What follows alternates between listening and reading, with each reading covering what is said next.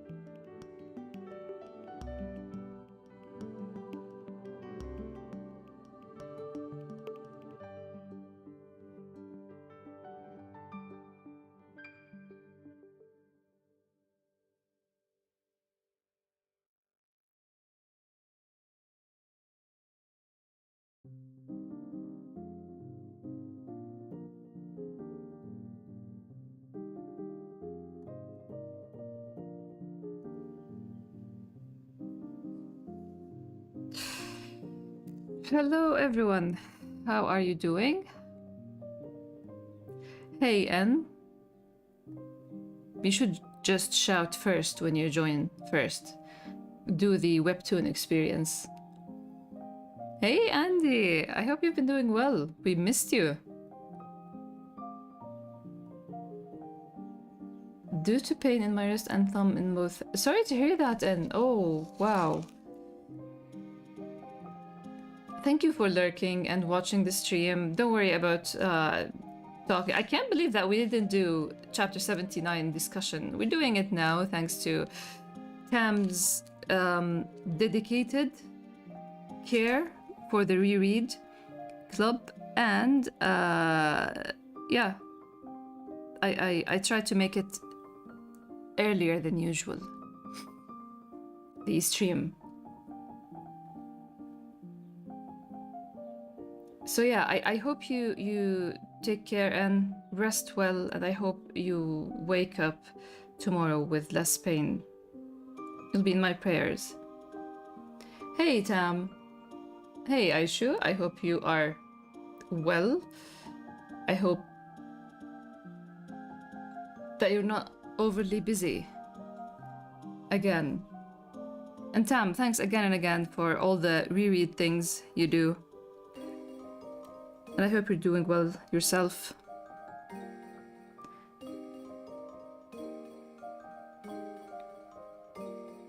Hey Spectre, welcome. How are you doing?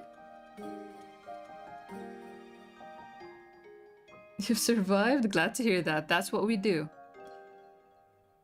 I've mentioned it here and there. I've been doing this, I've been answering questions for this interview for something that is interesting. Something that I will have to ask everyone who is on social media to interact with likes and shares and stuff, so we can.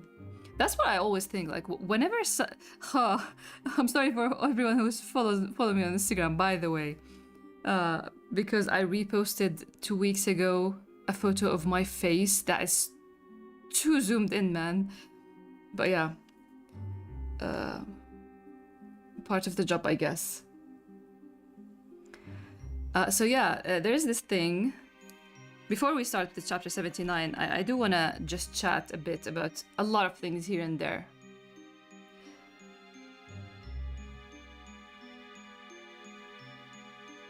I just finished research on the last Monday. Perfect, congratulations. Waiting for the feedback before the final submission. I'm sure you did great. You've been working so hard for so long, and I can't wait for you to just graduate and feel the freedom and then start hating the freedom, because why am I putting this twist on it? Oh my god. But you know, I've tried. No, but really, you need the rest after working for so long. Hey Psycho, welcome. How are you doing? How are we feeling? I'm feeling a lot of things, honestly. Thank you. I'm doing an assignment for my degree, so I might not be so active, but I'm here for support. Welcome, thank you so much for being here, even if you don't chat. And I hope we don't distract you much when we discuss chapter 79. I can't wait to see the boys again, because man, volume 11.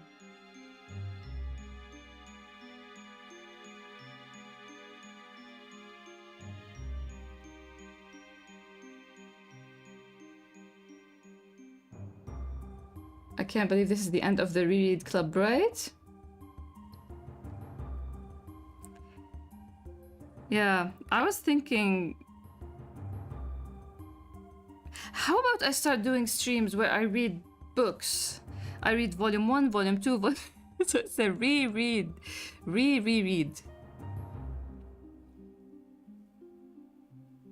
I wish I caught more of volume 10. I return to it definitely. I can't wait. I really can't believe and I appreciate the reading and rereading and all the interactions.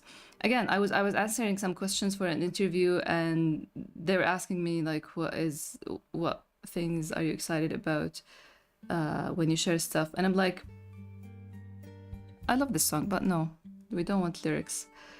And I was like, the thing I'm most excited about is conversations. Just conversations. Especially with a story that is titled Grey Is, you know?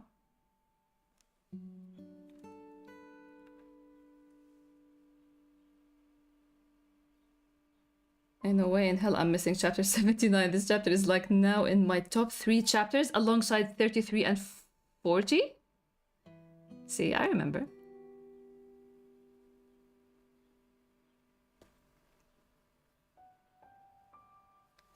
You should read the volume in chronological order of when that happened. In chronological order, like...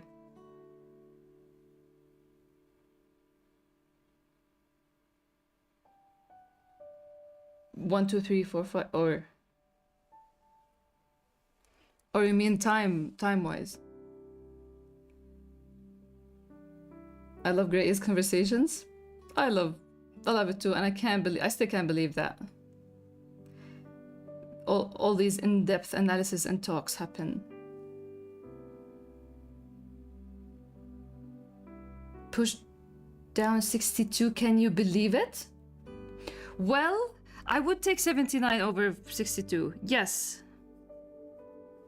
I mean, we have... It's like... sucky parents.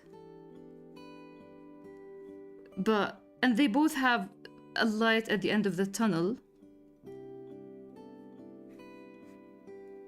Why is this becoming a creature? But yeah, 79 over 62. At least we have the sunshine, you know? You know the sunshine, right? Mr. Sunshine, come on, show us. Here, مثلا, for example.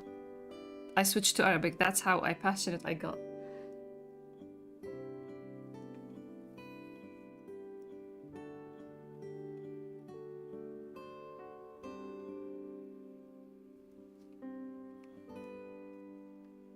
Clippings reread next, and then Grey Is content on the website. You know what? I'd love to do a stream of going over the blog, the side stories and stuff. Yes, I'm in for that. Also, I am revamping the website a little bit. I kind of split the start read, the read. It was read. It became start reading, classic reader, scroll reader, and I split the archive for its own.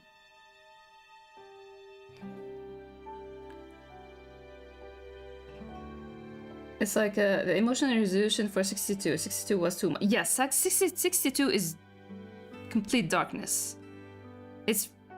62 ruined me. You created Blank Man? Who's Blank Man? We love word man characters.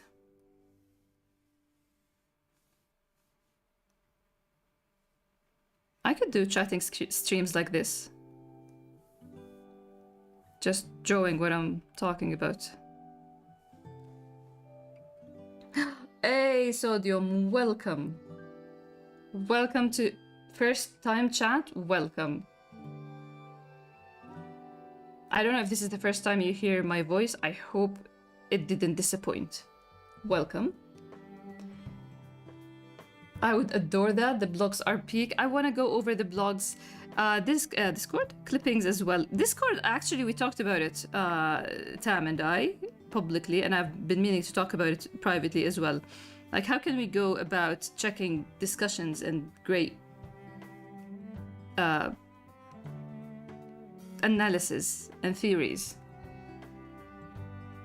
Voice reveal, right? You should bring back the short stories. One in specific, because I miss it so much. Which one? Which one? I think they're all there, no?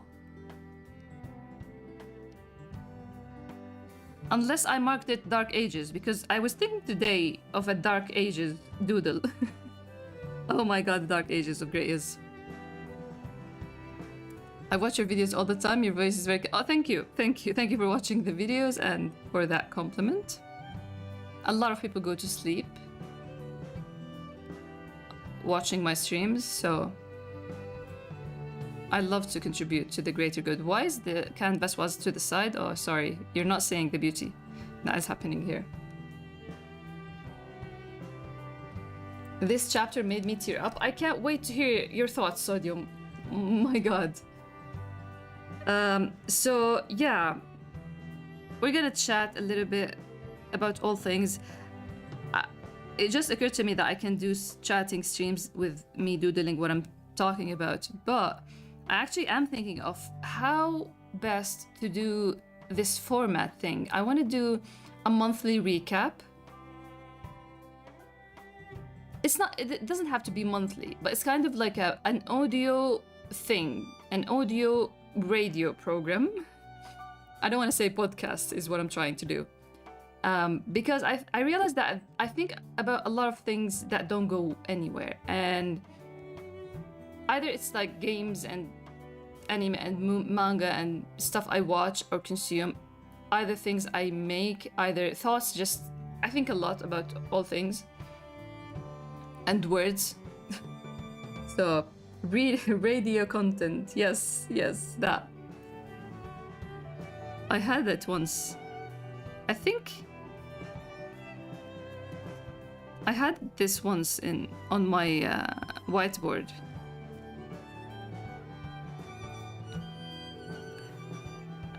Like right now, I'm gonna tease what I'm reading something that I'm not gonna talk about, because I found out that if I talk about something that I am loving so much, I won't draw fan art for it. I won't give it proper, not a review, but like I wouldn't talk about it properly.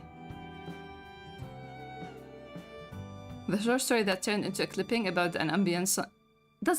Is it different from the clipping? I was thinking of that because I remember you liked it, but is it that different from the clipping? The side story? I'm all for the not podcast. Not podcast. I don't want to say it podcast. The wind is strong out. Yes. The wind is so strong, and the birds are being so helpful these days because I don't have a rabbit, and they're the closest to rabbits I find. So I'm just writing next to the window, and they help a lot. But it's fun. I hope we get to see some birds flying with the wind around sunset, because that's my experience lately. Words, lighthouses, rabbits, and bears. Yes, we need to draw the bear. I've been writing. Bears don't have these kinds of... My god. Birds have very small...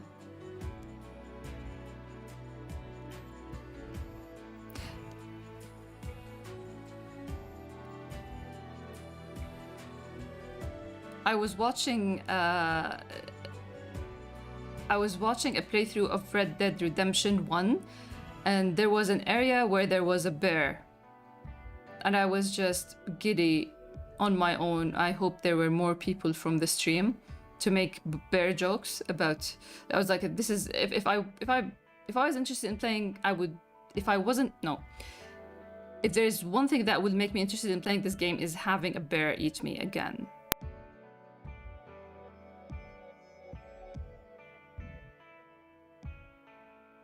I'm glad the bear killed the in-game. The prophecy has been fulfilled and now I'm free.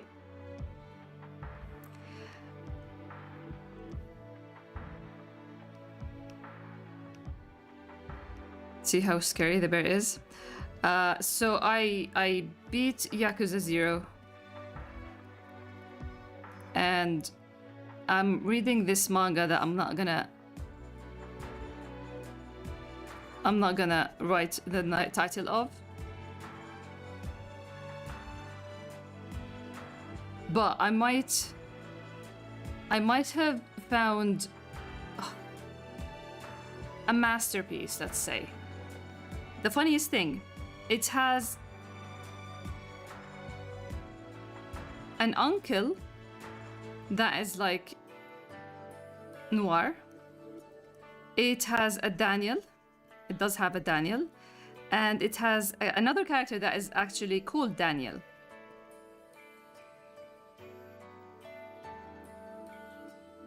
That is as far as I'm gonna say about it. This might be great, is no, but my god. Have I found a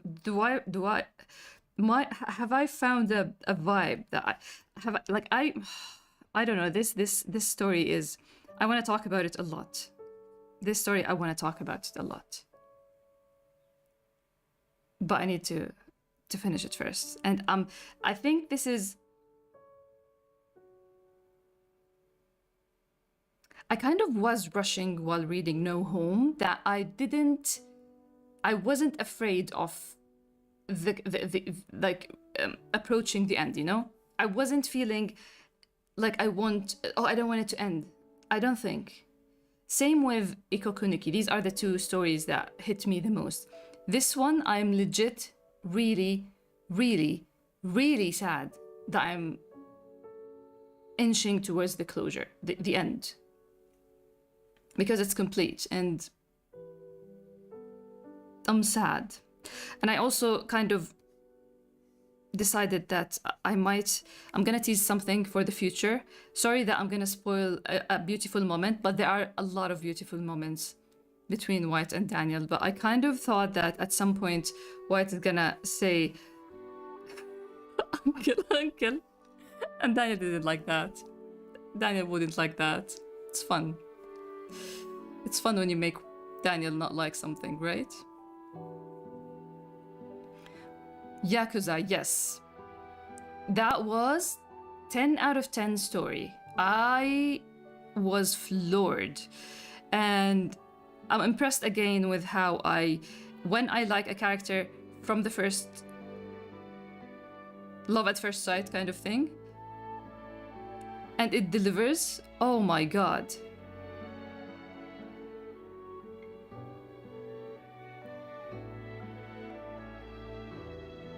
You haven't played Yakuza, Aishu?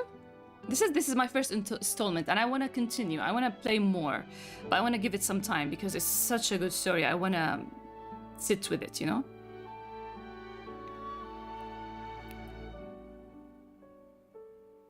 Oh, alaikum salam, ahlan gamer. But it was not bye. It was nice since I said salam. What?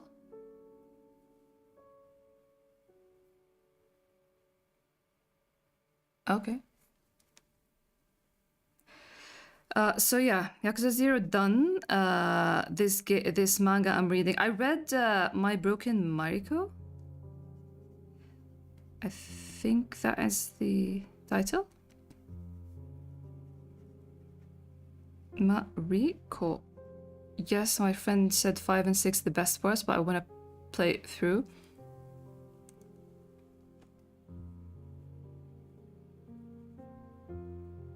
Yeah, I talked to Sarah. She was here more than once on stream, and I think, I don't know, but Yakuza is very, very important and a favorite of hers. So she did tell me, and I found like, oh my god, all these games I have to play now. I want to play now, I have to. But I don't know, about time and money is the reference? No, what is gonna control that. But when I finished Yakuza 0, I just watched the trailer for Yakuza 1. And first, everyone looks different, other than Kazama. Kazama? I don't trust my memory with names. But what scared me the most, there's a child. I hate I don't like children in games. In real life too, but in games, I don't like children, you know? Kazama, right? Speaking of birds, the other day I was working some... Wait, and I'll get back to Broken Mariko. Speaking of birds, the other day I was working on something in my room, and as I was deep in thought and was disturbed by a loud tap in my bedroom, that happens a lot to me, and I look and it was someone tapping. Didn't anyone. Instead, it was a bird. So it was just tapping on the window. It didn't just hit the window, because that happens a lot. I don't know why, but pigeons especially always fly at the window. I'm trying to find the preposition.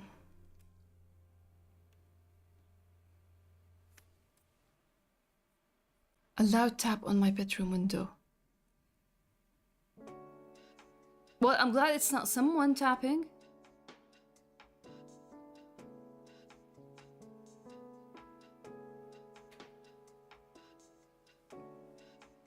A tap with its beak. Oh, adorable.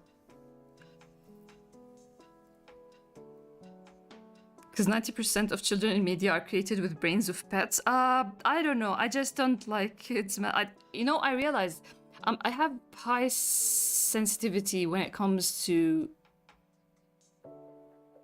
audio and sound in general. I'm very sensitive. So I think the voices of children kind of raises my annoyance without me realizing. Into the window. That's dangerous. Yes, they always just fly into it and then pick up themselves and fly off. Which Hat Atelier has amazing cast of kids. Yeah,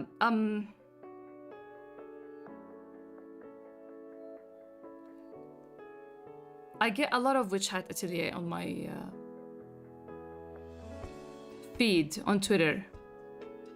It looks super pretty. It's unbelievable.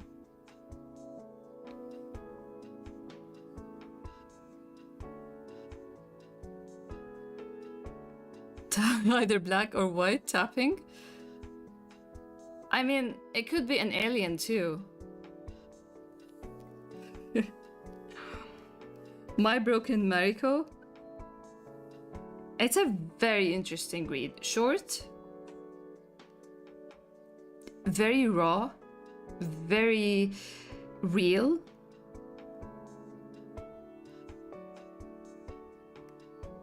I loved the man that appeared by the end. Loved him. Of course.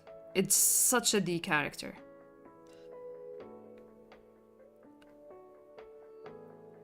Has good written characters, yes, age-accurate tweens. Yeah, from how popular it is, I imagine it's a very well-written story with very well-written characters.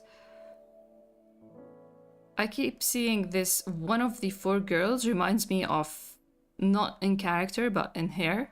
It reminds me of Kid White. Something something Mariko. I didn't catch the whole title. My Broken Mariko. Let me zoom in. My Broken Mariko.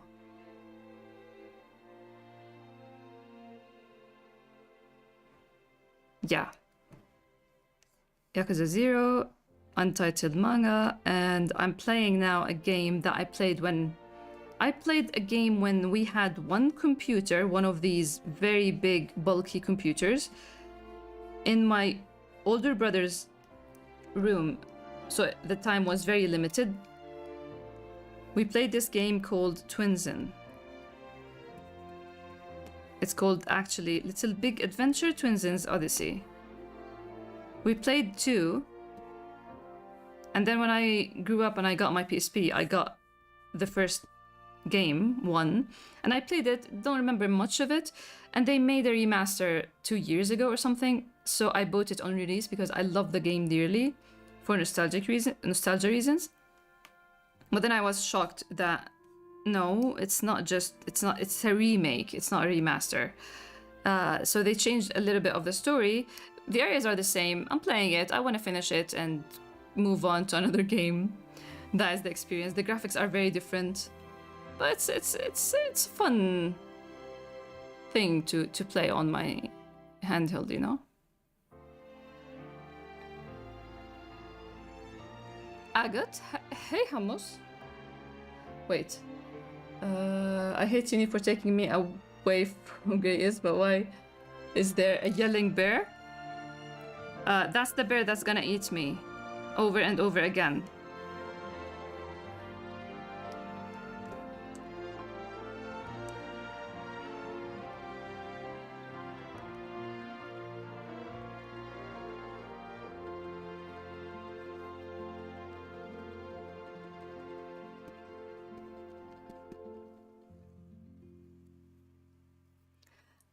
Agot? That's how you say it?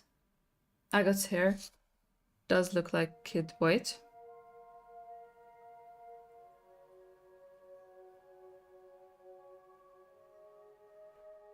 The bear's name is Noir. No, we have two bears. Noir is...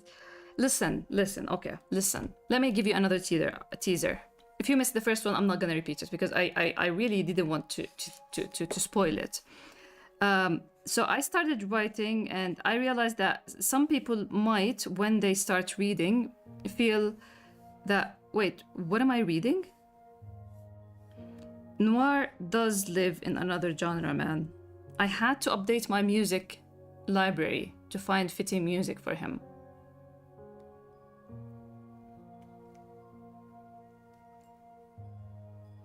I need to know the tea with the bear. The tea with the bear. Quick story?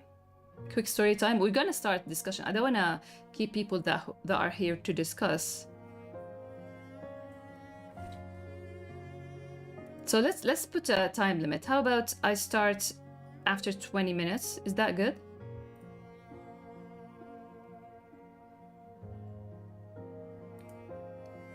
$20 more minutes of chatting.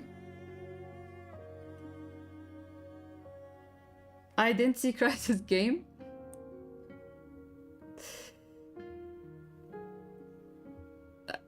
A series of short stories about Dee getting killed, and I have to make a comment at some point about the bear. So here's the thing. Back in the early 2000s when emails, kind of like these forwarded messages on WhatsApp, it was in emails. And there was this quiz going around of how you're gonna die. And I took the quiz, and turns out I'm gonna die eaten by a bear. And I liked that quite a lot, honestly. And I forgot about it.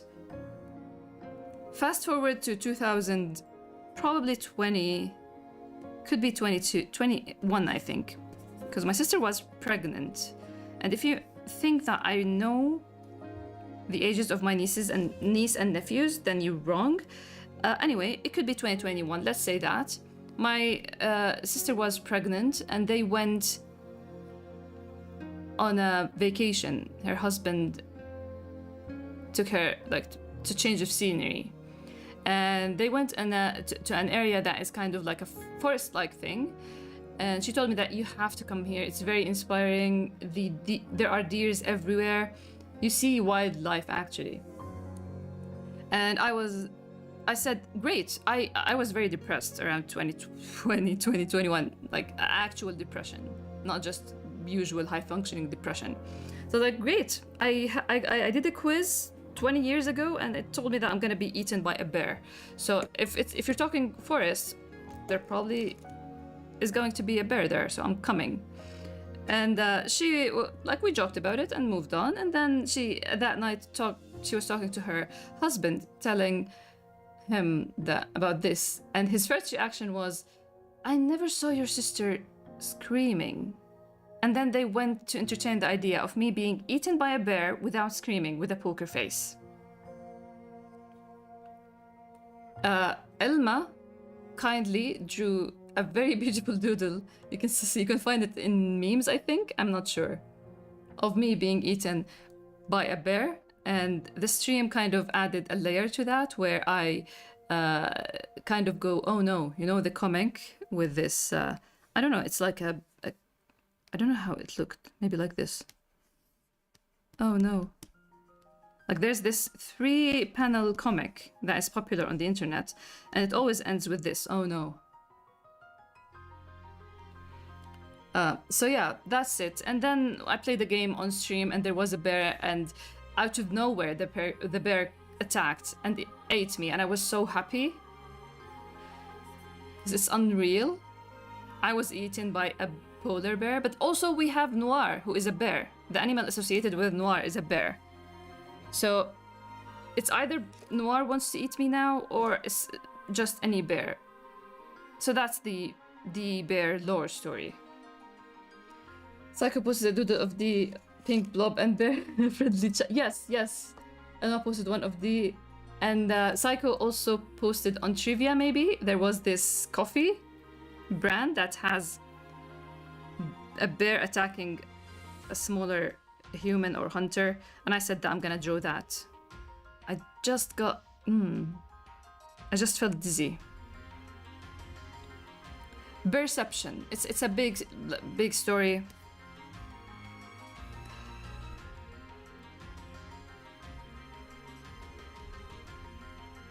We can bear the Noir hate, but we can't bear the being eaten.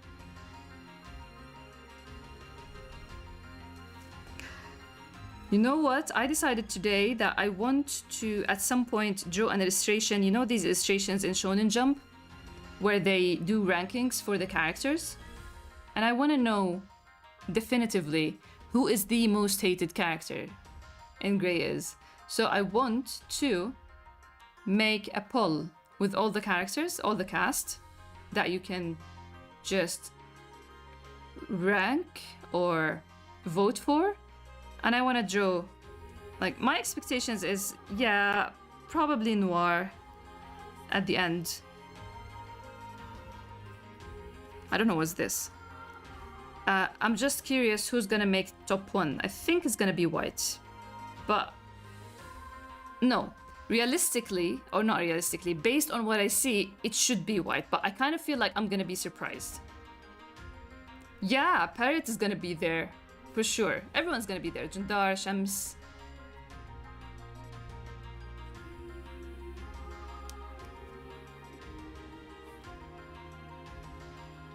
We should get black bear socks so he can be barefoot.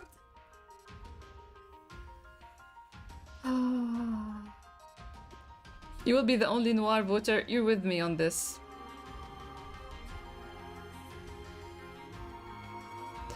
Yeah? I can't wait. I really want to... I don't know, I need to look for the...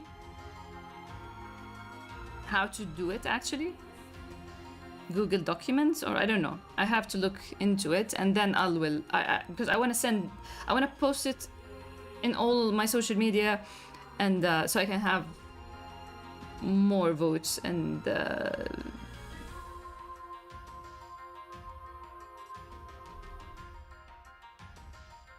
truer results? Not truer, but I mean more accurate. I love Shams. Shams might be my favorite. Really? Shams is very interesting. Add that alien on there. Top of the hate list. I'm just gonna, like, you just vote. I don't know how I'm gonna go about it. Is it just votes, like the number of votes for each character, or is it like you choose top, or you choose your ranking? I'm not sure yet. Please do make it a page on the actual Greyist site. I have to look into how this thing can be done. But yeah, that makes sense.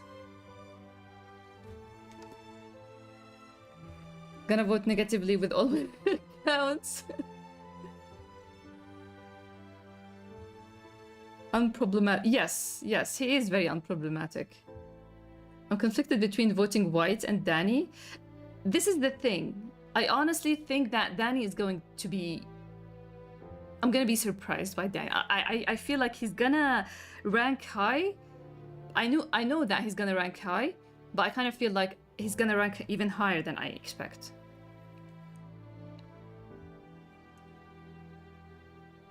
Hated character is very complicated. Like, I hate Noir and Dia, but I know I hate them because they're very well written to evoke such feeling.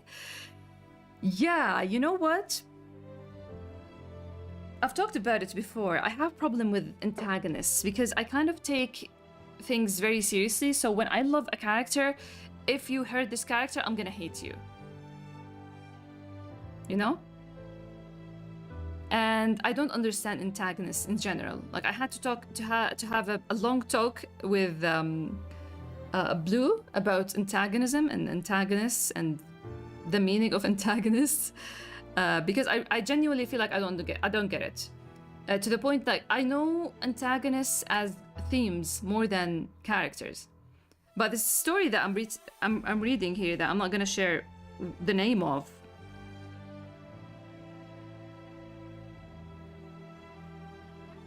I loved the antagonists in it a lot. I loved everyone. I think the only antagonist that comes to mind that I actually love is Crollo from Hunter x Hunter.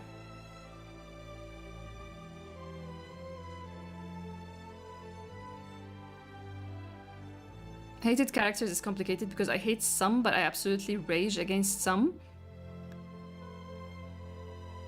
And honestly, sometimes they're written in a way that, as Sodium put it, they're written to evoke such feeling.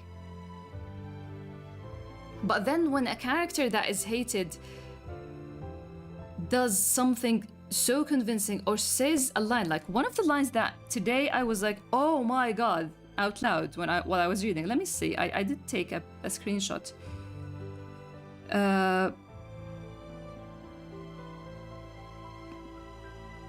Like, hear this. I want to know if he can resist the hunger he hides behind righteousness. This line drove me crazy, you know? And that's the thing. If you write a good antagonist, they always have these crazy, beautiful lines.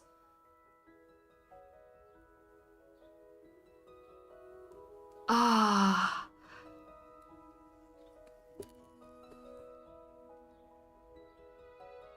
I think you can, you're sure. I think you know for a fact that I love a character that is righteous, that is so, that righteousness is built on a mountain of negativity and everything that is so far from righteousness. Looking at you, Mister.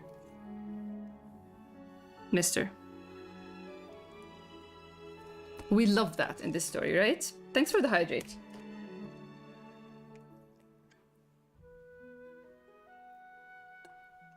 At least Noir is trying, defending Noir not because I like him, but because I want people to vote against Iya with me. This is the thing. I think I'm gonna give. I don't know how is the mechanism I'm gonna go with. But you're definitely gonna have freedom to choose more than one character for whatever title. But the thing is, I'm writing Noir right now, and like it gets me excited to write great characters. My god, I was, because he said trying so hard. I was just thinking of that earlier while I was writing him. He is trying.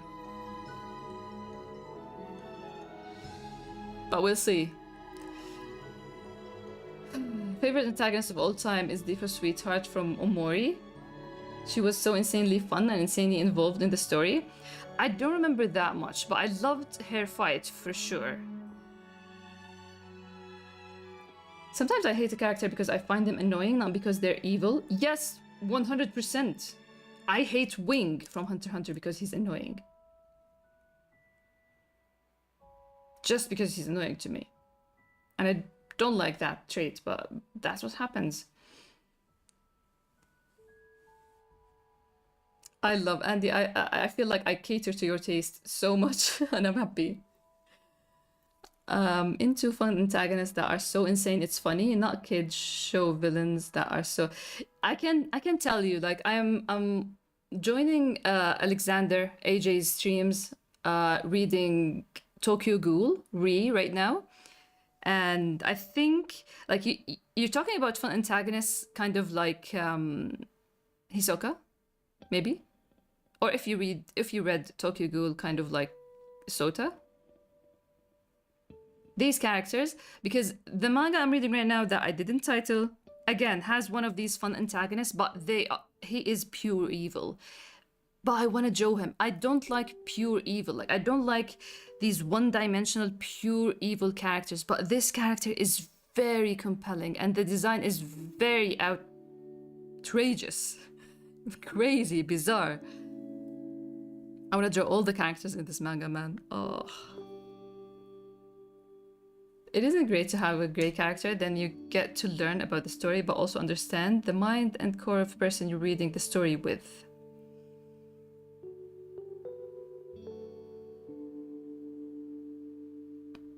You get to learn about the story, but also understand the mind and core of the person you're reading the story with.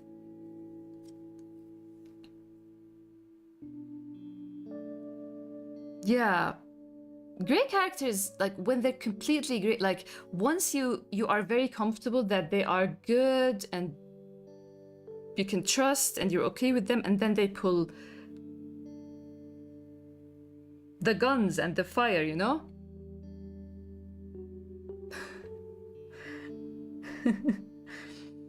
I think allowing people to choose multiple characters of the same category will F up the results. It's not that. I think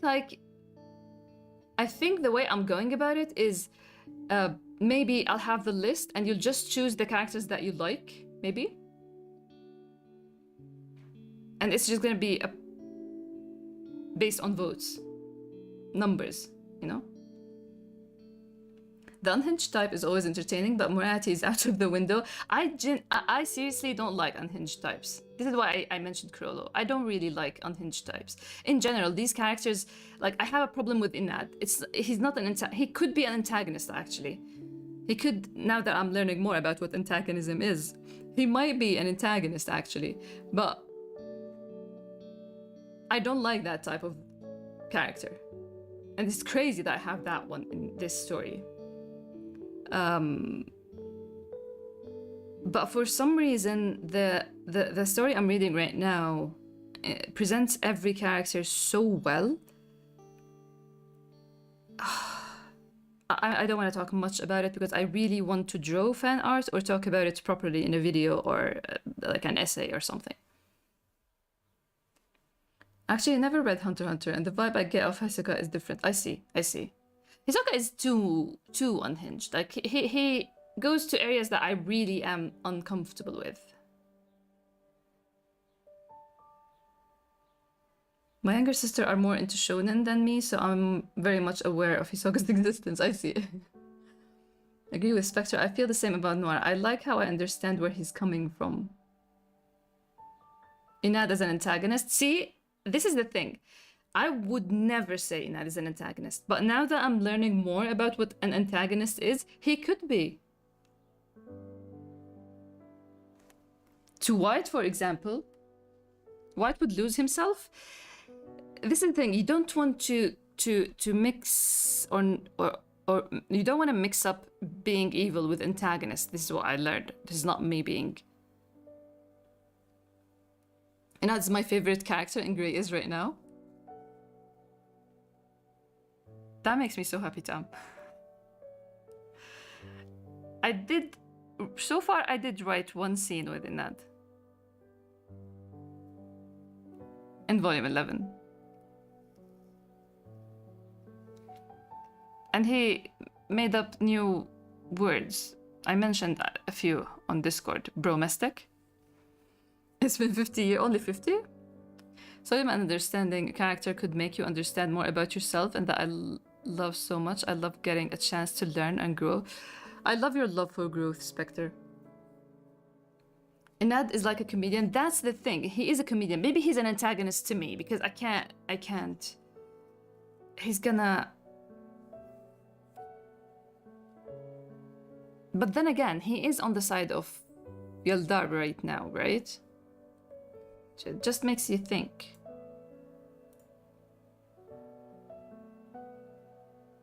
Who knows? I'm still a baby trying to understand what antagonists are. Because to me, I feel like Grey is Every character is a protagonist and antagonist in their own story. Like, come on, who is White's biggest antagonist? It's definitely not his mother, it's himself.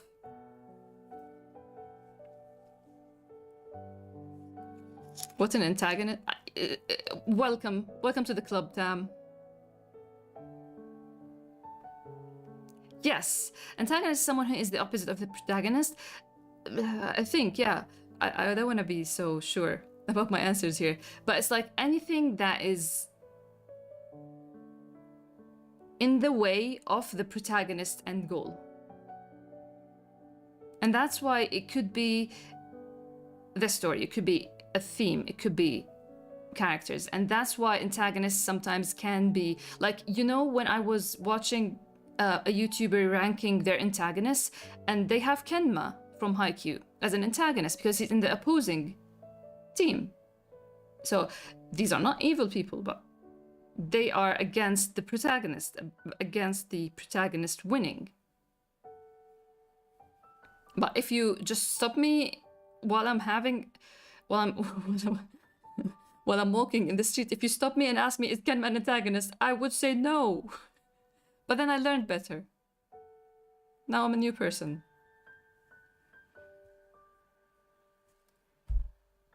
I never watched too many shonen growing up and found myself preferring stories where there is no definitive villain. Yeah, I see it. It's a very realistic to me. It doesn't mean the story doesn't contain bad people. It's more so narrative and story execution. What? Yes. You know the thing, I realized while reading this manga that I'm not titling, the manga that shall not be titled. I'm reading this manga and it's if you look from afar, it's a battle manga, but the way it approached it in a way that it's not, because I realized through this manga my problem with battle manga and shonen battle manga especially. It applies to sports as well, because you keep coming up with these antagonists and then the protagonists pass them. So it becomes like too many strong, like it's more in battle manga than sports actually, because sports manga, there is a team and there are rounds and stuff, but battle manga is like you get this antagonist, the strongest, you have to beat them and you go all out, and then someone stronger than them comes. But the manga I'm reading presented the thing way easier and a better way, because the protagonist starts by joining the elite. Like, we don't see all the journey for him to become one of the 13 elites, you know? So in the end, he started with the strongest. He didn't start, and there's this is strong, and this is stronger, and then there's this stronger one, and then to the strongest. So I understand, like, this is what I realized. I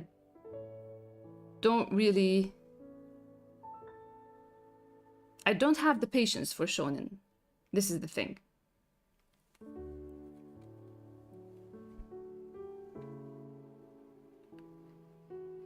We're not gonna end in 5 minutes. I don't think.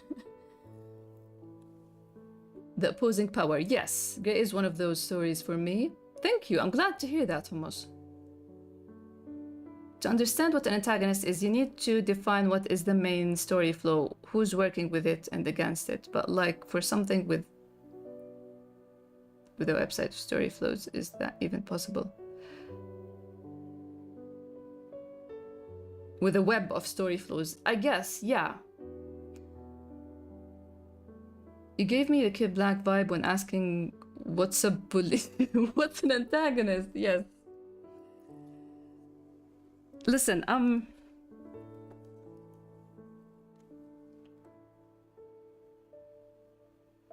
I wish I can talk about these things more, but then it's funny when you're a writer and you don't understand these things. But the thing is, I'm writing a story. I don't know the labels of these things, you know?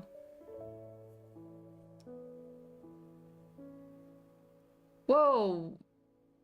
Thank you for 5 gifted subs. Anonymous. I don't think we have Sleepy in chat, do we? No. Thank you so much for the gifted subs. This is very generous.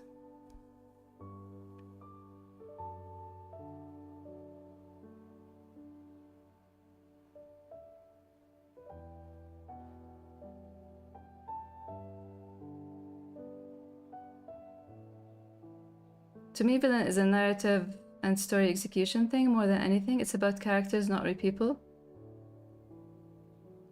I see.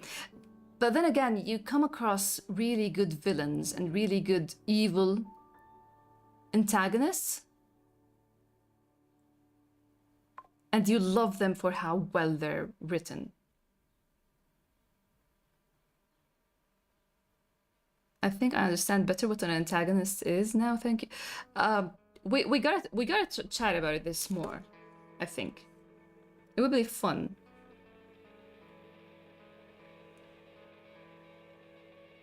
Villains aren't real, but bad people are. But then there are people that are too bad that they become a villain for real. Don't you think? Shonen is like RPG where you start as level 1 and watch the character level up. It gets boring and predictable to me quickly. Not all shonen are like that, but yeah. Like specifically today, I was praising this story I'm reading in my mind, and I kind of felt that way. Yeah, I felt like this is the first time I like this because first, even though the fight scenes are very messy at first glance, if you give it a minute, I see everything very well. And I don't like fight scenes in general, so this is my main reason for not liking battle manga. But then I realized, shonen battle manga. But then I realized the thing with from strong to stronger, like you keep hyping up this character as the strongest, and then once the protagonist beats them, they're gonna come up with an even stronger one, stuff like that. So yeah. Again, thanks a lot, Anonymous, for the 5 gifts. Guess the manga D is reading. Welcome, Blue. You did pass my mind while I was reading. Like, I wonder if Blue read it. I wonder if I should tell Blue to read it.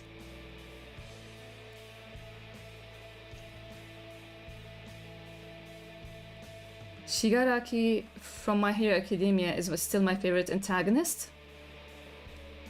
I don't know if I know. I know just a few characters.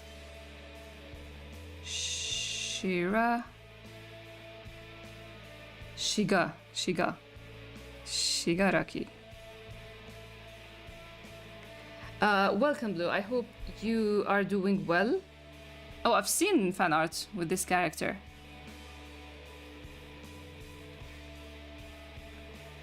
What I mean is that villain stories exist, but I mean when writing complex and realistic stories, my taste is in my own storytelling aspirations, thinking that traditional villains in stories, they don't exist in real life, but bad people. Yeah, you know what? I have this issue now because I do have a few characters that are going to be against. Because this is how I explained it once on a stream. I was saying that now that part 1 of my story is done, which deals with internal antagonists, part 2 is going to start and it's going to be all external antagonists. Not all, because we still have the internal antagonists, but we have external antagonists. And I am kind of... I keep thinking I want higher levels of evilness. And it's not easy in a realistic story.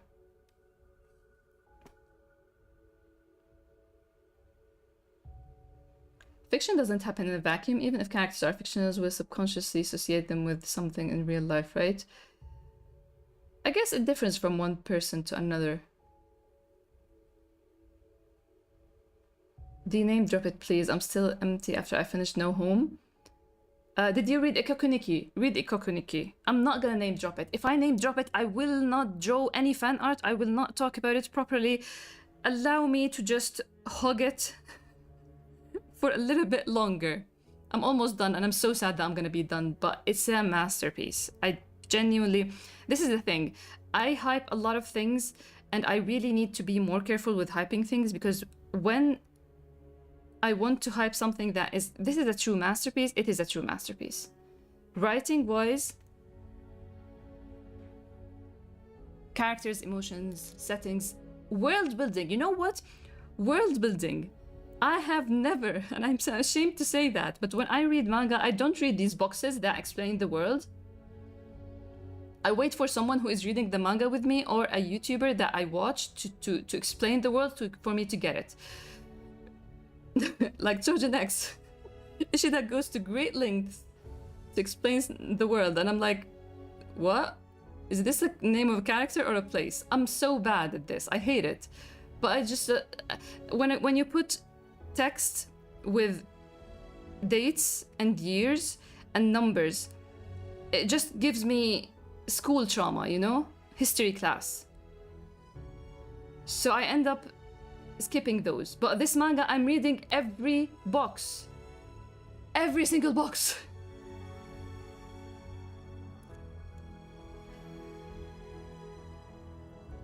Give one-liner, let's see if I know it. I read a great line earlier. I want to know if he can resist the hunger he hides behind righteousness. I also said that this manga has an uncle that reminds me of Noir. It has someone that looks like Daniel, and it has a character called Daniel. That is as far as I'm gonna tease.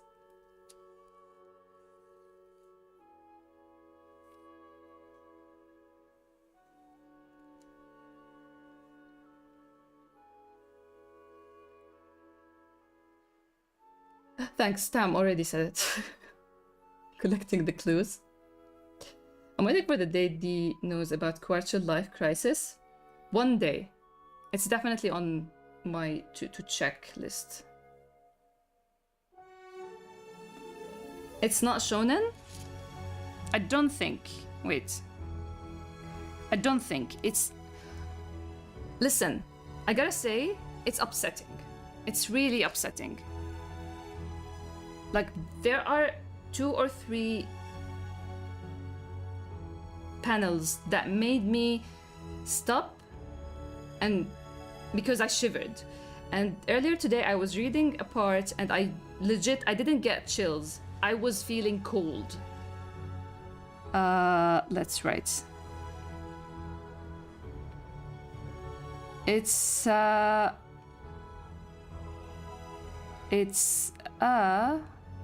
what's the demographic?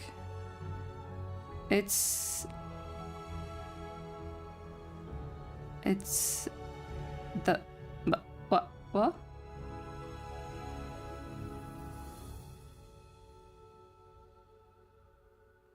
Okay, let's go to my anime list. Maybe they have it listed. Dude, what is the demographic? I'm gonna start discussing chapter 79. Just wait a sec.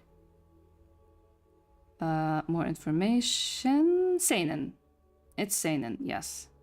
I kind of guessed it is, but I wanted to make sure. Because shonen is becoming different. There's this dark shonen subgenre that is becoming more seinen-like. Shoujo, yes. Shoujo. I love my shoujo, man. I love my shoujo. So, that's about my week. Yakuza, this manga, My Broken Mariko, Twinsen's Odyssey, and oh yes, no wait, I went back to Fune o Amu, this anime. My god, it's destroying me. I love it so much. It's so special that I am watching one episode every 3 days or something because it's so special. Yeah. A group of people creating a dictionary. So it's all about words and people obsessed about words. We love to see it. Another thing I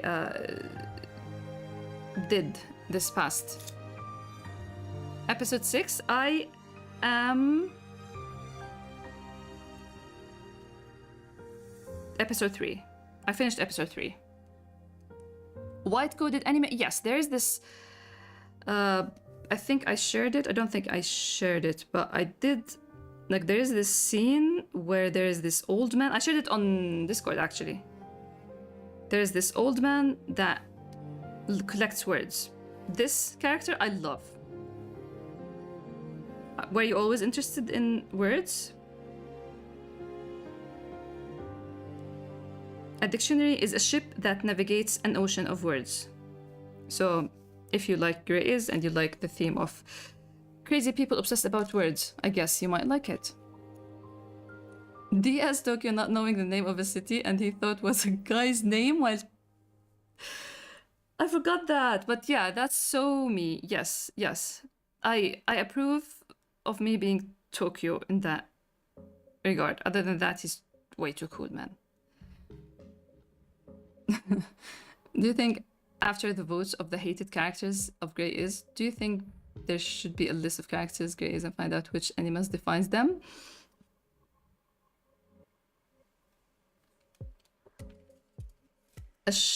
I did have a list somewhere, but I should have a definitive list of each character and the animal they represent, right?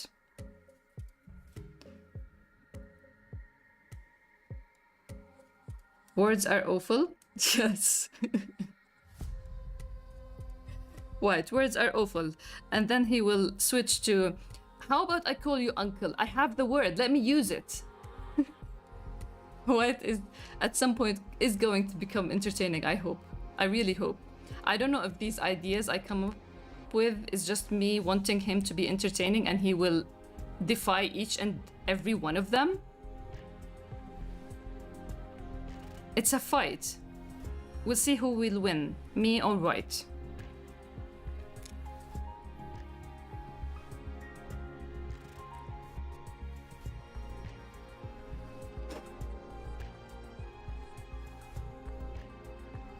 Get an ad about AI? Wow. An app about AI. Why? Was it made by AI as well? Nicknamed Dictionary by his uncle.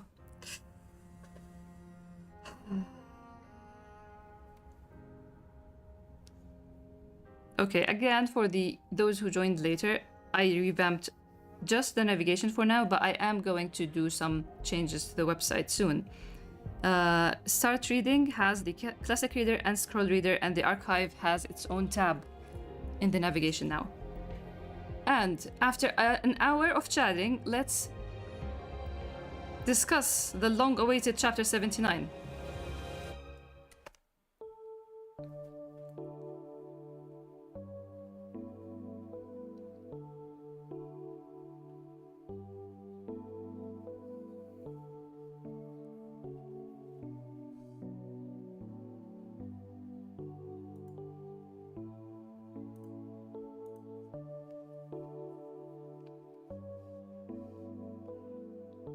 Chapter 79. Repair and resolve. One of the funniest things that came to mind, I might be the title art making girl. Hey Apple Rose, thanks a lot for stopping by. How are you doing? So remember there's this issue that happened on Discord? In this channel, specifically.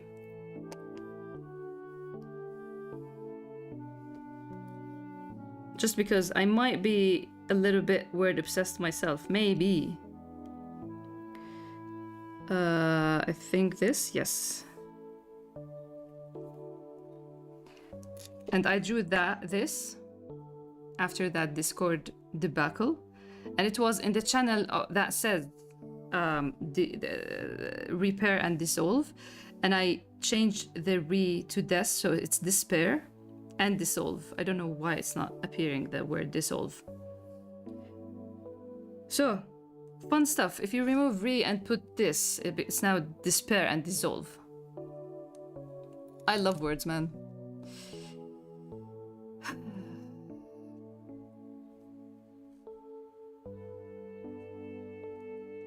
Let's go.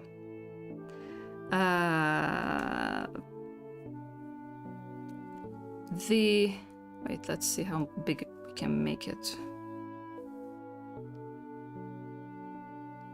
The title art for chapter 79 is interesting. White side has thorns, it can hurt, and black side is lights that are hung during festive times. Yes. Also,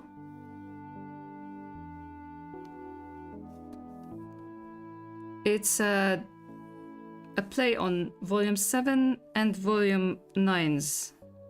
So white has the thorns and black has the lights. Black has to be the one that thinks, and white has the one.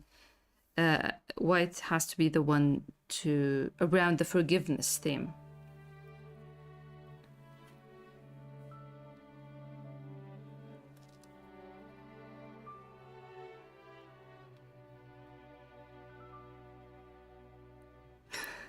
Look, that noir is the cover of volume 11. Casually showing it. I don't know what to put yet. Wait for it. So I just slapped an old sketch. Because this is destroying me right now. These days. I love words too. Did you know resolve comes from melting together or dissolve? And they melt back together as a family at the end? Did you know resolve comes from?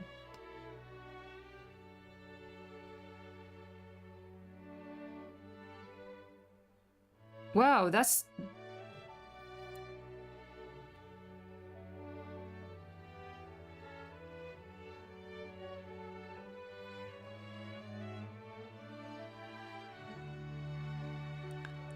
No, I don't think, because I'm trying to remember, because when I was trying to draw that illustration, I was thinking this repair is gonna be despair, so I'm gonna add the DES. And for dissolve, I have to add, like, I looked if there is DES solve, and there I came across a lot of material and chemistry thing that I'm not really interested in at the time. Maybe I will become interested down the line, because today I started building this fictional war for Mr. Noir and Jad and Mouser. So who knows? With Grey is I will end up learning about everything. So thank you for the trivia. So here we start with the boys. I didn't have time earlier, but I really wanted to draw a sketchy 4-comma comic about White arriving to the house, looking around for Black, not finding him, and then looking up and finding him sitting here, and he comes to him and he talks to him about the jacket. He bought this new jacket, and he's angry that a lot of the jackets you buy sometimes don't have properly placed buttons. And Black just made it harder for him, because it's like, that's what you get when you buy stuff, not use your designer friend. And then he's like, give it to me, I'll fix it. So the backstory of this scene, 4 comma. Start by approaching a new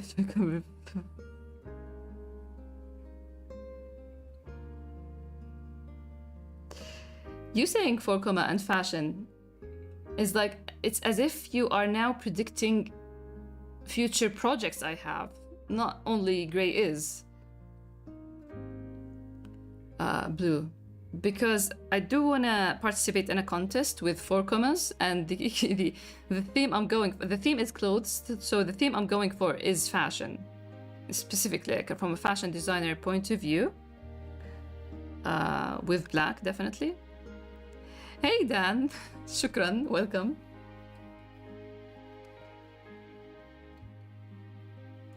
Start by approaching a neutral conversation. Fashion, yes. He's here wanting to give him a letter, but he starts with, can you believe these tailors? White, that's White.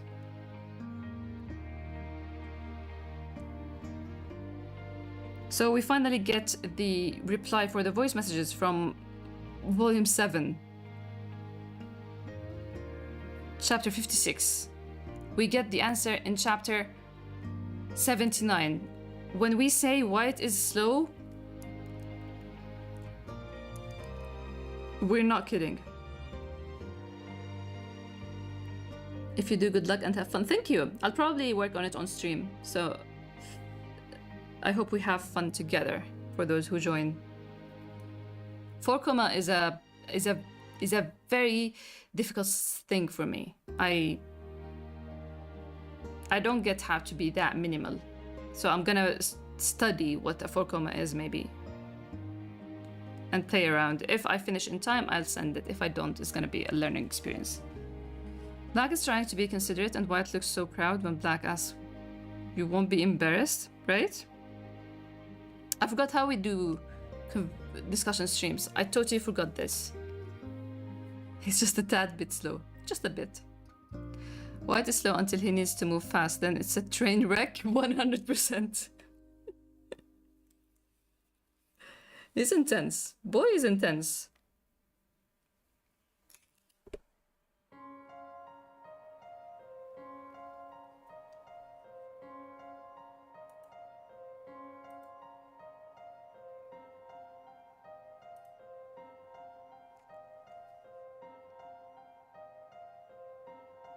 And he's eating a lollipop. I mentioned the trivia about probably Black got one of these rotating cylindrical shape that have all these lollipops stuck to them. He got it from someone at work maybe, and White grabbed one once he saw it because boy is hungry.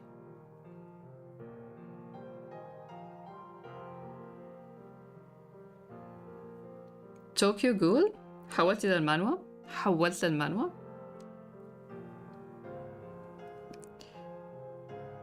White is hungry. You said you're just a bad friend. You said that if I forget you everything, you have nothing about me. Well, if you did, I know everything. Whose fault is that? This is White really opening up and really, like, these are the kind of thoughts that usually he thinks of to himself, you know? He just looks at Black with wind and leaves just flying by, and he's just thinking that, oh, this is my fault. I don't let him in. I don't tell him anything. I don't help him when he needs to know things about himself. This is what White usually does. So this is a big step for him to start and actually say it out loud. Daniel would clap. Daniel would be so happy. He'd be like, see, if you put it out there,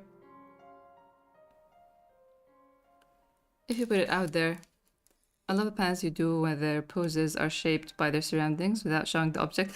Really? Thank you. They're very easy to draw. This is the most fun panels.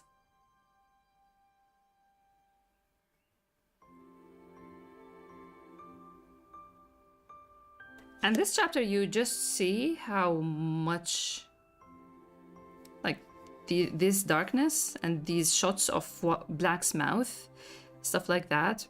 We're getting more from Black Volume 1, you know? Black Volume 1 was kind of, there is some darkness there. And then he started concealing stuff, forgetting stuff, and being happy by having someone next to him. White, of all people. But now it's kind of, yeah, eclipsing a little bit.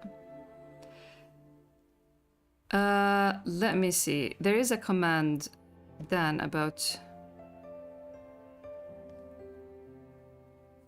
Grey is. There you go. Someone gave White a happy meal. Wait, he already did, referencing the art of White. Yes, he did. He did get the happy meal. I was generous. Black who blames himself hurts. Yes. I keep forgetting everything. There's no point. Stop trying to justify my bad friendship. You're not bad. Like, Black has this knee-jerk reaction about All people are good. All people I love are good. Sorry. It's weird. Yeah, sorry, I complimented White. Oh my god. Thank you, White, for stepping up. Black deserves to know he doesn't carry the whole blame. 100%. And he was very open about it. I have reasons for not standing up for my memory in your head. And I chose secrecy. It hurts that you keep forgetting me. I have pride too. He even mentioned pride.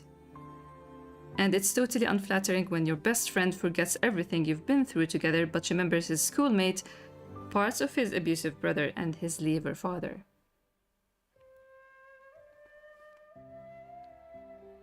Maybe one day they're gonna talk about Noir properly and maybe we'll learn why he does actually remember his father. It's totally unflattering, crazy choice of words and fitting, really? That's interesting. Again, I am just trying to... so it wouldn't be silent. I am trying to read and not share too much. But please do share your thoughts as you do on the Discord, because this is the reread club on the Discord, but it's happening live. It's the last chapter we're rereading. Normal people would say annoying. Let's see. It's annoying when you're best friend, and it's totally unflattering. Yeah, my god. What's right is really something.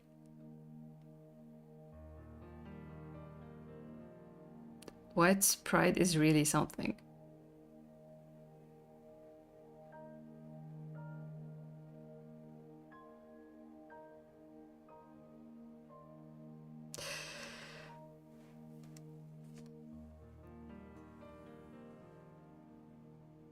Because the origin, I'm trying to find how to phrase it, because it is a topic that I like to explore and talk about in story.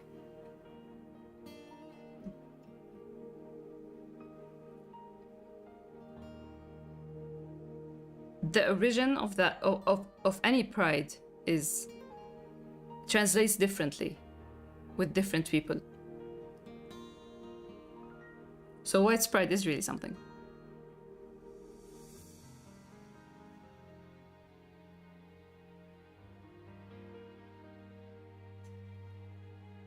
If my top priority, this alone, if my top priority is for you to feel better and you want to know more, I should be more of a help and not make use of it. This is one of these instances where you see, because when you get into Grey is, you usually love the relationship. The majority of people love the relationship and how close they are. A lot of people want to have that kind of relationship, but with time you start to see the faults in it. You start to see the unhealthy aspects of it. And usually it's from their extreme dependency, but with White there's even more. It's crazy. Because he does want Black to be happy, but then he doesn't do everything that makes Black happy, actually. The focus on conversation in Grey is really cool. I used to dislike conversation in real life, but I think I can see its value a little more. Happy to hear that. Thank you. It's always something to worry about as a writer when your story just consists of conversation. This is talking to this person, talking to this person, and then they're talking to that person, and then talking to that person. It's just conversations and slice of life manga. And I joked before that this is why sometimes you find, oh, beach episode. Oh, we're gonna to the amusement park. Stuff like that. Because sometimes all you have to play with is the setting. Is White proud, or he's just scared if he crumbles he's abandoned again? My god.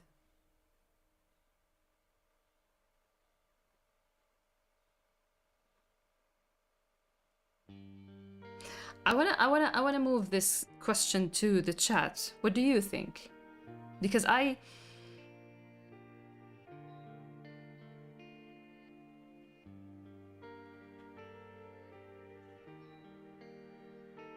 love both options.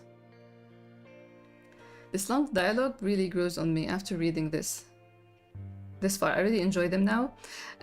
Glad to hear that. I remember that you had it tough in the beginning, and I guess because in the beginning I didn't know enough about writing and how to juggle long conversations with entertainment, or presenting things in a way that doesn't makes you feel detached or disconnected or bored or whatever, or lost or confused. So I'm glad that I got better with it at it with time. So thank you for giving it the patience. He brings up pride when he wants to say it hurt him, then says he benefited from the same amnesia. Sure. You know what that reminds me of? You just calling out Jad's contradictions in his thoughts and speech. It's almost like their father and son.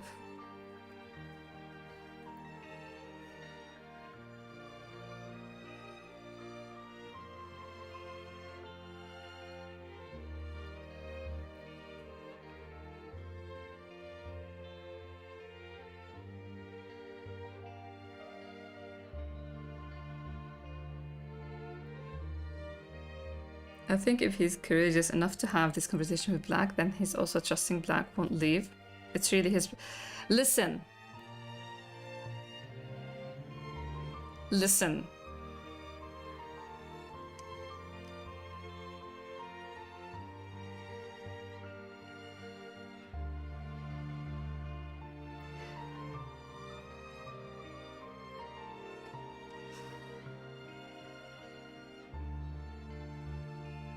Listen, you're not ready for White. There is complete trust in Black. Nobody's ready.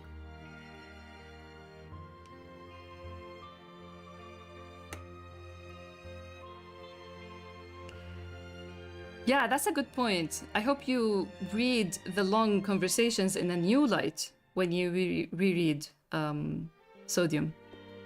Why was it ever a doubt if White was Jed's son? They're copy and paste at times, man. But is he trusting Black won't forget? I guess we need to test that theory. We should make Black forget and see how White will react. What do you think about that?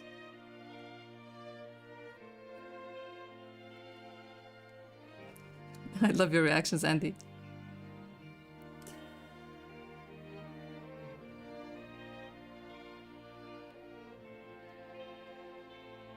Maybe not.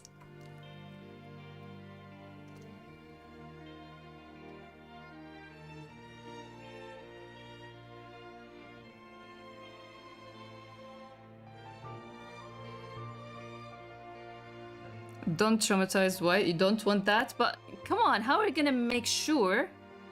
How are we gonna make sure that he is sticking to his word? That he is actually going to should be more of a help and not make use of it, you know? Unironically, I wonder if White would try again if Black forgot him. I think yes. At this point of the story, he's healing. And that's why we get that alley sketch, right? Alleyway. I can't tap and write my paper, but just time it. Like for half an hour, there will be a break in 56 minutes. But no, yeah. I'm gonna be like Tam, responsible, and say all the best, Spectre.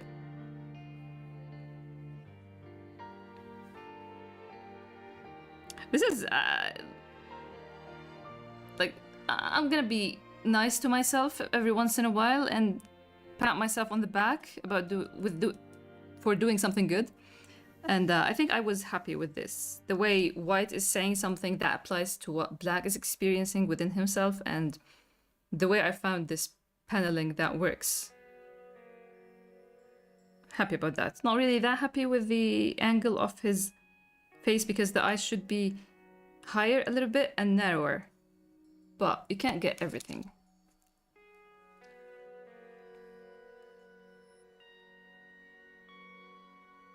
And to this point, White doesn't know about EB. He knows about E.B. White. He doesn't know about E.B.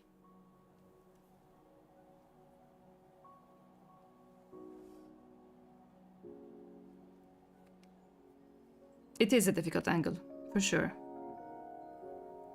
E.B. being evil black. All I've been doing is recollecting memories, but I can't figure out how to not forget and what makes things stick to begin with.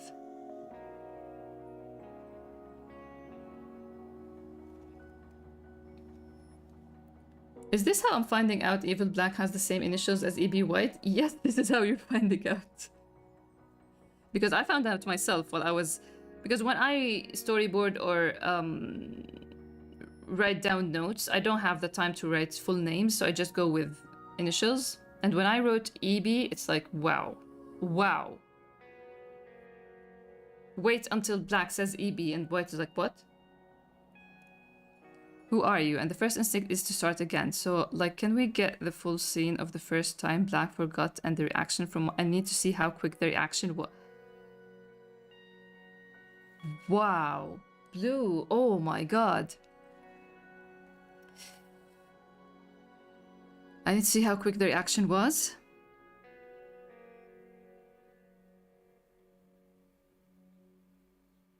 I mean...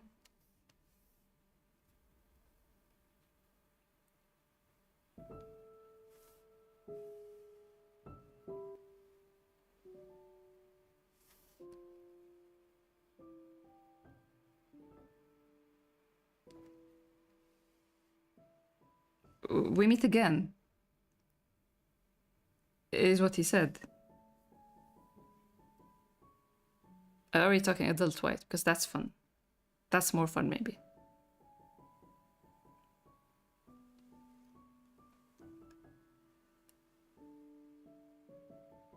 I'm gonna fold you like a paper. Andy. Speaking of you, Black, he was kinda... Right? Kinda what? Correct? Kinda cooking?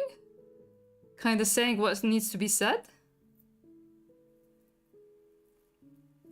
But like, if White is healing, would he tell Black more from the start?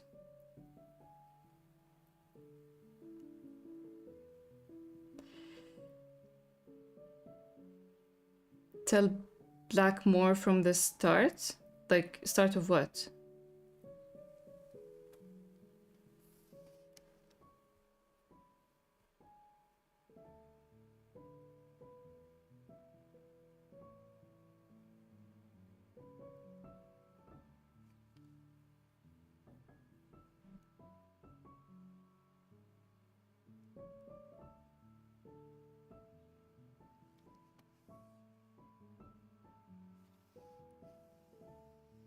We also have... We have... Boy is conditioned, like he got trained well. Amma told me not to talk to strangers, is what he said. You know? This is third time. And he did push back a little bit.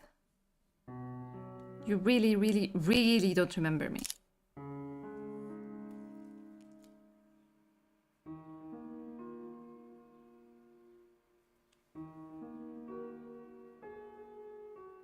We meet again. More like, I found you again, Mr. Snooker. Yeah.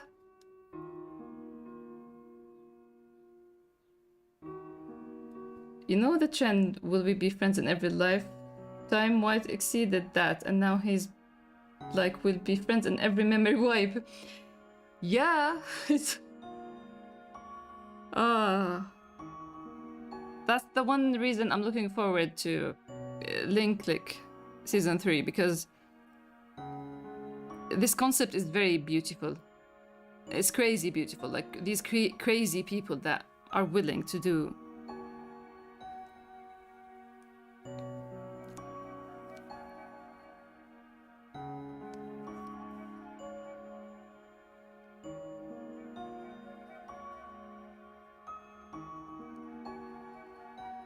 So again, it's funny how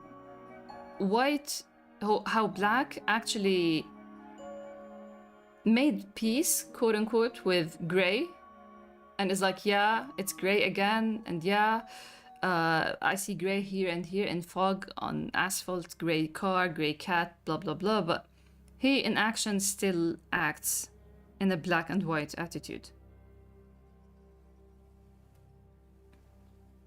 How do you get inspiration? Seriously, from life, from observing others. Wait, I'm gonna sneeze.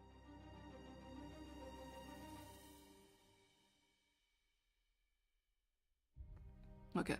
From life, from observing people, from thinking about experiences and emotions.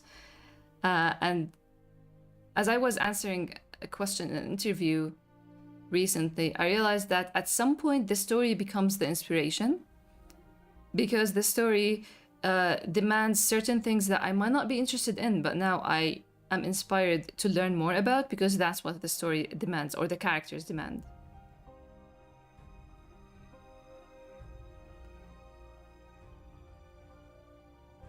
Oh, thanks a lot for coming, Blue. We would have loved to have you to discuss more, but I really appreciate you stopping by. Very lovely to see you again. And hopefully tomorrow, yes. Did they ever interact in the very first meeting at Daniel?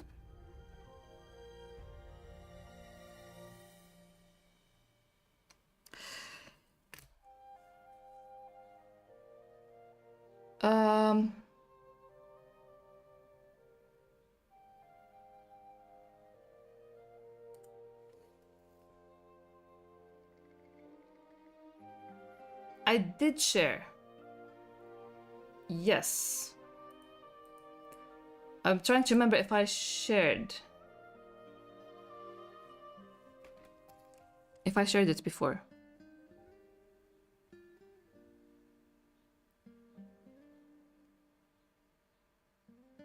Let's see if I can quickly, very quickly find it.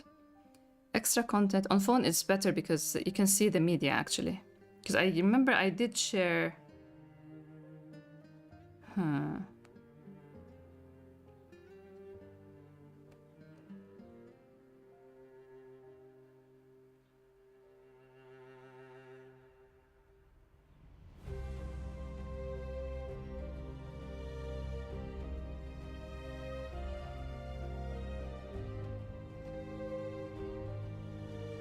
I hope it's not one of these one that are spoiler tagged, because it's only natural, or not, it's the natural conclusion to think that they did, because in the toy store he said we meet again, so there is a meeting before that. Thank you, Andy.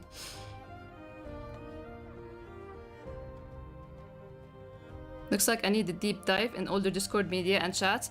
Extra content.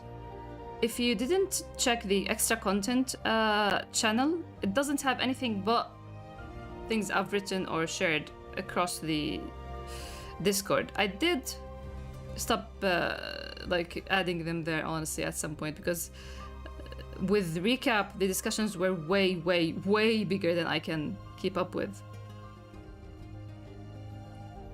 But yes, for now, the natural, and I did share 2 sketches.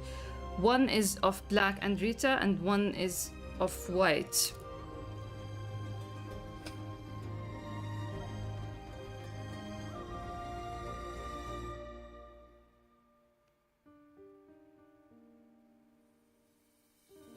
Big words, mister. White impressed with Black. He'd be happy to have someone that uses words the way he does.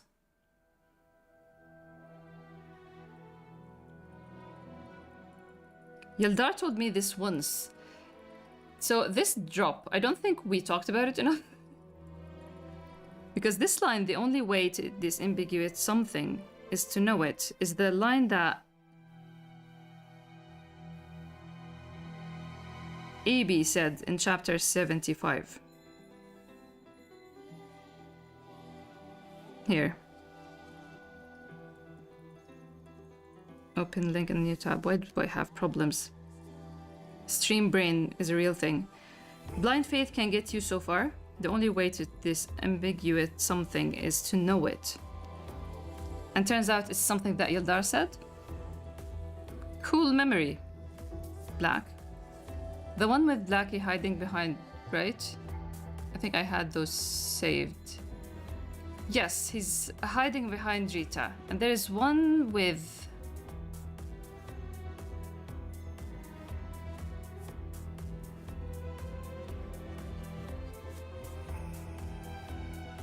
And there's... I'm not sure about White, because there's one of Kid White blushing in a tank top. I don't know if you have that or if you remember that. Now he's confusing his own self with Yaldar. Way to go, Black. I mean, EB has long hair. Come on. Come on. I think it's clear. Are all these drawing computer generate? They're drawn on the computer, so they are just like drawing on paper. And they can be drawn on paper. Yes, I actually worked on 2 books drawn by hand. But drawing on the computer doesn't require scanning mostly, and doesn't need me to keep buying inks and pens. Moved from EB White to EB. It's Yildar's name. EB to EB Yildar.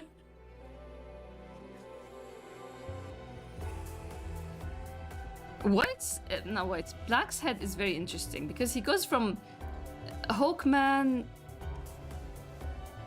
to Hawk Baby to EB. He just needs to make characters out of everything. But you remember the white one? I did share it, right?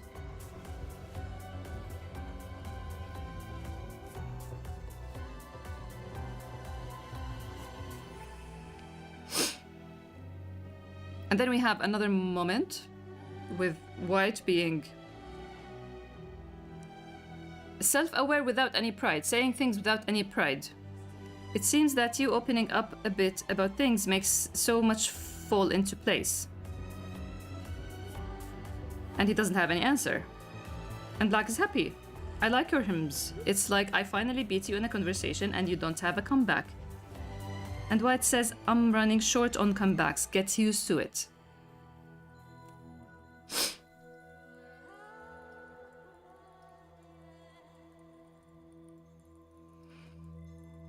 I don't know, surprisingly I don't remember. The only one I remember is Baby White from Danny's office.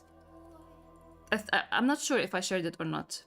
I drew it in 2000, like from how I'm remembering it, the art style tells me that it's in 2013, but I'm not 100% sure.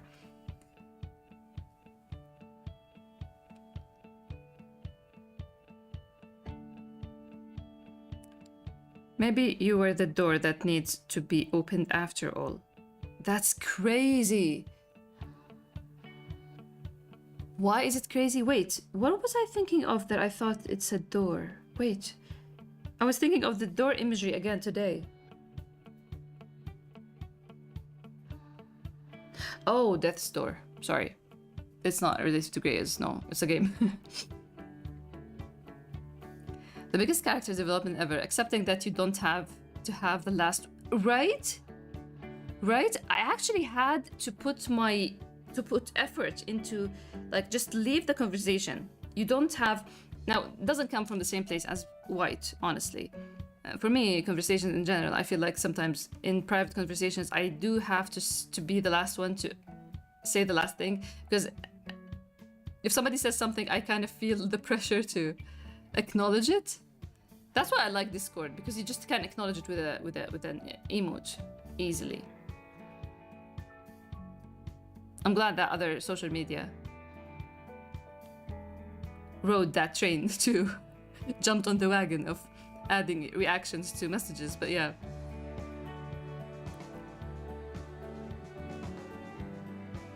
Then you logged off from the open friends server.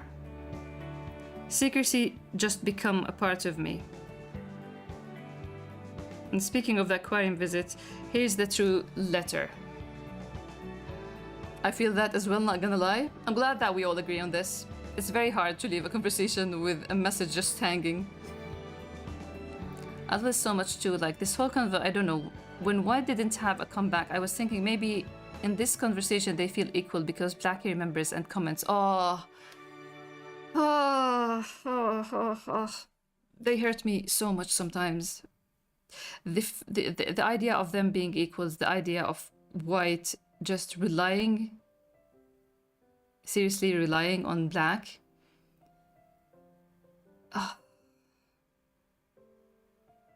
It's pain, you know?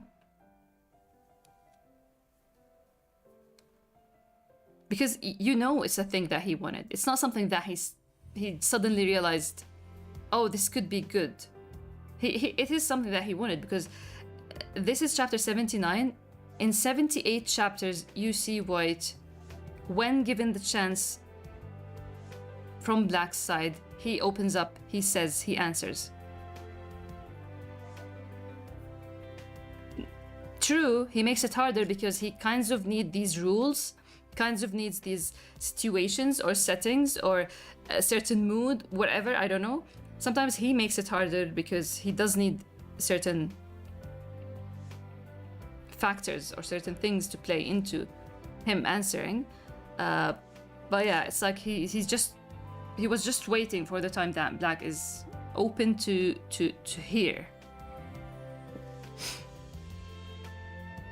They deserve to just stand together and walk this life. No one letting up ahead and catching up. Yes. You were there when I was playing Will. Will follow the light, and there was a ship with a lighthouse on top of it. It was the lighthouse ship. This is the ship that we want to build in Grey Is, right?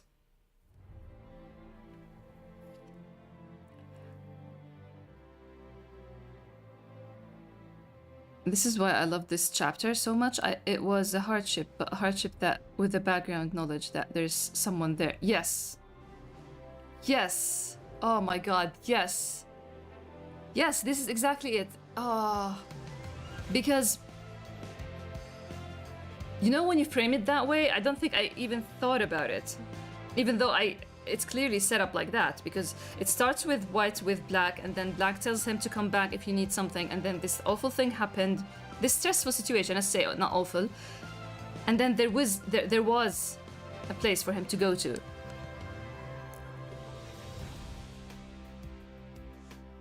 When we get to Jad, I'll be on the floor. I hope we do. We'll just fast forward a little bit.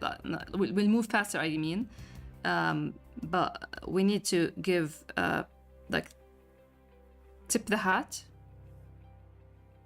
for White dropping the clippings title. There will be more of these. He's so happy, almost blushing. Oh, I'm getting more letters? Black just keeps reminding him, I'm here for you, your place is ready, set. Yes. And Spectre, you know what? Spectre, I've teased the aftermath for so long, but I wonder if anyone wants to see more of the night after this. Because maybe.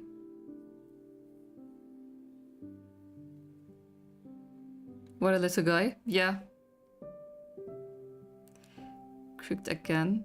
He's so silly, he needs to do this more. Crooked grin. What? Smiling is a strange thing, not gonna lie. The clippings drop felt like an Easter egg. I loved it. I was shaking in my chair when I drew this, and I'm like, I can't wait. This is the most important update. Forget about the rest of the chapter. No, we don't need an envelope. We just need White saying clippings.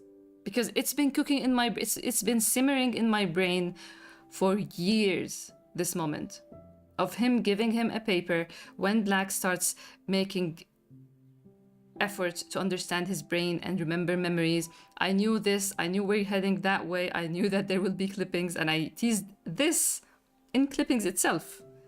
Multiple scenes where Black is just working with his, like he's writing things down and thinking of memories. So this was the most important panel, honestly, in volume 10. Clippings on Webtoon are Black and White's recollection of their memories. They're collecting it, yes. I want to see so much more. This feels so important to me. Like, this is their kinship of spirits moment. I thought that volume 10 had enough, so I had to split the night. But I definitely written the rest. Is it clippings? Is it a side story? Is it volume 11? Who knows? Don't test our patience, D. Of course I want to see it. I'm sorry that I made you type and... Live stream of D reading clippings? What? What? We're first going to go over the stuff. Listen, you decide. I'm not gonna plan anything. You decide which things you want and tell me, and I will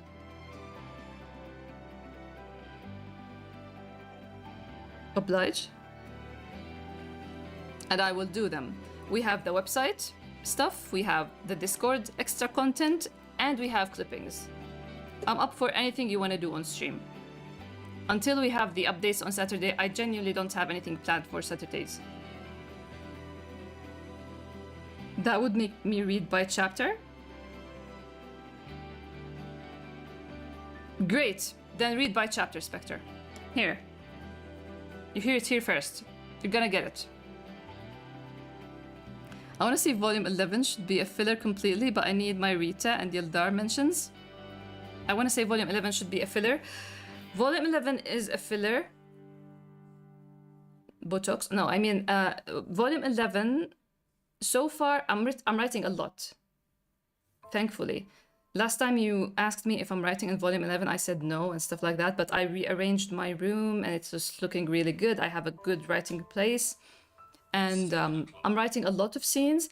I've mentioned, so far, Yildar is mentioned, Rita is mentioned,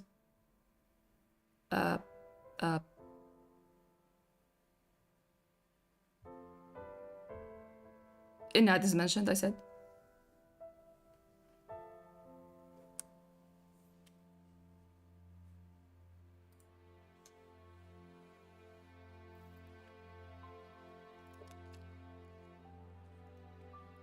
John Cena Psycho. Are you sure about that? How does John Cena sounds? I so need to update my volume 11 bingo with Yildar and Wars. Please, everyone, do your volume 11 bingo cards. It's gonna be fun. Or if you want to just discuss it within yourselves and make a master bingo card, maybe for part 1. So volume 11 can be divided into part 1 and part 2. So let's talk part 1 maybe.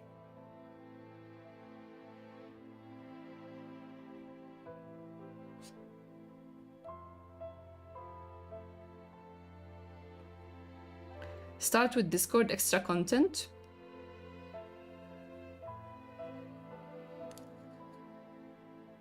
Do a vote. Make a decision. And I'll be ready. I'll be there. Serving. The title of this song, if this had played later, I would have exploded. What is the title? Father, Hidden Hero? Ah, of course. This I heard a million times while working on this chapter. Where is it? Let's see. Oh, I don't... The play count here is 36 times. But I have it on my main computer that I play music on while writing. And that definitely is... Hidden Hero. I wonder if I'll find it quickly.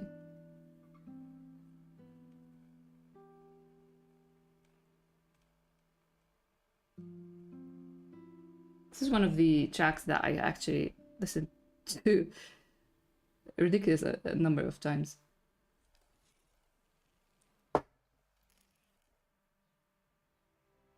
Oh, we need to move to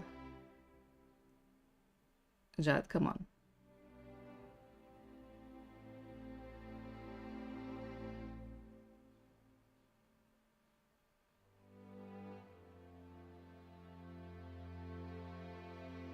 I have a lot of fathers. Father's hope, father's theme. Never mind, won't find it. Clippings. Be kind to my heart and I'll be generous to your mind.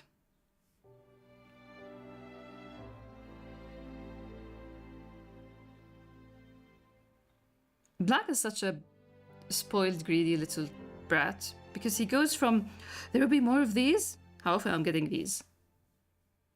He's like, okay, there's more? How often?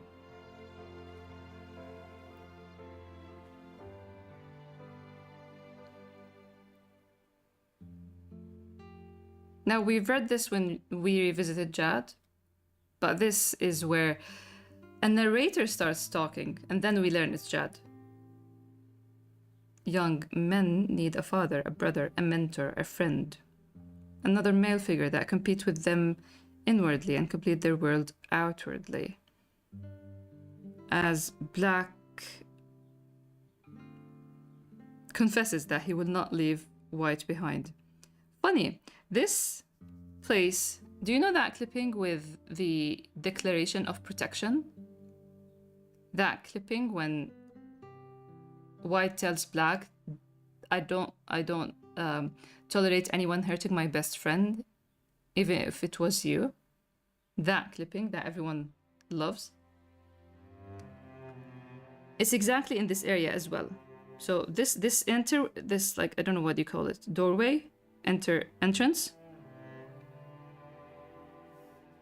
witnessed a lot of bromantic moments, let's say.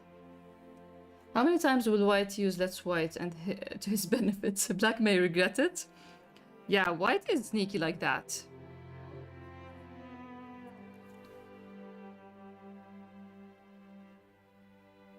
And also, we love to see White just after opening up and breaking the glass and stuff, his face is destroyed. His body was the glass. So we left this scene with two things. Black didn't tell White about EB, Evil Black, and White didn't tell Black that he saw the board. We love unresolved topics, right? It builds up towards maybe fights. My absolute favorite. Gotta be tasty?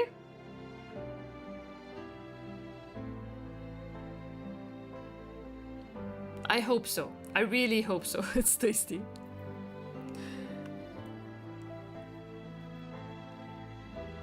I tell you, I was writing a scene and I'm like, what am I writing? And then I thought, people are gonna say, what am I reading? Where did you learn to draw manga? I'm having trouble with the dialogue between the characters. I self-learned it. It is self-taught. But it's definitely subconsciously, passively learned through watching anime before reading manga. But I do advise people to read manga to draw better manga. Don't be me. Don't wait for a decade before you start reading manga.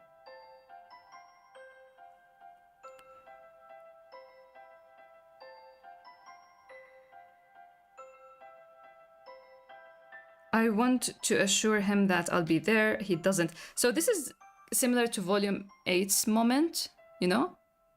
The moment where White said something, but then we realized he didn't say it. It was what he would have answered. Like, at least your father wanted you and he married your mother. He's doing it again here. I wanted to assure him I'll be there. He doesn't have to work super hard for his memory. I should be the one filling in the blanks. But I'm still tongue-tied. He said that out loud though. So at least we get a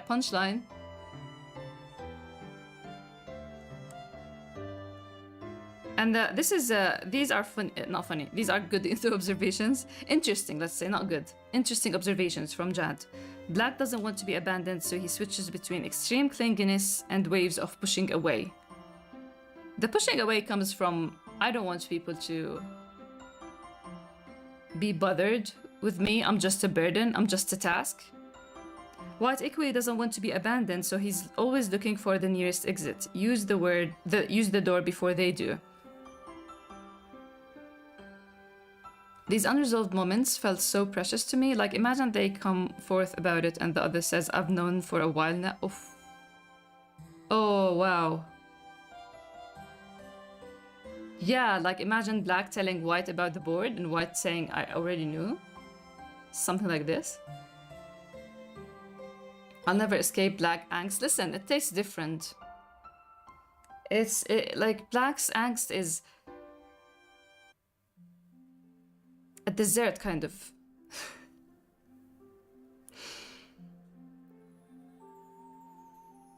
It's not underrated. Wasim said it. It's not underrated. Wasim said it best. It's by design in volume 9.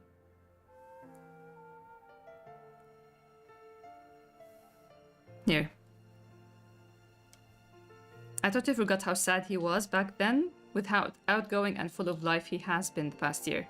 And White agrees. Yes, he does have that effect.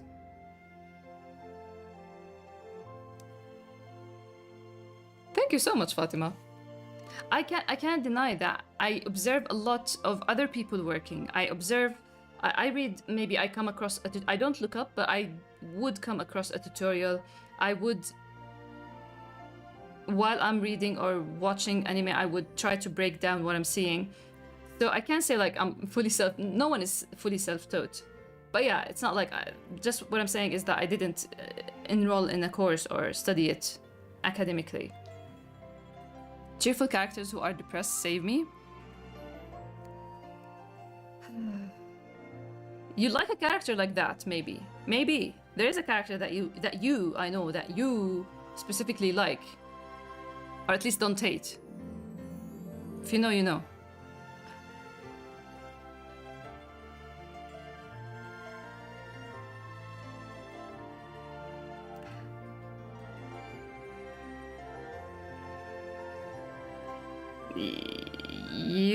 You do know. It's a character that I'm sure that you at least like. I'm not gonna say more than that. White equally doesn't want to be abandoned, so he's always looking for the nearest exit. Use the door before they do. Now, this is very interesting from Jad. We talked about it when we did the Jad revisiting, because he says, but White became aware of what he calls his idiocy and doesn't know when it'll make him read things wrong again. That could happen. What could happen that will make him spin his wheels and run away? White can't trust his mind anymore and emotions are too ambiguous for him. These are correct, but these, with everything that we saw with Daniel in chapter 77, we saw that White actually has the exit sign. When you see it first thing, you think that it's him. People are exiting his life. No, sorry, he's the person that wants to run away. He's the one that wants to use the exit door. But then you realize in chapter 77 that it's actually the exit door that he fears people keep using. So maybe Jad still isn't fully understanding.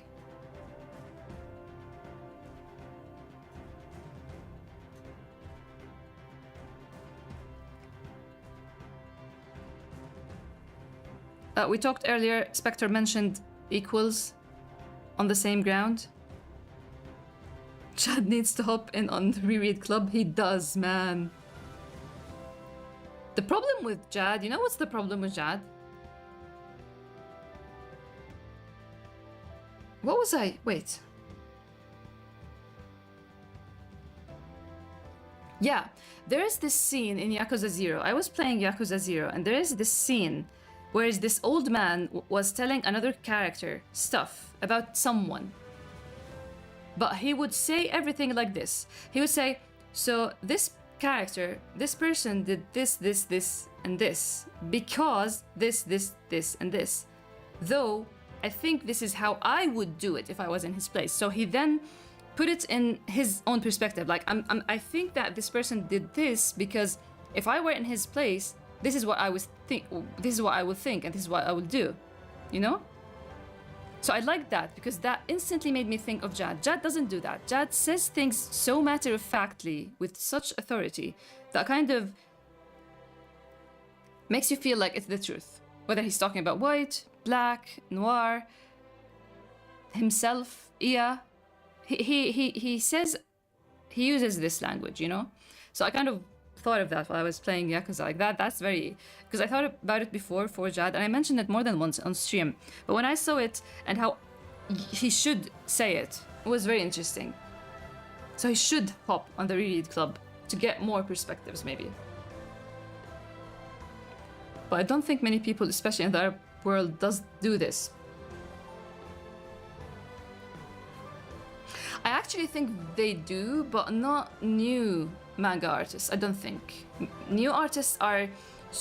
Social media is so ingrained and such a big part in the fabric of their life that they don't have the privilege of not having access to other artists, to media all the time, to tutorials and courses and YouTube. Like in my time, all these things were almost non-existent, so I had to learn by myself, you know? Do you mean he's unintentionally forcing his point of view? No, he's not forcing it. But he just, when he says, he speaks with authority, that people in story and out, the readers as well, could get a wrong picture on a character until that character proves otherwise. But then there are characters that are not here to prove otherwise. Maybe Ia, for example, let's say. Ia isn't here to prove anything or disprove anything. It's his way of talking that doesn't make... He doesn't add at least that's what I think happened. And because he never said it in that way, you kind of want to question when he says something that White does or something that Noir does. Did Noir tell him that he started taking jobs abroad more? So he's saying it as it is? Or did he conclude that from what he knows of Noir?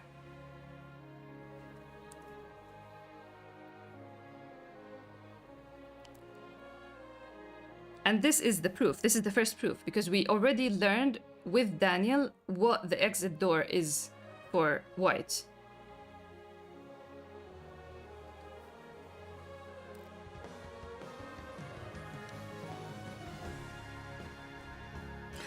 I personally have that problem, but not when I talk about other people. When I talk other people, I always make sure to deliver it as it is. Or if I'm assuming something, I say that from my humble point of view, this is what I think, you know? But I know the problem with speaking with an authoritative voice, in a way. When I say things, they do sound final. They do sound like a belief. So other people make assumptions that this is how I think and they move on. They don't even challenge my belief. When they don't know that if it's not religion or faith related, any other worldly belief, you can challenge me on anything because maybe I am wrong and I'm very open to realizing that I'm wrong. And I actually appreciate realizing that I am wrong and learning from it. But the problem is with the way I speak sometimes. And this is why if you find me adding, I think, or right? I try to add these pillar words that soften my speech in a way. So I kind of relate to Jad in that, but I do criticize Jad because he does it with other people. He doesn't do it with his own beliefs. Biased narrator in a way. You could say that.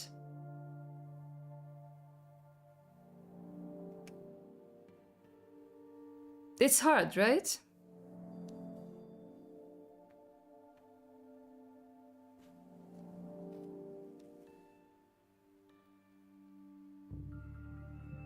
course, white, some habits are hard to eliminate instantly. This page just to show two things. Equal ground. Spectre mentioned equal ground between the boys. They are equals in a way in this conversation. And we get to see them same height in a way.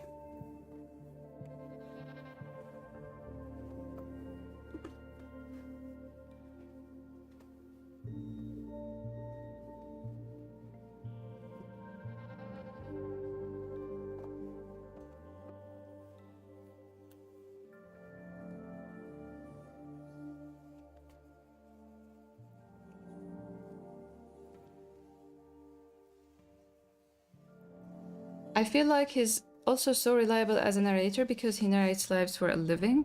So you're like, yeah, that makes sense, and take it as a yes, that's the thing. And again, I do explore this with Grey is in general, the idea of different perspectives on the same event or the same action or the same incident, and how everyone interprets it differently. Living in the same household and everyone reading things differently. And this is another thing. People's point of view on one another is also not as factual as it sounds, even if the person is the closest person to this other. Yes.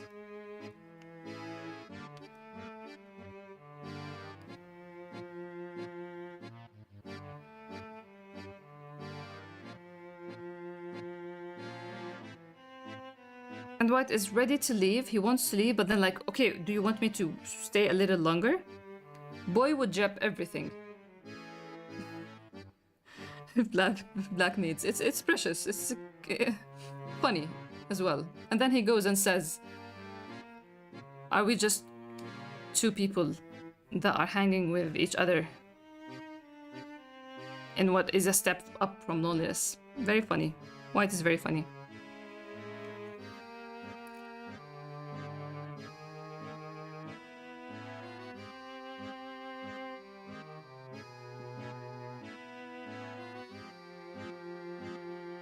It's so cute. You can see the priority list in his brain. So easy. Unbelievable. It's so funny, cute, and precious. When we're very serious, we can't criticize that, but no, we're gonna just have fun now. White's suspicions acting up. It's unreal that Blank is basically pushing him out. Like, just go, and I'm here if you need anything. Like, come on.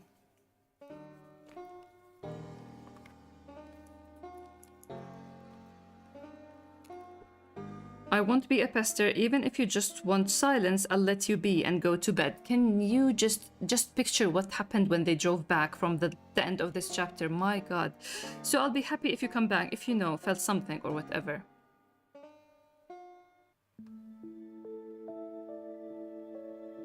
I'm being myself, and myself tonight wants you to follow your heart. I mean, if you couldn't figure out what's up with Jad. Or if you do and felt anything negative, come here, okay?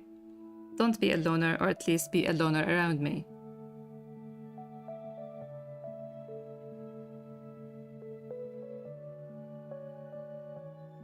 And then he switches from this precious cat-like face to this liar, joker, jester face, and then he goes to serious, mature face.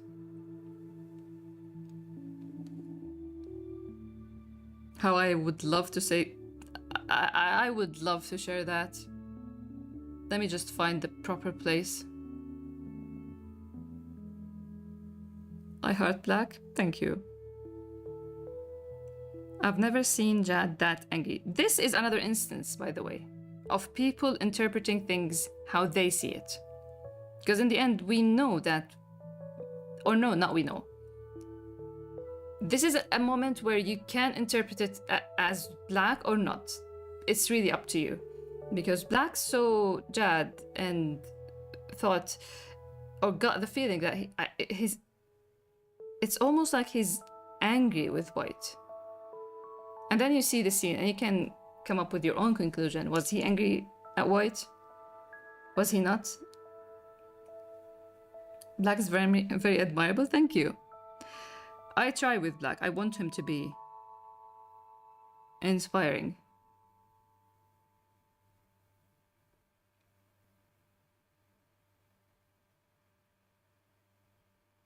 Now, who here drives? Because I do need to gauge or to see how many people understand the lengths White is going by driving 2 hours between his place and Black's, or his place and his work.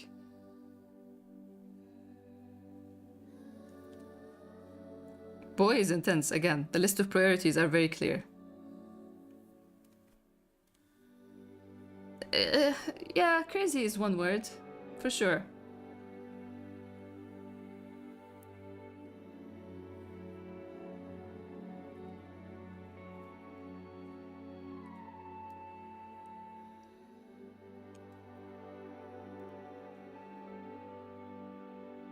This is one of the things that make me feel warm.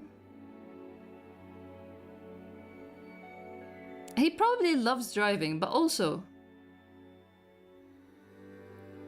Honestly, I used to do that too, so I can't rant, but loyalty is important. Okay, it is. It is. I would call it dedication. It's really something. I can't imagine the speeding tickets White have had, or that many red lights he takes. He probably only that time when he drove towards Black in volume 7, when he left with that man, the drug dealer.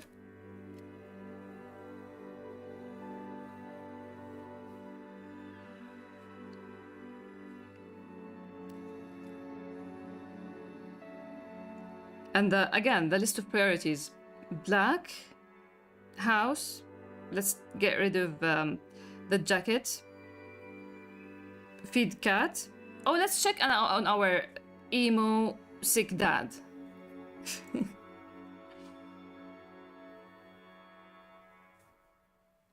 It's good to see more of Black thinking to himself about the info he has from other people about White. Yeah.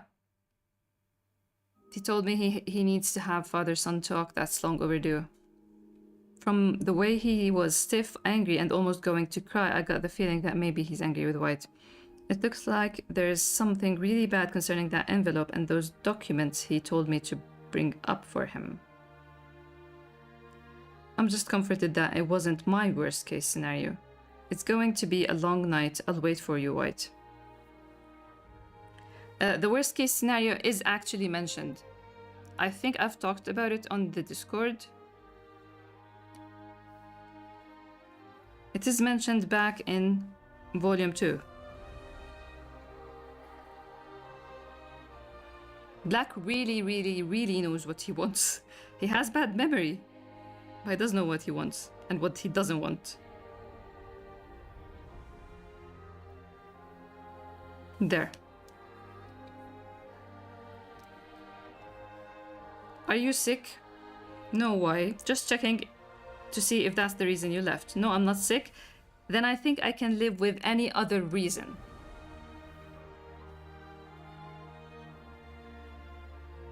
You know?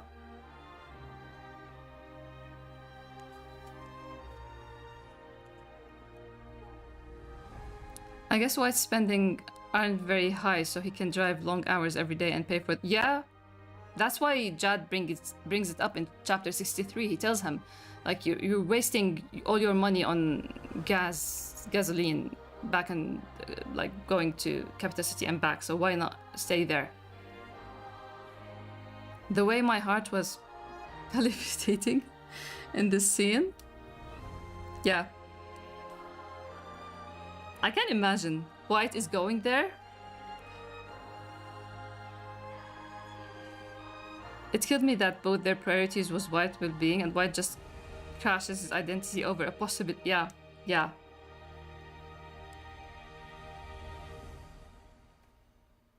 He doesn't even consider it. It's funny.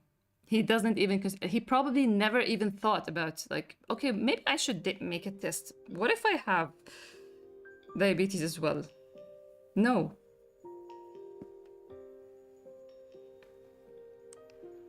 The relationship between son and his father is a strange thing to explain. And then we get some info, some lore on younger Jad. He wasn't a fan of his parents, I guess. Violet having cancer sure made Mark Black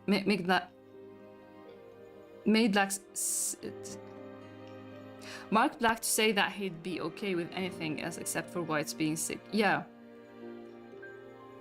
We haven't seen much of Black around his mother's sickness, but it probably did affect him. He spent a lot of time in the hospitals as well, and then Amir as well. He was in a coma for 3 weeks. I was reading, and in my head I was saying, yeah, imagine if they bring up or the envelope, and then they did. It was insane. This volume is insane. This volume was like, you know, this volume is instant payoff. Instant payoff. This is what I like about this. There is not much setup, nothing that gets dragged out for so long. Even White, like in chapter 73. Chapter 73 is the chapter that is like, wow, White. Wow. Because White brings up the splitting of Black with Jad. He thought about it. No, he talked about it with Jad, thought about it with Daniel, and then he told Black about it in the same chapter. And it's like, wow, that's very speedy for White. That's not the White we know.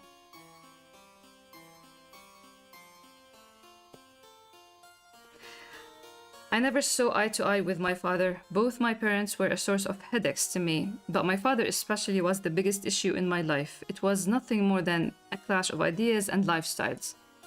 The older a boy gets, the more it becomes a territorial war between two males over how things should be run within a household. I never had that with White, and I was always comforted by that.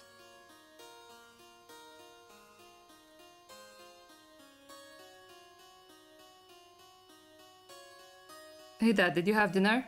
So this is the priorities. Black. Get rid of the jacket. Feed cat. Check Dad because dinner. And then it's like, oh my god, what is this your issue? Why are you being emo? Oh, wait. Don't turn on the lights, of course. That's Jad, the blind man, saying don't turn on the lights. Wild, wild.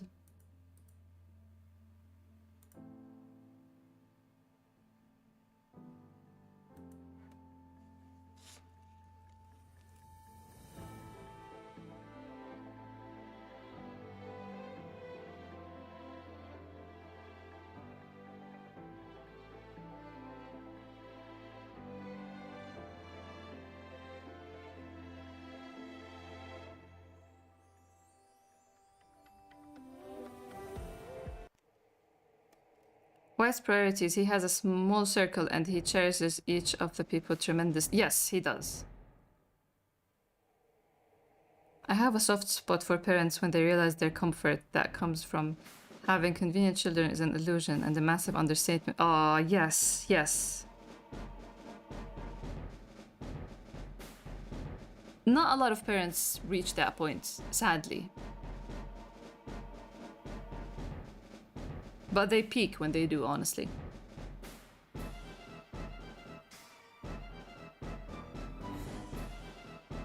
I left him to... I guess this is why I was slightly angry with Jad in this chapter. I can't wait to hear your thoughts, Sodium, because this chapter, when it dropped this conversation, a lot of people just turned from big fans of Jad to being angry with him. I had just slightly, because I know what I remember I wrote the conversation or the conclusion, the closing comment when he talked about forgiveness. I wrote that maybe 4 or 5 or 6 years ago. I couldn't wait to reach that point. And I felt that this is very smart of him to do, because this is what White needs. But at the same time, I felt like White really needs to to not feel guilty. He needed to let out his anger more. Honestly, I don't know if it's a regional thing, but if I retold White and Jan's story to my mother or even a random auntie as a gossip, they totally believe it happened because it feels too real. Yes. I can imagine. I'm glad that it feels real. I don't know. I try to make it real, honestly. But in the end, I can't because I have to weave in, like I said, answering a question, another question in the interview, I have to weave fictional elements because in the end, I'm not writing a biography or a history book. Don't Turn on the Light is like Back to the Past in chapter 57. Wow, I always relate Don't Turn on the Light to their conversation when he said that it's easier to say things in the dark. But this is great. Don't Turn on the Lights. Wow, we gotta link it to chapter 57 now. And what it means, the symbolism. I turned from Jad enjoyer to Jad lover after this. The bad parts of Jad have always been here. They merely came to surface. Yeah. This is a random thought, but in my head, White's thought process was always like fluid or fueled based. In volume 7, it was him drowning in water. In volume 10, it was him floating and suffocating in air. And now it's a dam about to break and bring chaos, then balance. That's very interesting read. That's a very interesting read.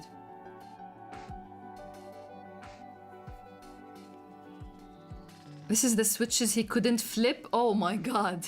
Mic drop. This is the switches he couldn't flip. He did choose to stay in the darkness, didn't he? My god. This is why I love discussions. This is why I love conversations. This is what I love. And why stories are a two-way street, readers and writers, a conversation between a writer and a reader. Because you bring things to the table that I didn't think of even. Wow.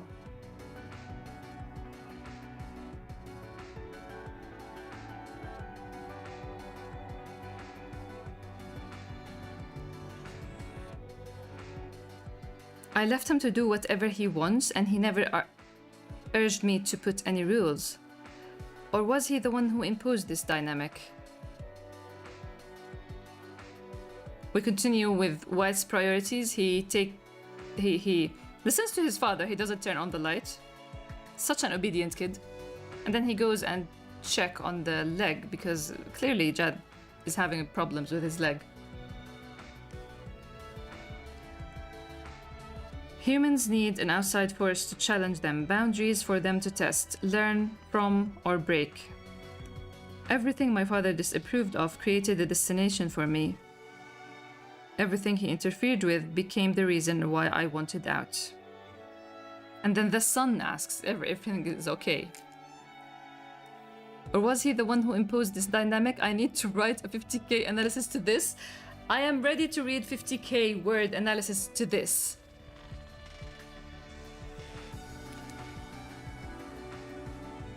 I am ready.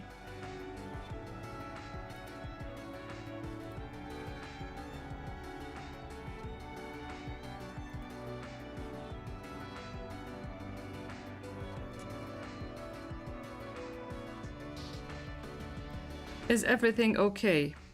And then he sees it.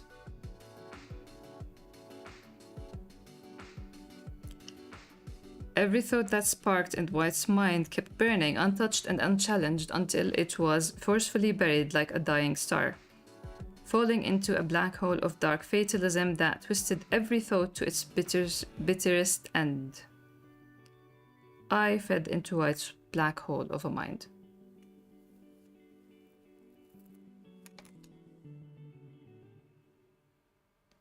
Also, there are no... Are they called handles? Why did I forget the word? Watch.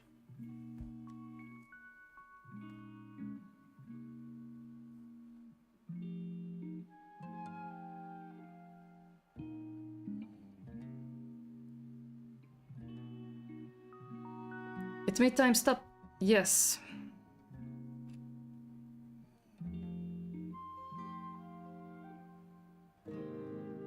Yeah, thanks again, Anonymous. I don't know if you're still there. Thanks again for the gifted subs.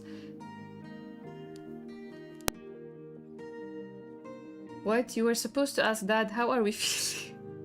Are we winning, son? Are we winning, Dad? Touch so impactful, it made time stop. I mean, yeah. Good job for Jad for bringing the Dad authority finally. Clock hands, thank you.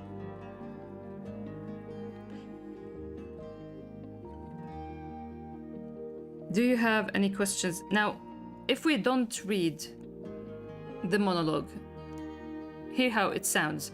Do you have any questions for me about our relationship?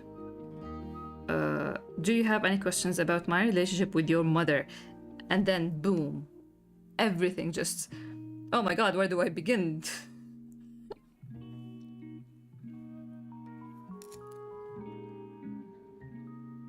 Do you have any questions for me? No, that's too broad of a question.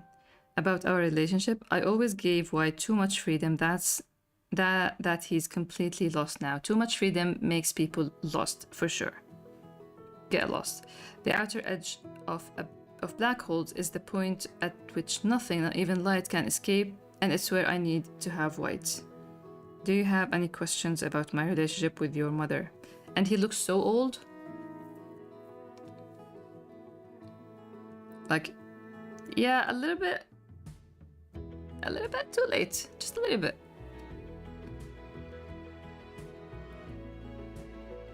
I'll forever explode over the hands. You never asked and I never offered. I thought I was giving you what you wanted, to never talk about it, but maybe it was what I had wanted. And we have the text both in all caps and in his childhood font, handwriting. A little bit, right? Just a little.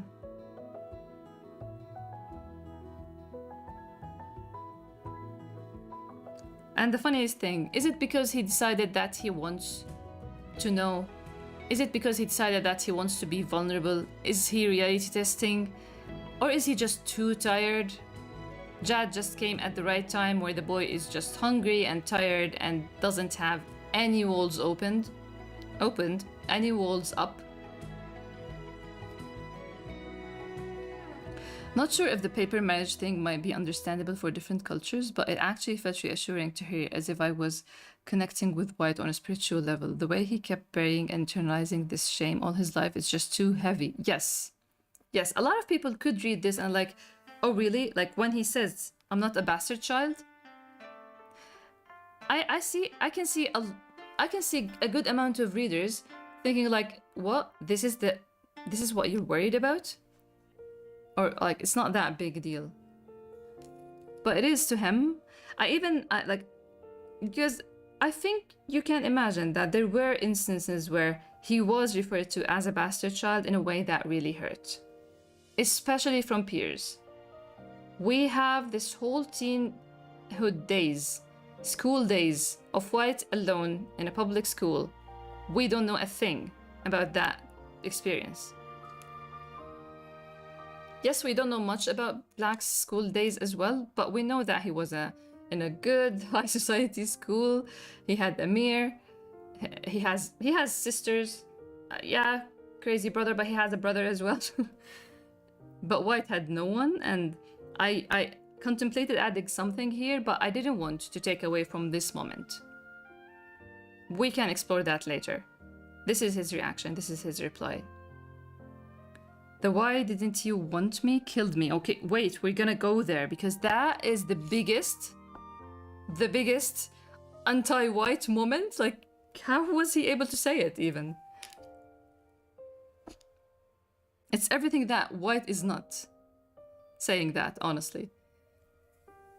I read it at the start, like, why didn't you want me? Why did you... Yeah, that's a good way to approach. I mean, I would be best if you were to take out to White or go see a movie.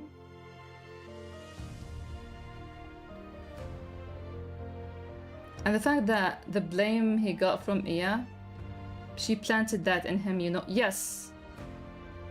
Not to mention White was afraid to say his father's name or bring shame to. Yes, 100%. How much did she blame him for existing? That they were his thought. Oh.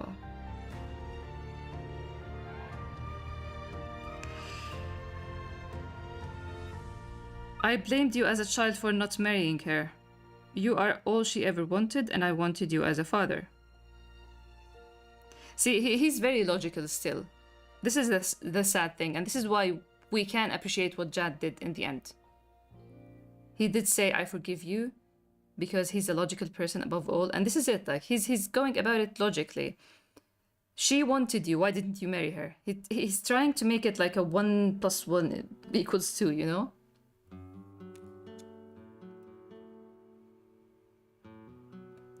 Your mother and I married for a short while, no wedding or anything. I was ashamed of it all, so I got myself 2 witnesses, the contract, and that's all. I didn't tell my mother until way after the fact. Why did you marry her? And you can see what he's trying to get at, White, with his questions. Did he rehearse these questions? Did he think of these questions? Are they just a product of this moment?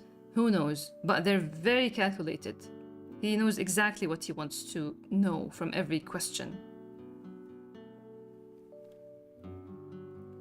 Why did you marry her? I don't know. I loved her, but I was indecisive even after we were officially married. I've always loved women, but there was something different with her, not like the other girls, I guess. I felt for her and didn't think that she should be living the life that she did. The same thing he thought when he thought about White. That kid shouldn't be living this life. This is what he told Noir in chapter 57. And White's like, spare me. Spare me this talk. Did you want to start a family? Spare me this. My mother isn't like all the other girls. Overthinker. And then, you know, this is chapter 33, White, because this is where he formed these questions, and this is where they started hurting his brain.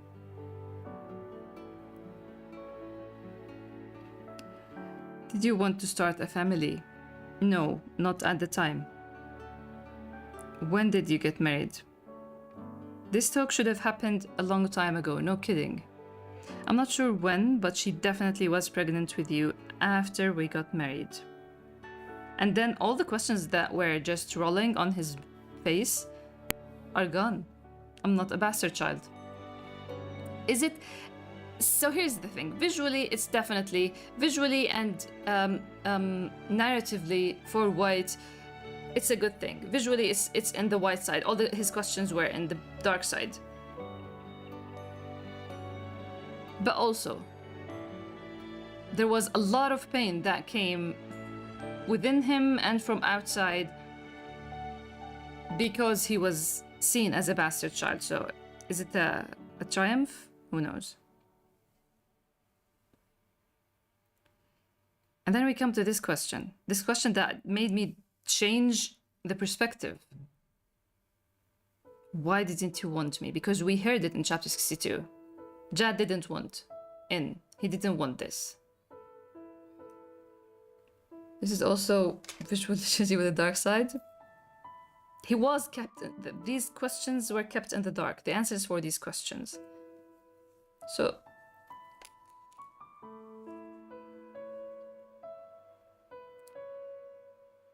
why didn't you want me?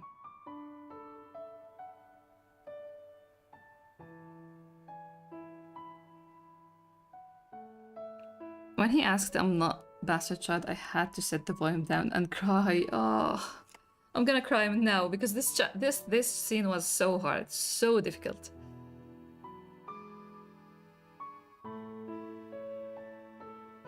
God, White is miserable, man. White's existence is very miserable.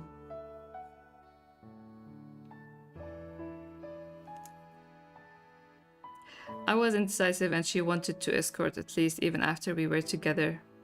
I really wanted to protect my image and his child self, to protect him, or was it to protect me?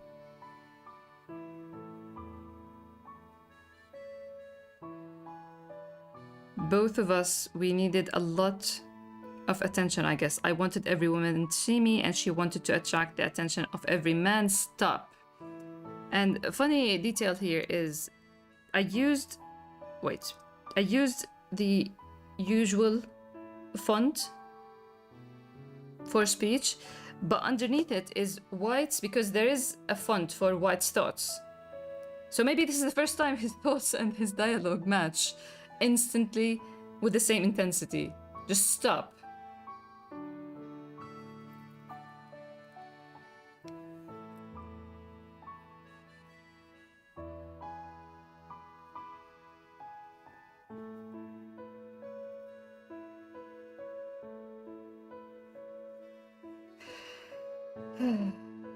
I too had to set the phone down and run a lot around the room during this update. I'm really being taken aback now. I mean, listen, I remember you mentioning had to run, and I'm happy that Gray is motivating people to be healthy. Tears are good for immune system, and other people run or walk or stare on the at the wall. So. Side note, from the pin, I respect Jad so much for not lying or sugarcoating or something. Yes, yes. Again, every time I read this conversation on what Jad answers with, for a split second, my initial reaction is, how are you saying these things? And then instantly followed by, good. Get a medal. You win with this.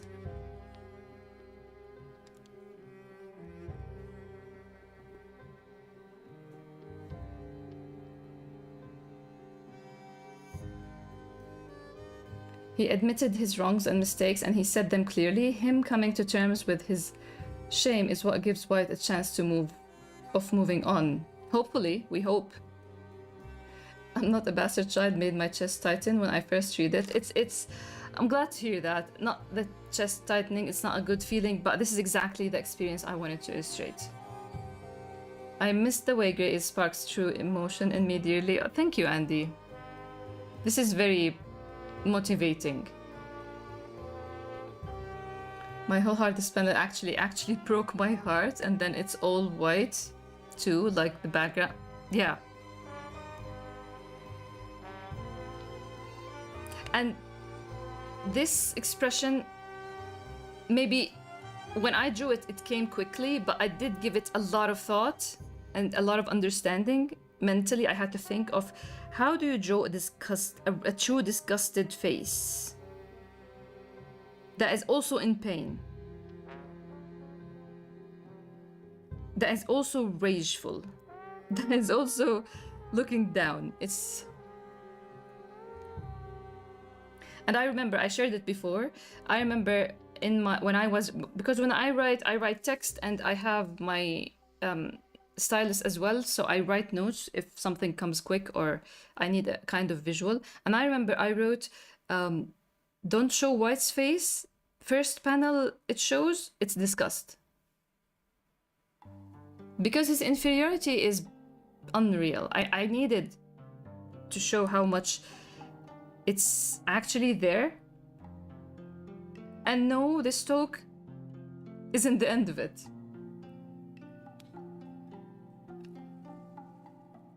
I remember how fast my heart was racing this whole panel.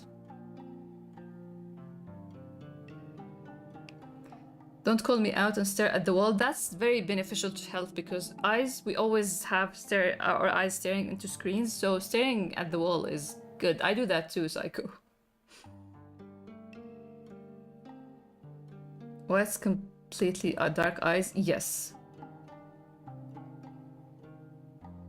It's like all versions of himself are having this reaction all at once. True. The expression felt like bottled up rage that is about to explode. On first glance, White's eye was black, which was frightening. Yes.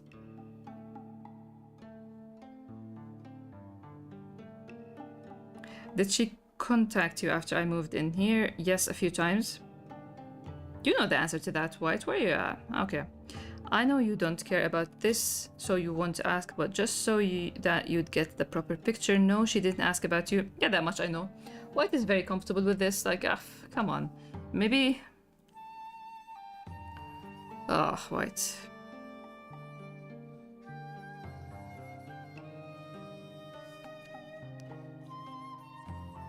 And then he goes on to explain how divorced, left her, didn't know she was pregnant. Then White is like, did you ever question? And then he elaborates, I heard you asking how you'd be sure that I'm your son. My mother escorted a lot of rich men. She played around and you said you never questioned it.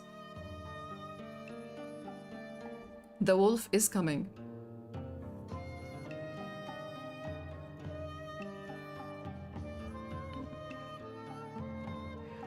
In the heat of the argument, she was on again, off again. She was drunk and I was trying my best to protect my newfound name in my work. That didn't go anywhere, Jad. Okay, I was miserable. This is me, like I react emotionally against, but then I think and I'm like, good for you for doing this. Jad just splits me into two entities.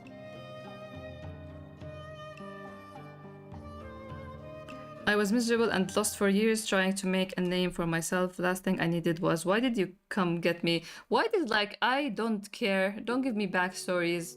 Give me answers. Short answers. Now, this is not related. Let's just soften things. Let's go lighthearted.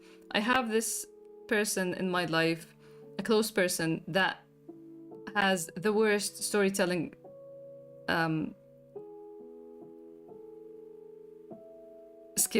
storytelling skills ever, and they talk a lot. When they want to tell you something, they talk a lot and they go off on tangents, and everything gets bigger and bigger and bigger. So when I want to know something specific, I go to her and I'm like, listen, I want to ask you about someone, like a mutual, for example. I want to ask you about someone, and just give me the shortest possible answer, or just give me yes or no. I don't need to listen to a lot of stories. So Jad is a good storyteller, and this is very important for him to say, but it's a fun story to share, to lighten the mood. I'm the bad storyteller? I don't think. Are you? Thank you for the hydrate. The wolf, stop. I've been thinking of the attracting the wolf metaphor all week. I love how much you think of Grey is, Andy. This is truly heartwarming to me. Especially when I think that between breaks, between books, there's a big break, and I keep wondering, are people still thinking about it? Like, how long can I stay away? It was the right thing to do. I'm here for good. Okay, father and son. This is the thing. It was the right thing to do. And this is the thing that they talked about back in chapter 9.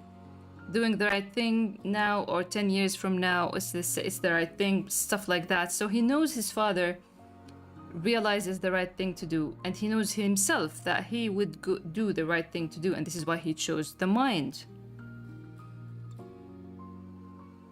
But it's like, maybe for a split second he was black and he was thinking, oh, so you came get me because it's the right thing to do. It's not like you wanted or something like that, maybe. I meant, from White's expression, it can be hidden, kept inside, and yeah. He has to unleash it. I hope you're feeling better, and I totally understand. It's just like I'm sharing my thoughts or my feelings candidly, but I do understand it for real. Welcome, Taisho. The way Jad's hand extended to cup White's face did things to me.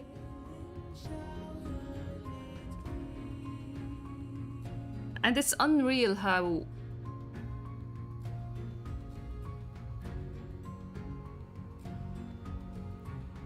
White is submitting, is completely unreactive.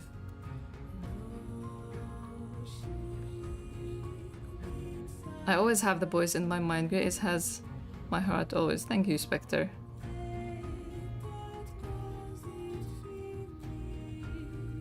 It was what I wanted, White. I woke up one day and realized that I want my son with me. To hell with what everyone will think and all the gossip.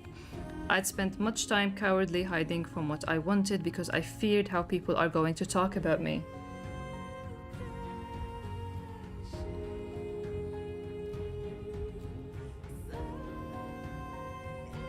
He's reaching out in the dark for his son, source of life, but...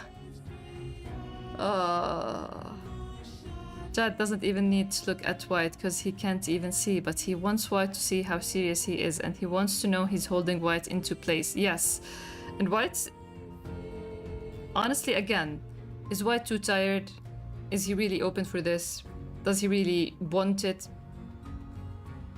We might never know, but it was just a perfect moment in time.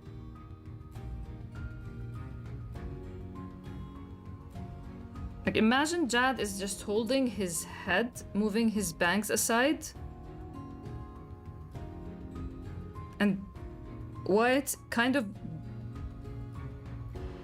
hyper focused on the next question. Have you ever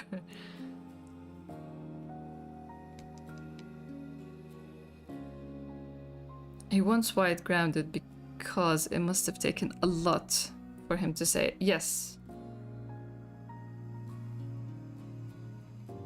Before I left, after our meeting on that bench, I went back here to gather my things to leave. I was looking for the money you told me to take, and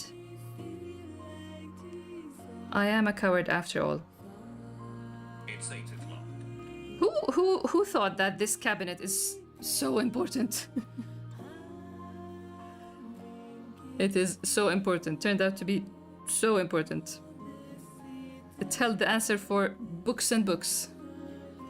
Anyone else would have ripped the envelope open and went and talked about it on the spot, cried or laughed or whatever about it and moved on. But I just stood there, acted on the worst possible outcome without confirming it, and to this moment, I'm still the same coward who can't even ask.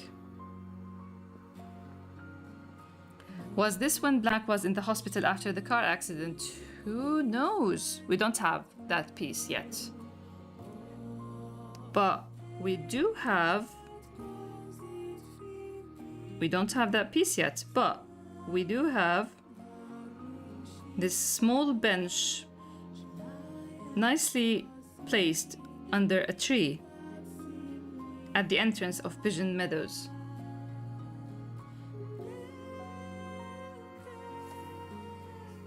I guess that's the only piece we have.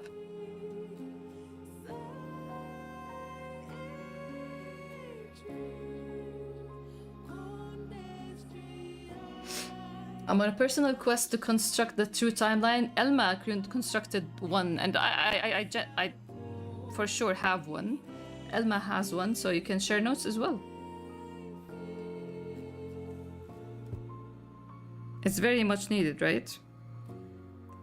I get now why you refused to talk to me for 2 years. I assumed it was because of shame and what happened that night. Again, bench night, let's call it. But I should have asked, why did you shut me out after we were on good terms before you left? Honestly, this is one of the things that I very much 100% intentionally decide on. And I know it's not marketable. I know it's not maybe the best way to approach a narrative, but I'm not writing to follow the rules of writing. I do follow the rules of writing. I'm always editing myself. I'm always learning more about writing to tell the best story possible. But there are things that I take creative liberties with when I write. Things like how much of this relation between these two is built on assumptions and built on either of them just asking or just expressing something. And it's so true because a lot of people just drift apart because of unaddressed issues or assumptions that just pass by untackled. And maybe if Chad didn't get sick back in chapter 10 and White had to come back here and all that, like, kind of reignite their relationship, maybe they would have drifted apart. Maybe Chad would have gotten sicker and sicker and sicker, and White wasn't around, you know?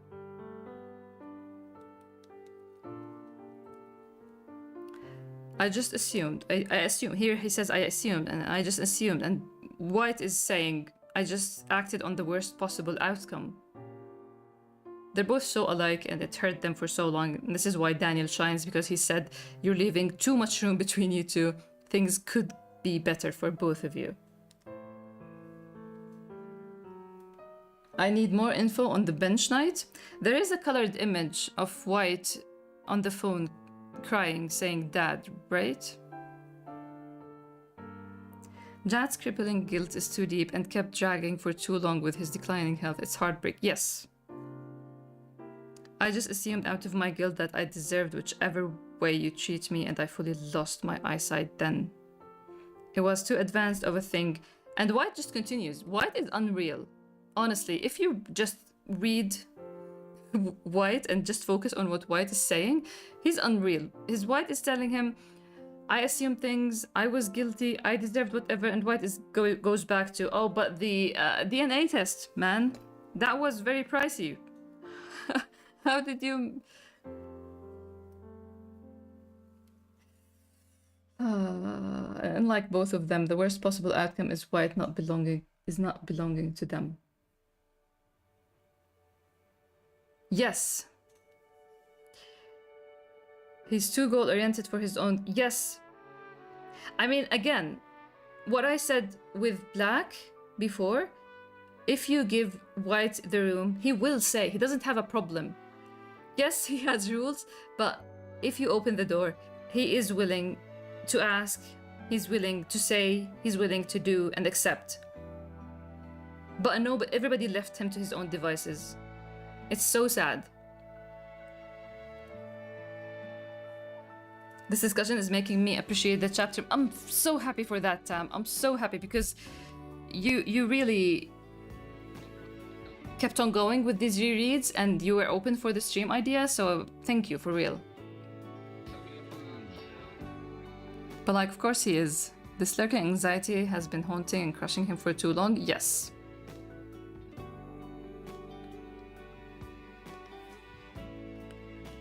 White, I needed confirmation too. And White is like, shut up. I wish I drew 10 pages of this, White.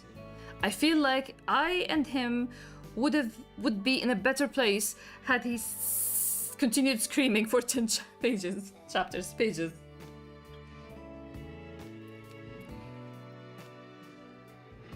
My favorite pastime is open this chapter and mentally add a strong voiceover. Honestly, 10 chapters of him screaming might heal him.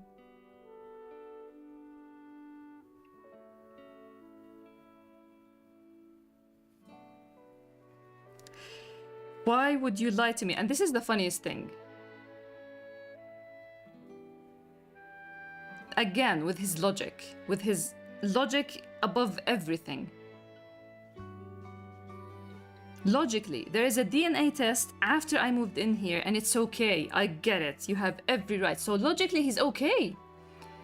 It's funny that his main problem isn't who he is or what the test has in it. His problem is, why would you lie to me?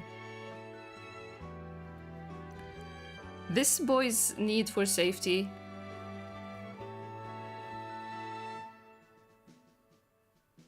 I have every line memorized. Wow. This panel is like I am who is screaming. I was like, yes, White, get it all out.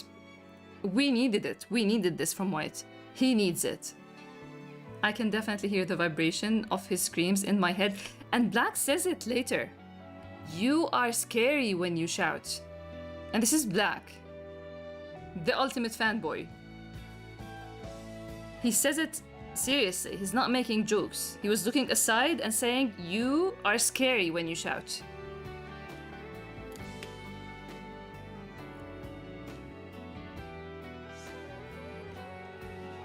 I don't think this music fits the vibe. Oh my god.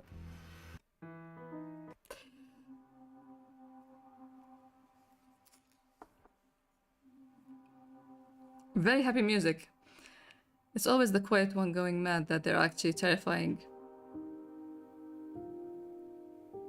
Especially when it's quiet one that is like I might be terrifying when I scream because I don't scream. My sister's husband didn't imagine me screaming while I'm eaten by a bear.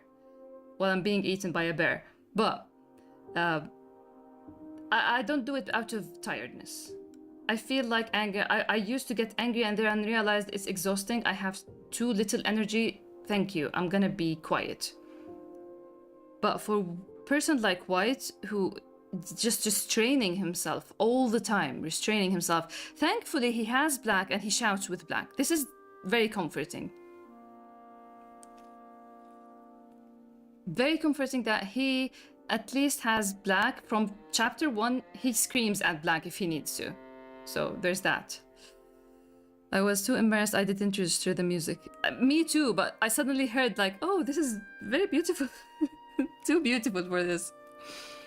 Because you know, we never see that much of White shouting in rage, and when he does, it's terrifying. Yes, remember when he shouted at Black?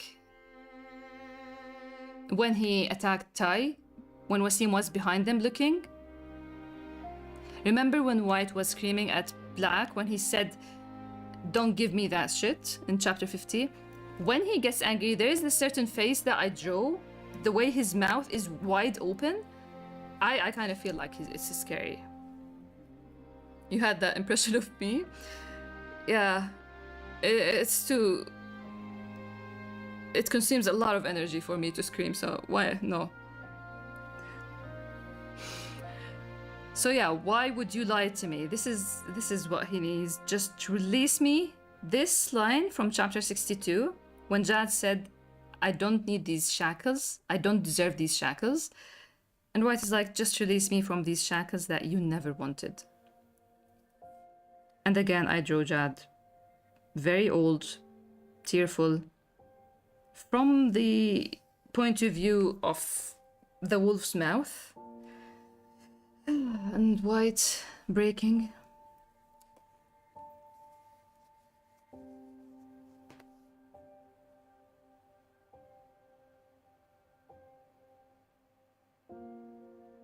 During the tour, White tells Black, don't you dare think... Yes, that one too, yeah. Yeah, that one. Oh my god, the faker. But yeah. You know what, Andy? I'm gonna do you one better. Let's go to chat volume 8. Chapter 62. Let's read what Jad said. Why not? Why the hell not?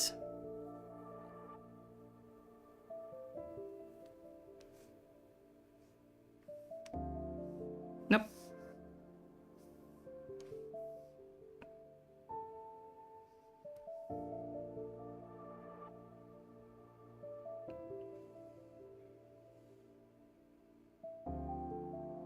Chapter we read so good, we're making it. What did I say? Oh no, what did I say?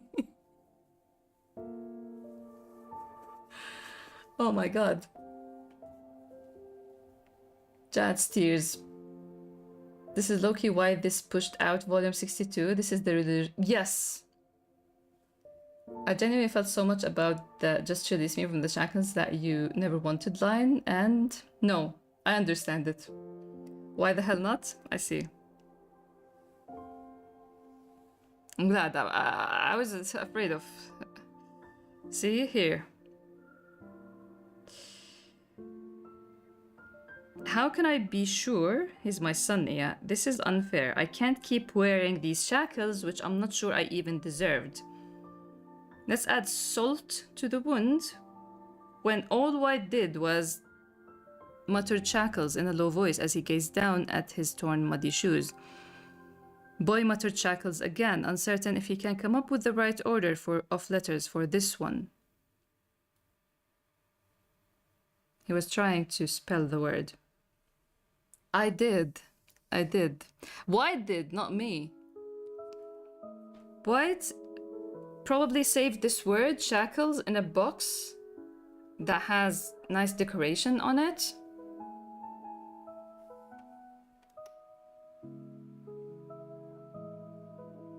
Just release me from these shackles that you never wanted.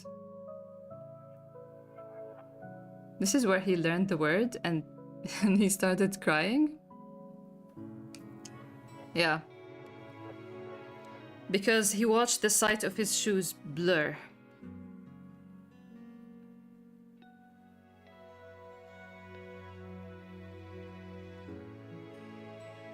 YD? Well, there is something intoxicating about words and about writing, you know?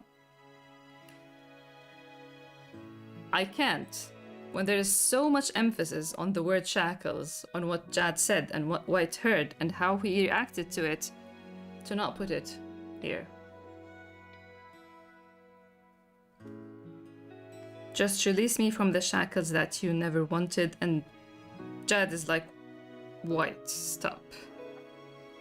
You're getting folded? I love words and angst and White. This combination does come together, right?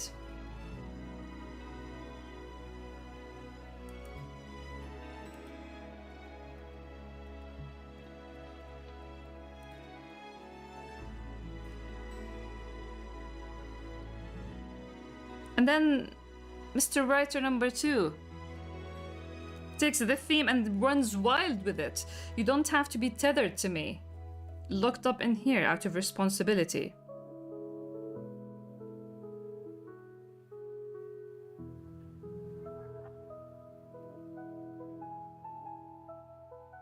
Now,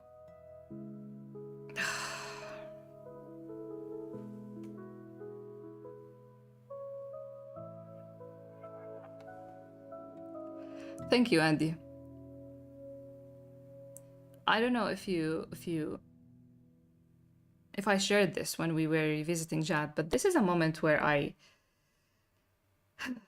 was so angry that White got half a page of releasing his anger. And I understand what Jad is going for. I understand that Jad is trying to make him Jad is trying to make him get the answer as fast as he could. So I appreciate that. This is what I chose to put, you know?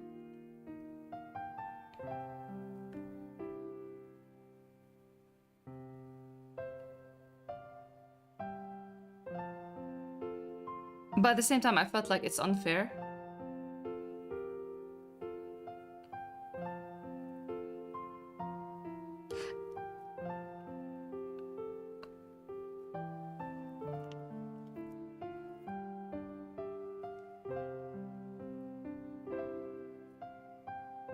It's kind of like a catch 2020 situation, because it's good that he should learn the answer fast. Let's not make him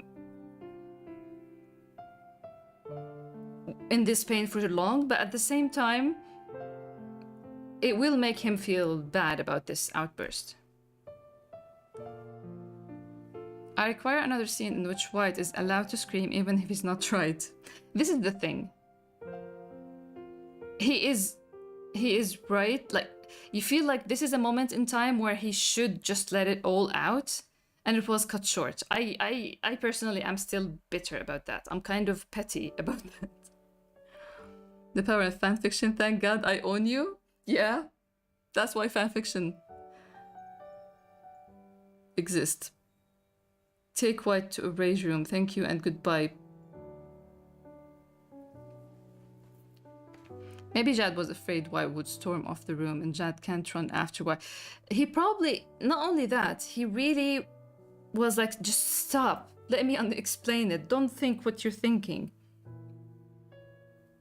I'm gonna talk about the shame of the outburst in Discord, because boy, just please do before volume 11. Let's hear it before volume 11, please. The shame of the outburst is real. Yeah. You don't have to be tethered to me, locked up in here out of responsibility. You are my son, but you have no obligation to stop your life to be here with me against this sickness that I inherited from my mother.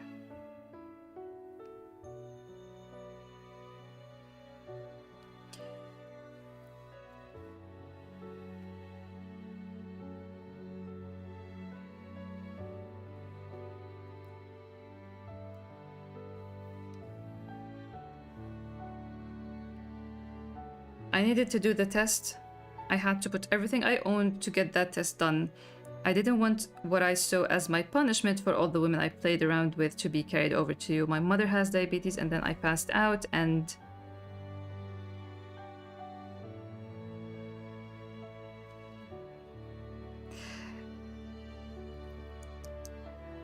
This here...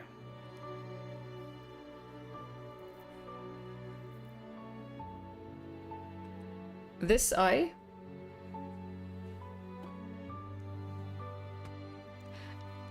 I don't know, I'm still hurt by this eye. I don't think my mouse... I had a focus thing for my mouse, but it's not working, sadly.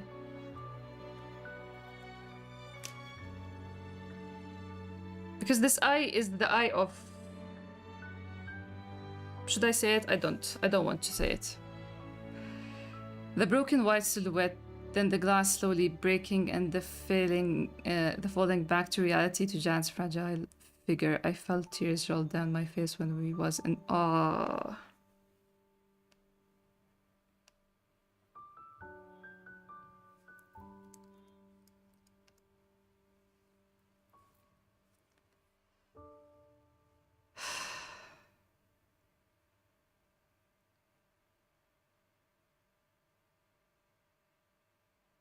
Say it.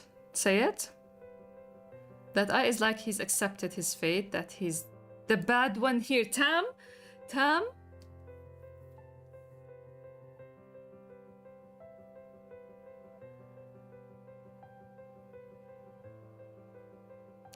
Tam? Honestly, this is what I felt. Reading it, this is what it felt to me. It did feel like White is... I screwed up again.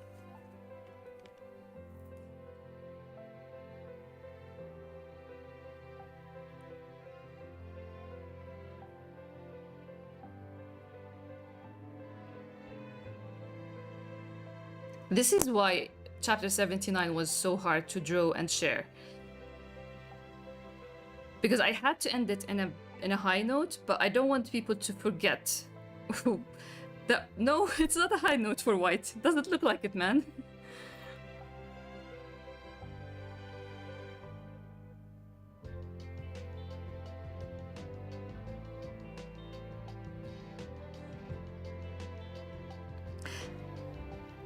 I hate this because I feel like I feel like it's a very real situation.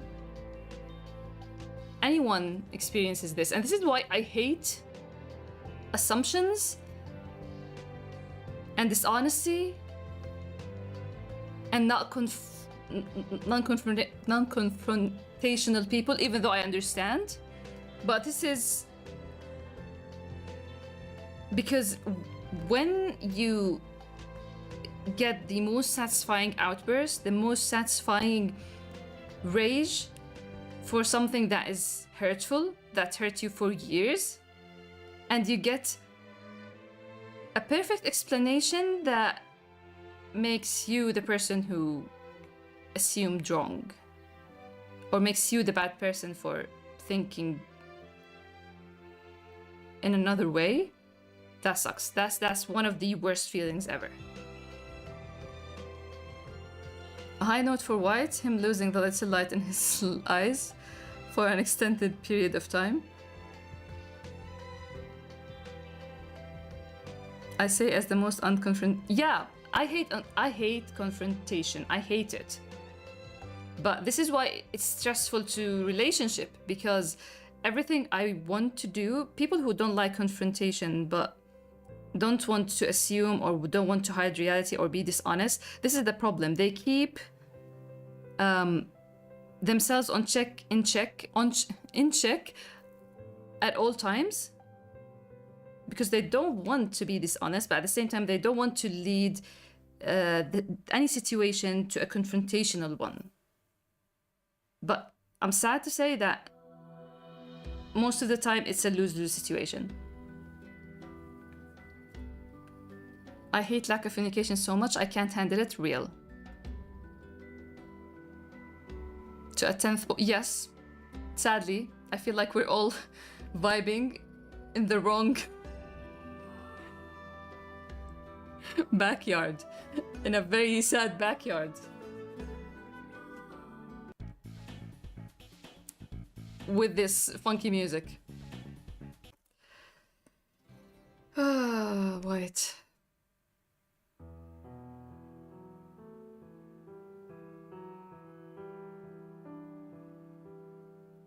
If only Daniel was a fly on the wall, maybe he can convince White of things. Without seeking any explanation, I've been so angry at you for so long. I'm sorry.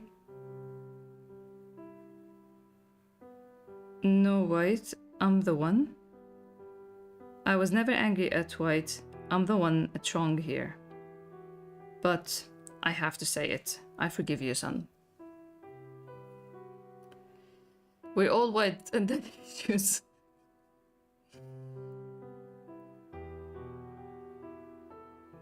Telenovela that's watching.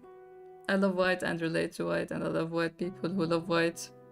Daniel be the devil on his shoulder. The hug, and I'm sorry. He crumpled the paper. It's now a forgotten memory. Maybe. I wonder if he thought of blanks crumpled of paper. Crumpled paper.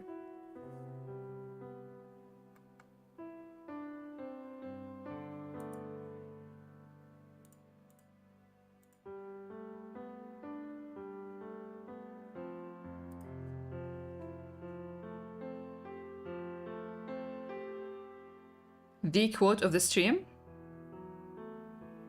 Bro got folded.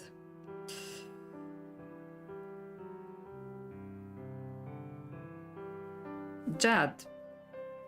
One eye in the light, one eye in the dark. The guy between the darkness and the light.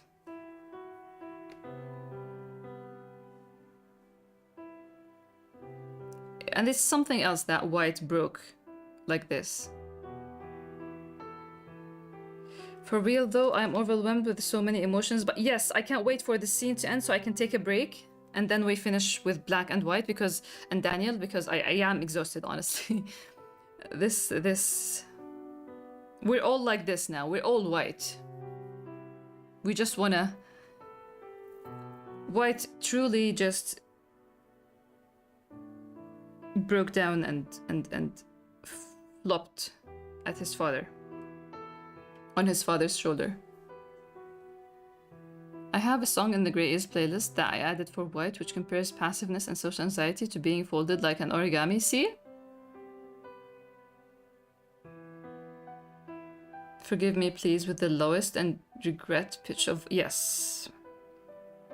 Forgive me, please, please. The ones whose eyes were open, the one who turned a blind eye. See? It works. Chapter 36, Chapter 57.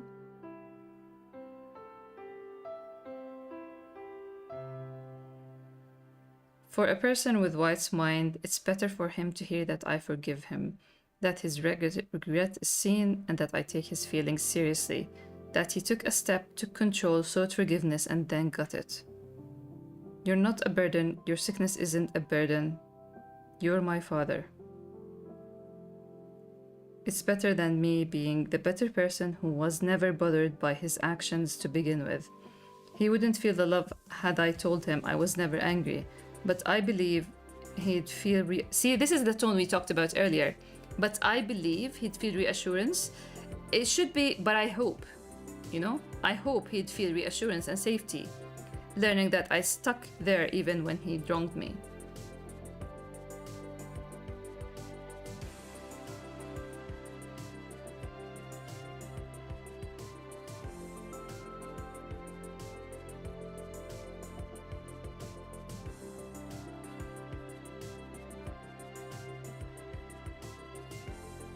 Because in the end, no matter how much he tries and continues to try, he will always rely on logic over emotion. That's the difference between white and black. This was great, is was cinema. Thank you, Andy.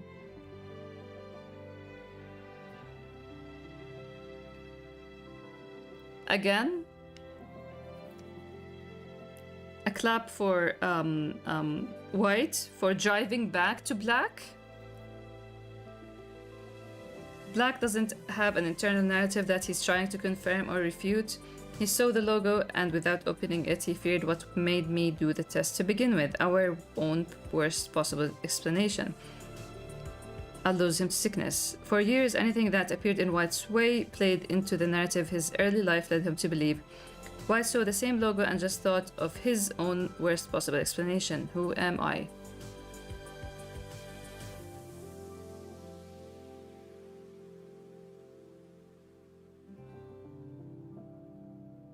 That is so correct. I forgot about this. How does this chapter hold so much inside of it? We have Daniel as well. You use your science for grey is?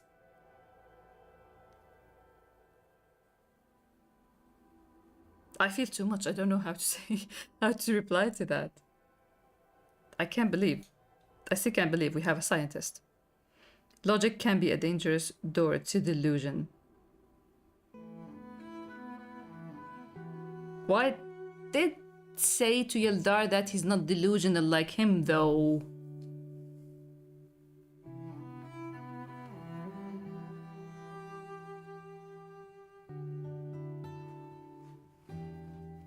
We'll read this short poem titled Green, and then I'll go take a break for 5 minutes and come back and read the rest of the chapter.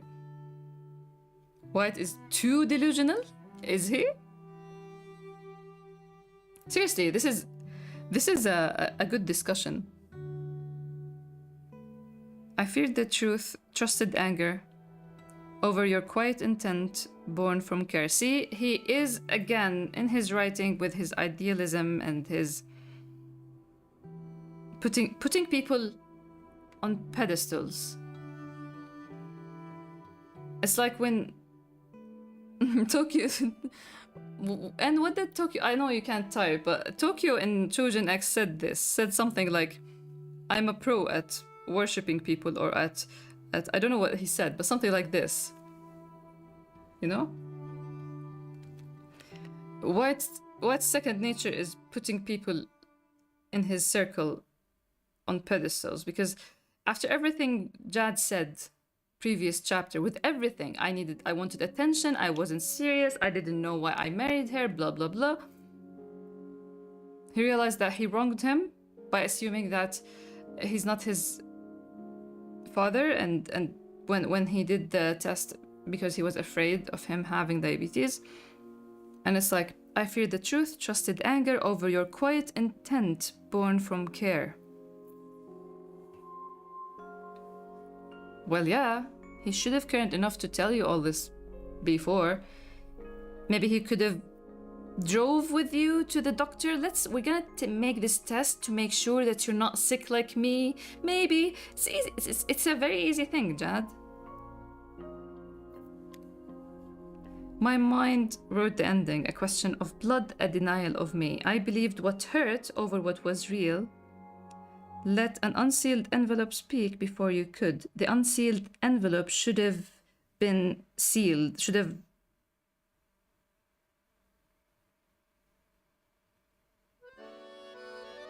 Let a sealed envelope speak before you could. An unsealed envelope speak before you could. Did I write this wrong? Never mind, the book is printed. Let's move on. For real. Hi son, I have diabetes. It's genetic. Can we do it? Yeah. It's not that hard. Jad, it's not a secret. Jad.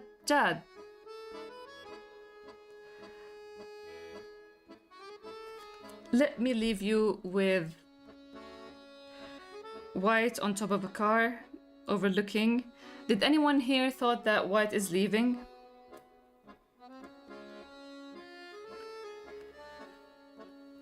I need to go walk and breathe. Open the window and breathe fresh air. Unbeatable when it comes to worshipping someone. Yes, thank you, N. Unbeatable when it comes to worshipping someone. No, God, no. I know he's crazy, but not that crazy. He had a car with a rear view mirror, right? I did. I was like, oh, come on. Not again. You know that Toy Story 1 scene? He did it again. I was waiting for Black to show up. Real sodium. So yeah, 5 minutes break, and we continue with Daniel and Black.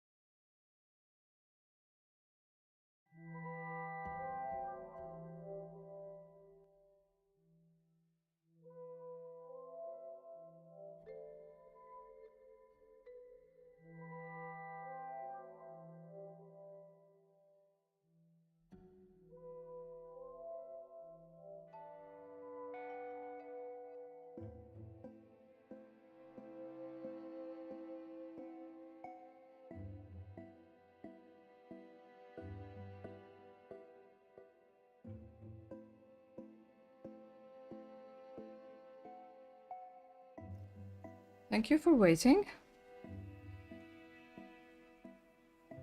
Welcome, Silhouette.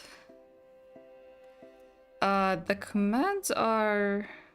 It's about Grey but...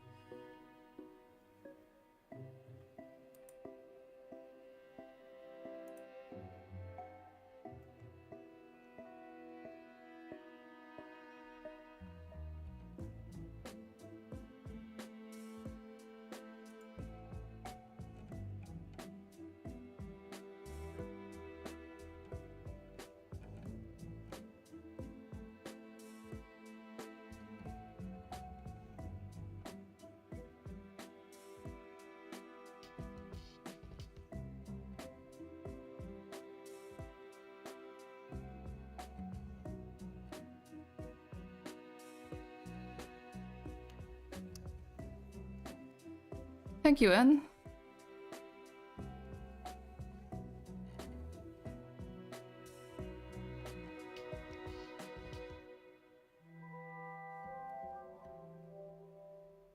And so, you know what?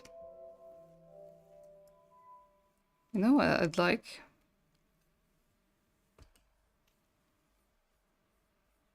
Let's see.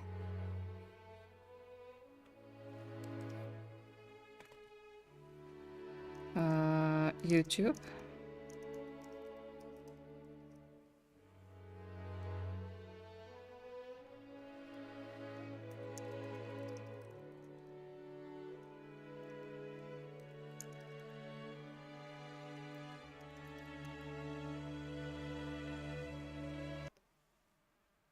Let's see this. Can you hear this? I feel like having night sounds for this scene will be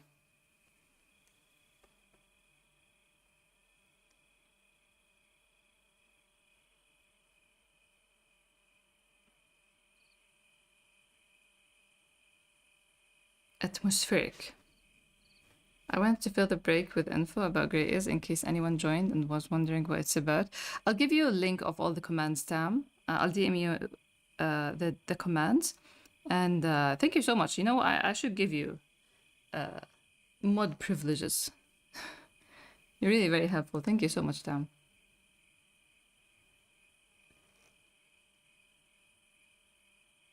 Can you hear the night sounds or should I raise them?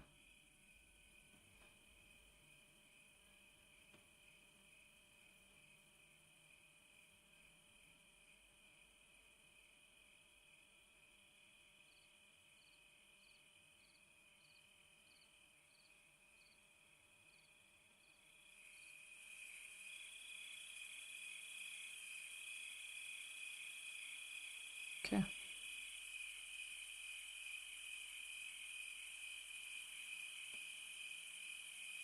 Not music, just night sounds like crickets.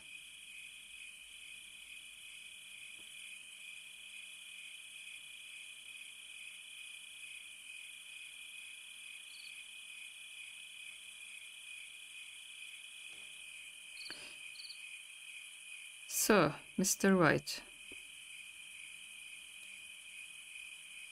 It's louder? How louder? Let's see. Is this good?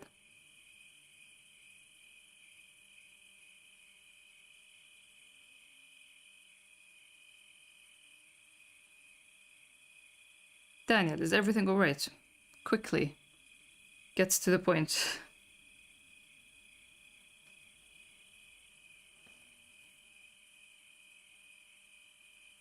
I've been waiting for your soap to finish. You can feel White's love, honestly, to Daniel. Calling him first thing, and then waiting. Calling after waiting for the soap to finish. Why do I hear a smile in your voice? It's scary. What did you do to anger my father? Let's count how many times he says my father. White and his show don't tell when it comes to happiness.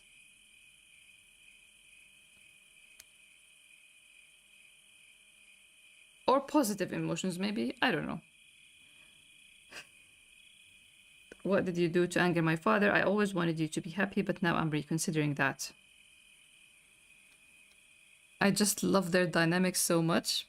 Very happy to hear that. I love their dynamic, and I just live off knowing that other people love it as much. What and his uncle interactions, not his therapist. We need more of those. Are you going to apologize, doctor? I see you both have talked. Yeah, he's really angry with you. You've insulted him, and I've never seen my father so annoyed. He's like, he's my dad. Did you hear? I'm not a bastard. Yep. I'm surprised you're not angry with me for talking to him. And this is like, this panel for me is very precious. Thank you, Silhouette. Welcome to the stream, and I really appreciate you joining and chatting. So this silent panel is just... No, I'm not angry. Actually... That was weird stream glitch for me. Is there a glitch?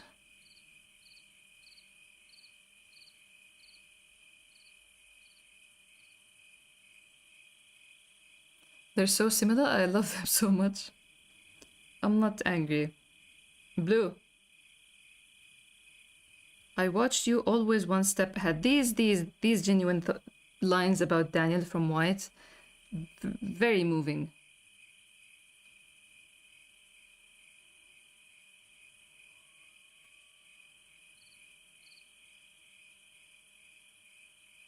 They look identical with hair and casual. Yeah. Like, if you look at this, you can see it's white without... Oh. Oh my god, I'm covering with my hand. I forgot that you can't see my... You can't see my, my tablet. No, I'm not angry. Actually, I watched you always one step ahead. I mistook strength for judgment and more borrowed confidence. And borrowed confidence just to keep up. Forgetting my story shaped yours too. Short lines, I don't really always feel confident with when White writes these prose or poetic pieces. But I was happy with this one because it tells you so much.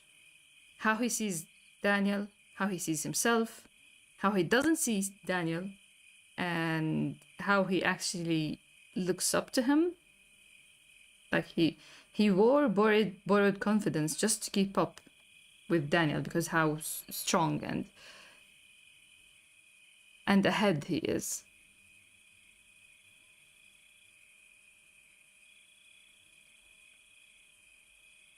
Honestly, that poem I have memorized. Honestly, Spectre.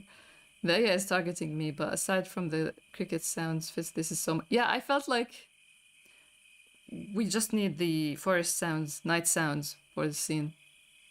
If only there is distant cars. Oh, distant cars.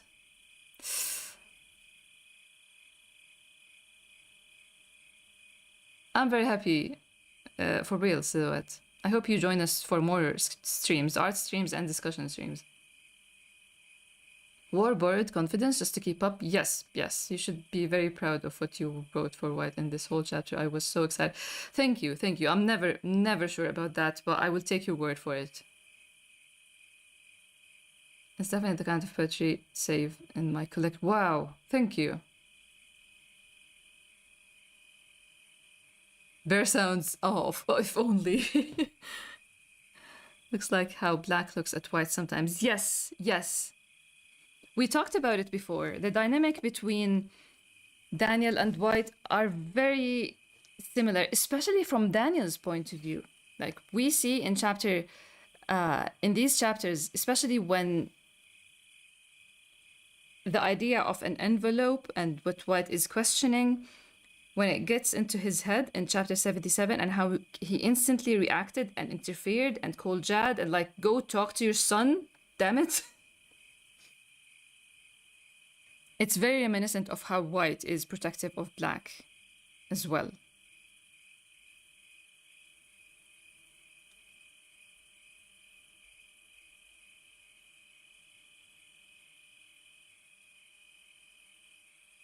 The details on the broken screen and close to his wounded. Yeah, his face is broken. Everything, glass is broken.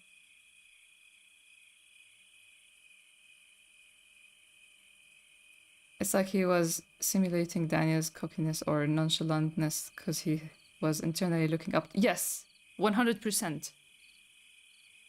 Daniel means so much to White. But again, kind of like how he felt for how I tease how he might change with Black. He started expressing more with Daniel here as well. Thank you for doing that. I'm not angry, actually. Thank you for doing that. And Daniel, I see. How are you feeling? The whole White poems, like I was waiting so long to read his writing, and it really didn't. Thank you, thank you. These are very encouraging. Let's talk about it in our next meeting. Daniel really wants to talk about it. Daniel just wants to talk about one thing and one thing only. About that, I want to put those on hold for some time. Typically, people seek more appointments to talk through how such a thing affected them, to process it all. I'm tired of talking, I really am. My stomach is destroyed, way worse than when I don't talk. I see. But I'd like us to go out and have breakfast, or brunch, same slot as my appointment. Just a boy and his uncle. White really did find the people that are already in his life, didn't he? White asking Daniel to hang out as an uncle and nephew had me yelling, "At last!" Yeah, I get excited when people are excited for these dynamics. Just a boy and his uncle take my heart, my boy and his family. Daniel's ugh sent me. He doesn't want to go out, man.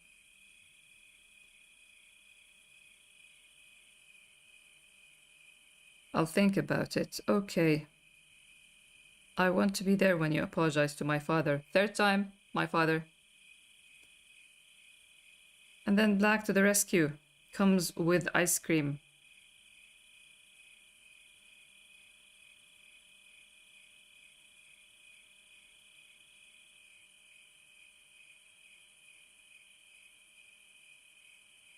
You knew Dad wanted to talk to me? Yeah, did it go well? I'd give anything to have been a fly on the wall, front seat for the Clash of Titans.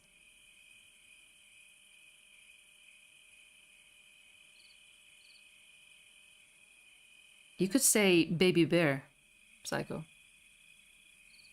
There's nothing that leads to anger and acting in anger and loss of control like not knowing, the uncertainty, the fear of unknown. This panel here, like it might be easier for someone to catch their lover cheating than to have doubts that they might be. Do you ever wonder if he experienced anything in his childhood that led him to this conclusion?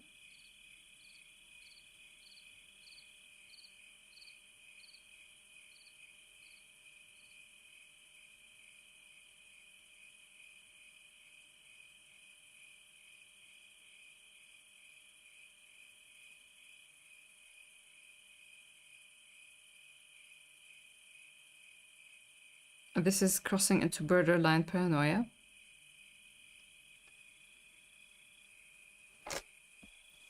Like, can you imagine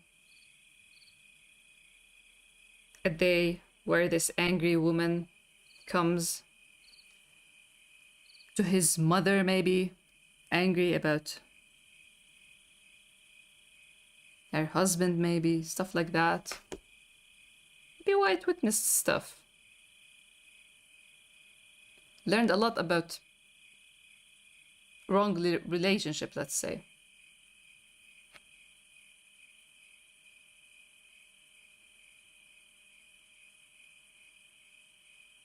Black is a panda after all, right? You're scary when you shout. Your voice shakes the walls. I hate you. See, this is the thing. For a second, it felt good to be angry. I wanted to scream and shout and break things, but I was the only one who needed forgiveness after all. This is such a sad statement.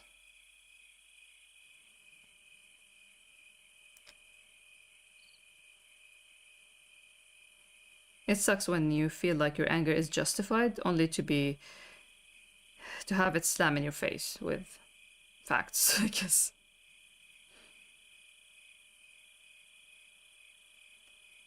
I always thought growing up around violence is what created your anger issues, but with your memory, you know nothing about your past. It's understandable why you would be so angry all the time.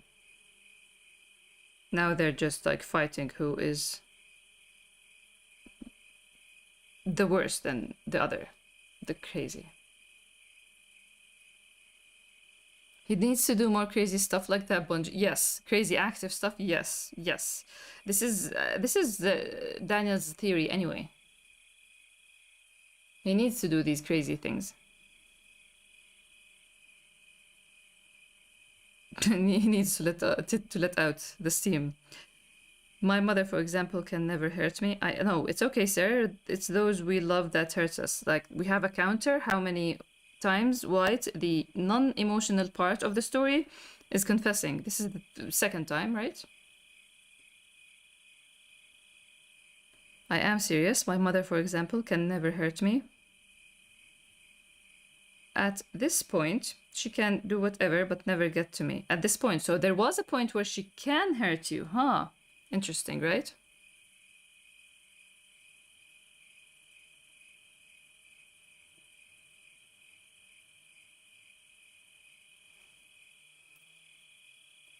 Nobody believes me, but I seriously have no feelings for her whatsoever, to the point that I never told this to anyone, not even Daniel. Black, focus, let him talk, please. Of course not. He'll get too analytical about it and won't believe what I'm saying. It's really nothing. It's just that Wait, my heart is skipping beats. I need a minute. Why am I reading everything? We're just discussing the chapter. The ring. The ring raised a lot of discussions. The ring that used to be hers, she wore it sometimes on a necklace or a bracelet. It looks like a man's ring, which is probably why I always liked it. I'd wear it, but people would assume it means something. It doesn't. It's just a ring like any I'd see in a store. No emotional value. Because the truth is, only the people we care for can affect us emotionally, and I don't. The audiobook for volume 10, what can you say? I mean, I don't know when I signed up for this.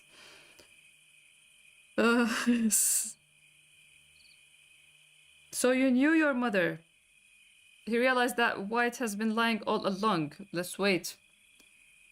You gotta brace yourself for this, Black. When you talk about the name, oh man.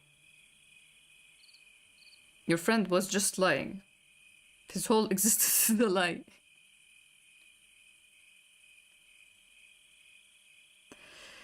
And he has a funny face for a person who has been lying for, what? 16 years? Oh, sorry. My bad. I didn't tell you that I know my mother and I lived with her.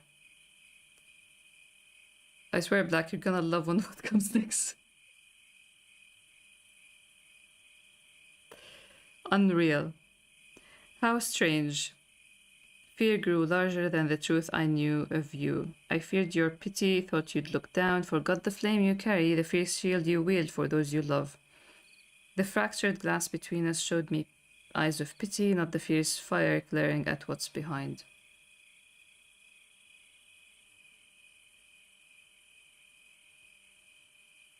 It's 9 o'clock. Look at that face, look at that black face. Look at him. And then we get glimpses of where Black is mentally. He's the worst, and everything he did was for his own goals. I came back to this page 2 weeks ago and I was genuinely just staring at it and thinking, can you believe this happened? Really? Oh, can you believe this happened? Look at him.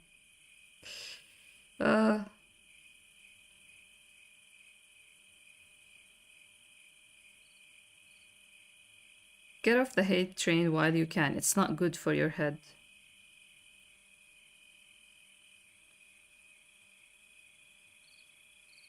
He was so big and my only view was him, so my world became tiny and I couldn't find the exit. I was facing only him and the exit was behind his back. I should have just left, but I couldn't see the door. I hate how long he kept me on the pause menu. And this ambience I put was for this, because I kind of feel like if it's an anime, it's gonna be complete silence here.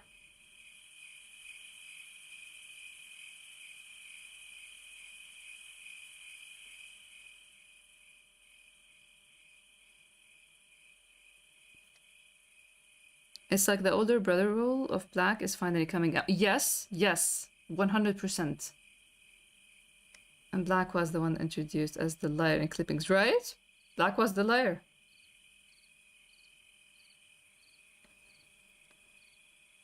And again, we see how White, Mr. Observant, he is here talking about a ring, important thing,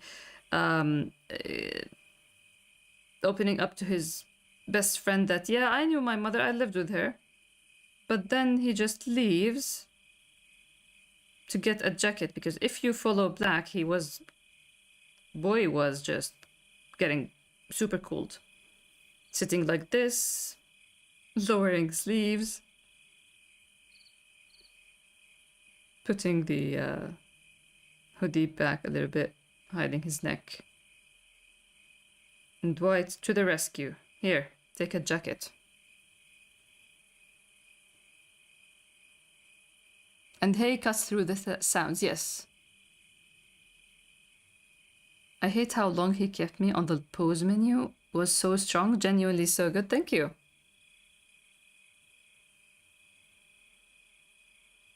Now tell me, what did that tell you?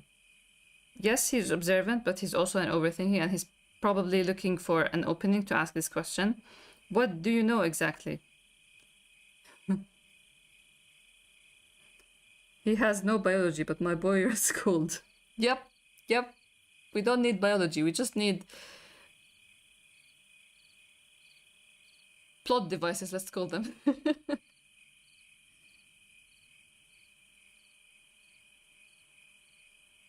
And this, the mistake of all mistakes, this is not how it should be, because they are in front of the cars, so they are not really reflecting in the rear view mirror. But I mean, this could be the windshield. How about that? And again, we get Black and White. Black standing on this stone thing, and he's now the same height. They're equals. They're on the same ground. Works. Thank you. It works. It's the emotional rear view. Yeah. Let's just say that these two ditched biology many of... Yeah, they did. They probably did. I want to read the draft. Read it when it's published, if it gets published. Doubts it can be easily shattered. What's it about? It's the mind's dark work, twisting truth, painting everyone a darker shade to guard a fragile, colorless pride. It's about colors.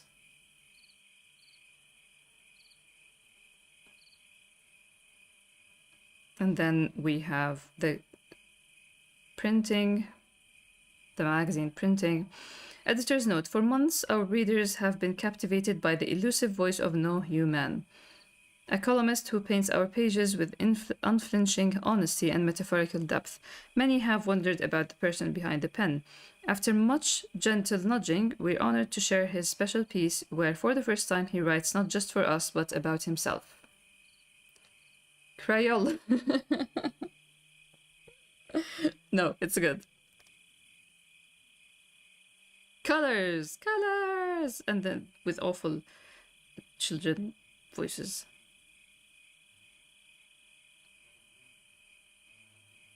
Are we looking forward to volume 11 when someone tear this column to shreds? Maybe. Reflections in glance. This isn't a self-portrait. White probably revealed the ring trivia because the forgiveness from Jad and the envelope reveal eased his shame enough to not feel so conscious about the ring anymore. That's a very good reading. Honestly, very good reading.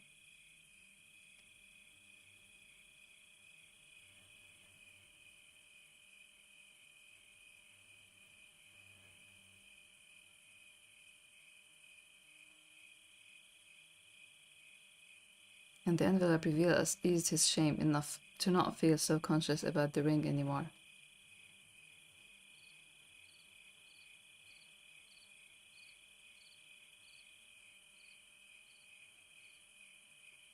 It definitely changed something because he is talking about his mother, you know? Maybe the new character in volume 11 will represent more colors to the gray. See? Greige. He's wearing a top that says Greige. I'm a boy without a brush in front of... Let's turn this off. Bring back the music.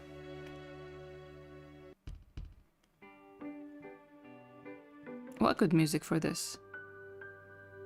Maybe this works, I don't know. I'm a boy without a brush in front of a blank paper, waiting for colors to bloom. If it doesn't come from within, the outside can't repair it. Does anybody know where this is mentioned? This is mentioned too, before. If it doesn't come from within, the outside can't repair it.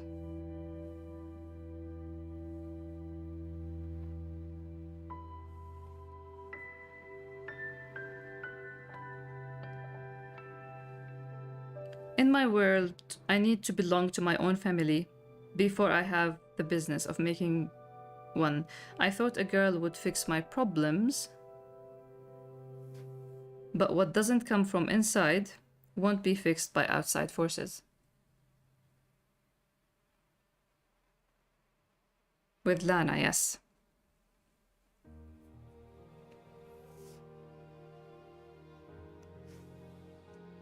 If it doesn't come from within, the outside can't repair it when it was, but what doesn't come from inside won't be fixed by outside forces.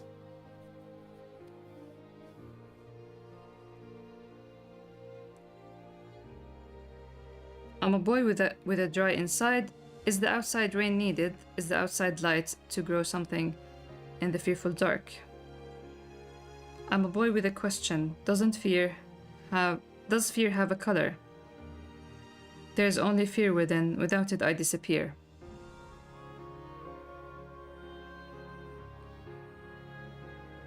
I love how every single reader has their own memorable quotes. I love it. I'm just gonna call it that he had a mini Alan Wake moment. For sure, he probably had.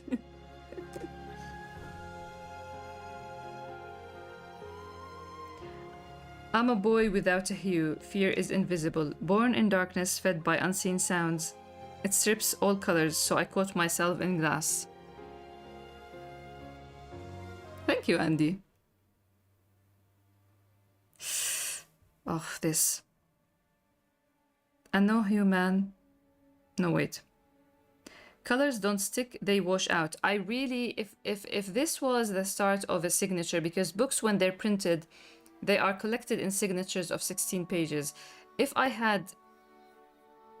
the book wasn't chunky and thick already, I would have made more, like I would have made it or calculated in a way that this is the start of a signature, just so I can use coated paper for these pages, kind of like magazine paper. So you will read what is being said. Colors don't stick, they wash out. Coated paper is sealed. The glossier the finish, the less it absorbs. I'm still without a color, a no human after all.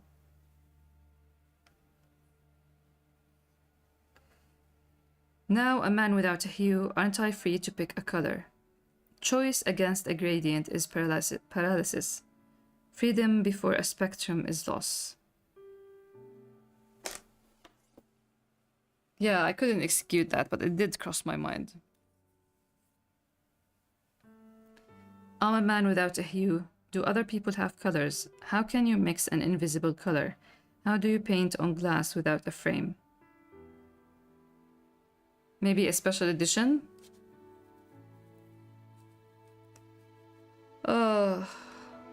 One day. One day I'll feel excited about printing.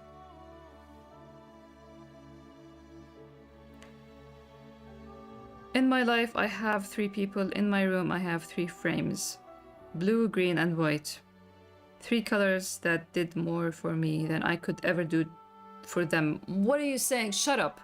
More than I ever gave them credit for. Yes, I'm with you on the second one.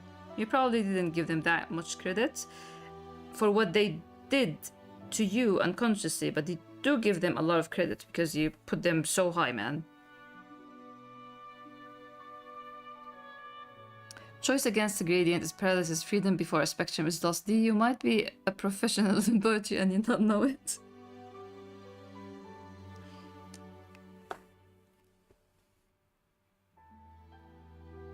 I'm glad you like these because these 2 lines are, yeah.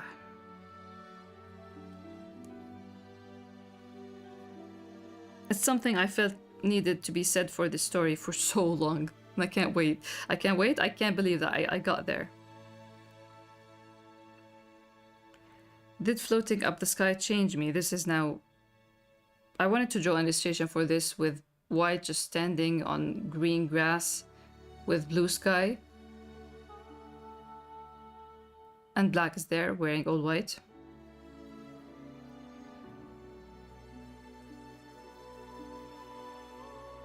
My boy, you are literally centering them in your life. Right? Right? I hope you know you cooked. Thank you so much, Andy. For real. This is really encouraging because, as I always say, I'm never confident with my writing, so I take your word for it. Did floating up the sky change me? It didn't. And no human mind is fearful of dark judgment. Midnight blue, the darkest shade of blue, was what I wrongfully thought my blue person was until we connected and I saw slate. Did floating up the sky color me blue? It didn't. But night became day. Did sitting on a blanket of foliage change me? It didn't. And no human mind is fearful of black abandonment. Rich black, the darkest shade of green, was what I assumed my green person to be until we talked and I saw sage. Shout out to Sleepy. Did sitting on a blanket of foliage color me green? It didn't. But the rich black earth became a grassland. Was the white glass surrounding me broken? It wasn't, and no human mind is fearful of the grey change. So he's fearful of judgment, abandonment, and grey change. Boy is self-aware. There is no darkest shade of white, but the glass skewed my vision until my white person passed through and reacted. I didn't want to paint, I didn't want to see it, I didn't want reactions, it's all better left unaddressed. Uncoated, I tried to paint what I painted, I did for them. Uncoated, I didn't feel good. Glassless, I carried a stomachache for them. I saw it and I said it, they reacted, and now it's not even there anymore. To them, it's gone, to me, I remember. It meant a lot to them, that alone is enough for me. Uncoated and glassless, did I find the color? I'm a colorless man. Do I exist without a color? Maybe not everybody has a hue, maybe not everybody has dreams to pursue. What's so wrong about living for others? About letting other people reflect their color onto you? A man without a hue doesn't exist on a color palette. But that existence is still valued, unseen, in the space beside where the colors live. They spread and smudge outward into that needed space. So he's just being sacrificial, and so honestly, he's just offering himself for other people. Thank you, Andy.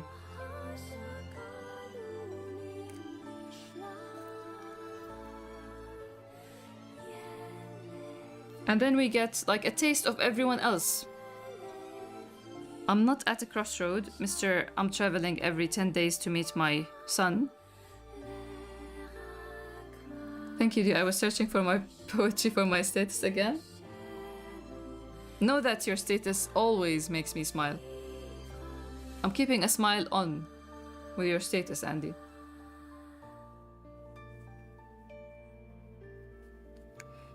I'm not at a crossroad. I'm not in a foggy land. Larissa questioning her mother, thinking of her mother. Not at a dead end. Violet coping.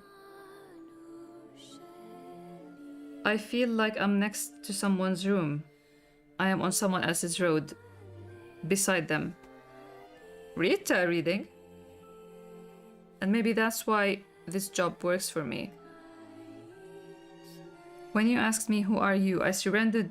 Have you read this from the reader's point of view? And see how it works? When you asked me, who are you? I surrendered to the twist, flipped the page and started anew. If you ask me again, who are you? It's on me to write the text.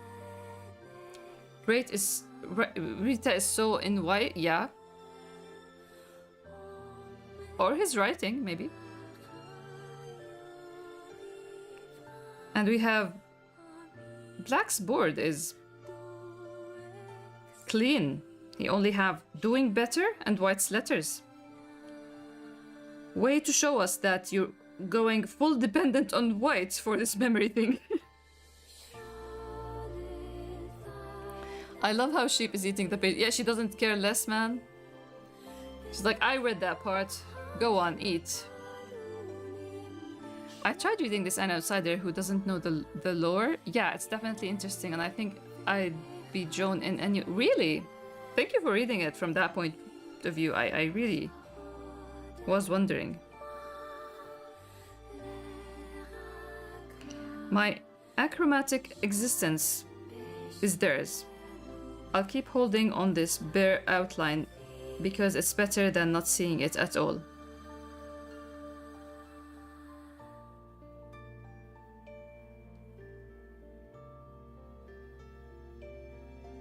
Is this the new letter or the paper with Luca?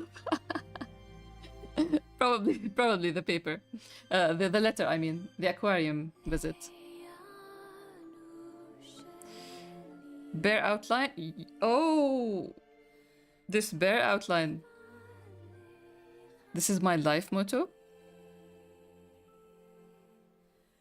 Thanks a lot for coming, Tam. And I'm very happy that you enjoyed this chapter and this discussion. Thank you so much for running the read club for so long. And enjoy your Saturday.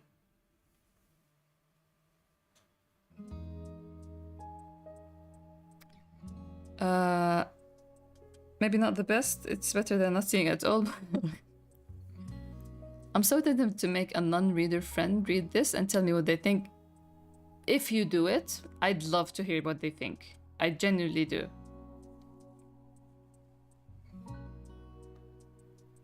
And then we have this.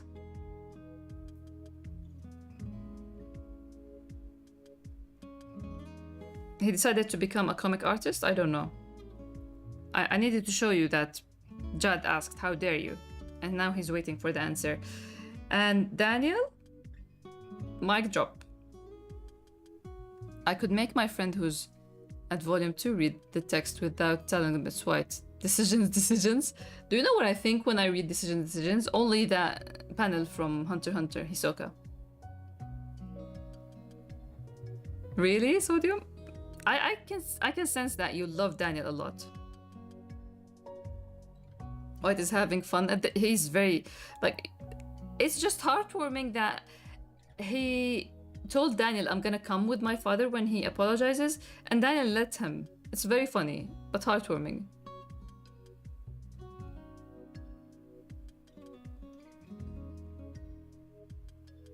You're so filling this space. I'm writing a part 2. I want you to use this space. Yeah, you should all fill the space. I left it for you. It's from the author. The author left this space for you. Did you see how meta that is? But the quest, okay, you're right. I shouldn't have asked. So Jad goes, how dare you? And Daniel is, you're right. I shouldn't have asked. You're the kind of man whose word doesn't need questioning. So kill them with kindness. Compliment them first. This is what you tell anybody who is a judge or a juror.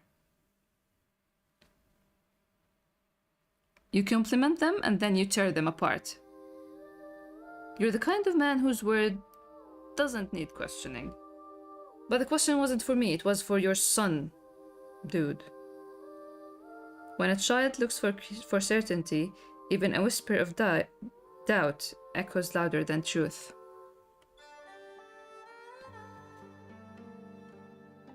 I already filled my space? Really? Yeah, that got me excited. Grace made me write so many journal entries, it's crazy. Wow, Andy.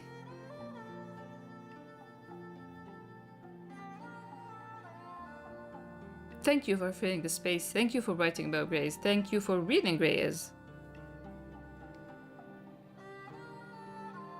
It's the people who know you that make a place, that make you. It's not too late to find the people already in your life. A lot of stories, not criticizing any other story, but to me it felt like this volume, and it wasn't like a plan, it wasn't a message that I've always wanted to say, but throughout working on this book, with White trying to open up and connect and Black trying to find his memories, I kind of felt like they're both walking the same walk, they're doing the same thing, they're just trying to find the people in their life. And then I thought that how a lot of stories, when like they show you this guy or this girl who are tired and jaded and living this mundane, repetitive life, and someone out of nowhere, someone new joins their life, or someone from their past reappears and their life gets better or just shifts, stuff like that. But I really felt like, yeah, it's good. Like what led me to write this line and the column with this line is how, yeah, sometimes it's not an outsider or a new person that will make the change or help you grow. Maybe people in your life that you never paid attention to them.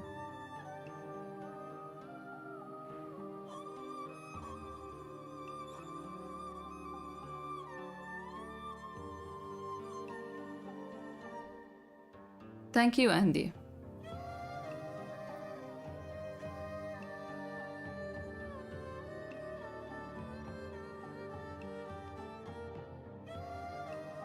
Too scared to put anything in the book? I have to keep it clean. No, we're against, like, learn from Rita. It's just the previous page. Sheep is eating the book, the magazine. And then again, White hits us with this, Writer White at least. Writer White hits us with this. The author left this space for you. Write down the people in your life, the ones who make you, you, because sometimes remembering who's beside you is the clearest answer to who are you. This is White writing it. Can you believe it? This is White going to the editor, telling them, okay, so after the column, put this for the readers.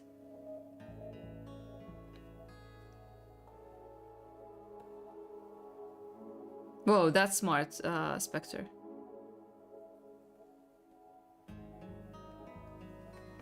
Yeah, you see it before with White, like when he wrote about We're All Wandering Planets back in volume 6, he always has this, what he says Black can do back when they were on the tour.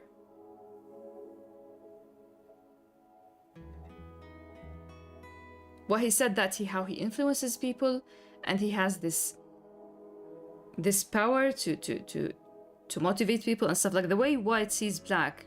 You're doing it, man. Can you see it? The step, do it now, because to him it happened just so, yes. And also for him, the fear of hearing who are you from Black, and using it in this positive way. White is such an enigma sometimes. He's very complex.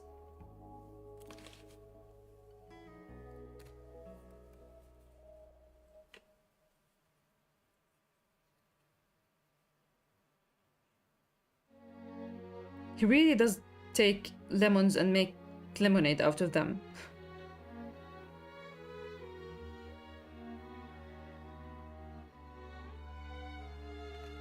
Well, we can bully White about a lot of things, but...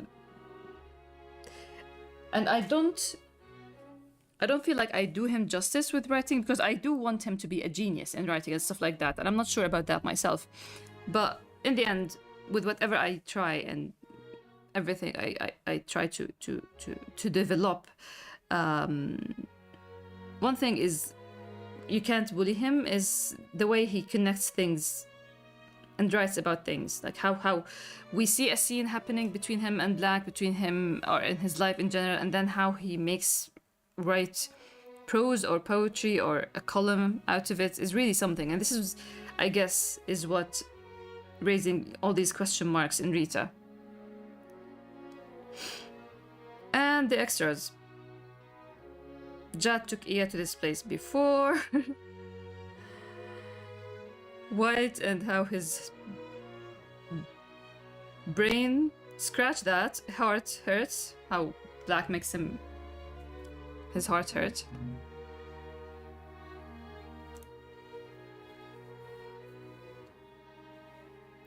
He needs to take care of his hair. Daniel is triggered and he turns he brings a cigarette out whenever he's triggered.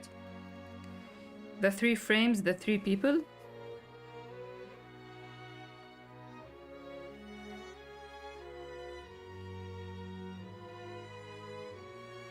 Black, the master actor. White with his shaggy, unkempt hair was extra handsome. Tell him that! I love drawing that, but he doesn't like it. I love drawing that hair. The 3 frames, yes.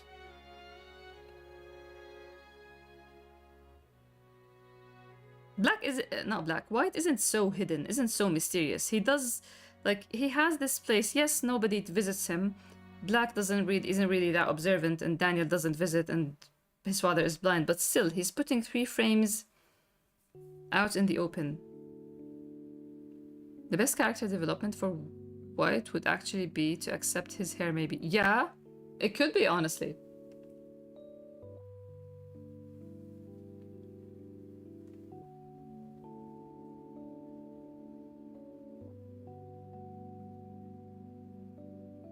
My favorite comment from N about this, because I drew it.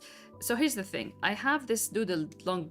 For those who are up to date with all my doodles, I drew this before for another, like a meme, a real thing I saw on Instagram. I drew this.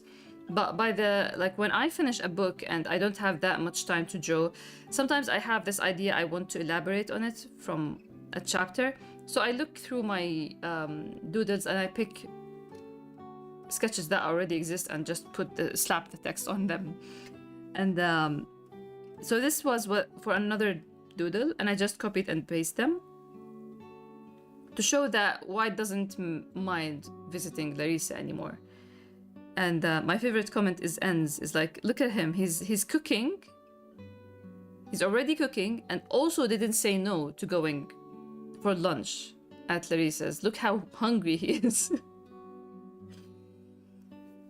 The starving White allegations will never stop.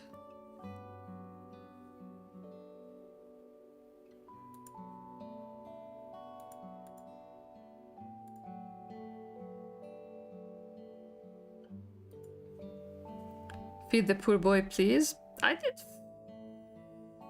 feed him. And now they were fighting about the numbering for the...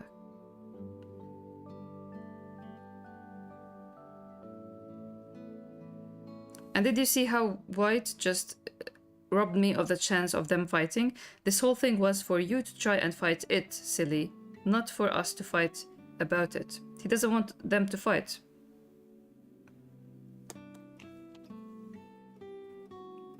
I fed him, yeah, I fed him. He's like, maybe this way I'll have 2 meals this way. White in disguise is like a K-pop idol on the run from paparazzi. What is he so afraid about? And look how close I put it to the whole, you know, where is Grage here? Wait.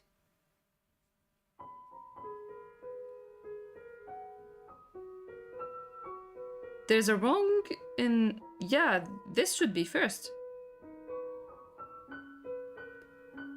Okay, we'll fix that later. Plato mention? Yeah, this is the funniest thing. List of important things to White. Coffee, sleep, Plato, car. Someone asks, is it cars or cats? I'm like, both. This is why I didn't finish it. It's both. I found a book on Plato in my ancestor's library, and I'm reading it because of White. The things that White makes you do, just like the things that him makes me do. If you're gonna consider people things, are you gonna add your name? Have you seen a more bold White? If you're gonna consider people things, are you gonna add your name? Should we hit the counter third time? Third time confessing? Of course I'm a favorite. Write it then. It's a known fact. There is no need. Write it down. There won't be space left. I still have things, a few things I want to... People, cats, cars.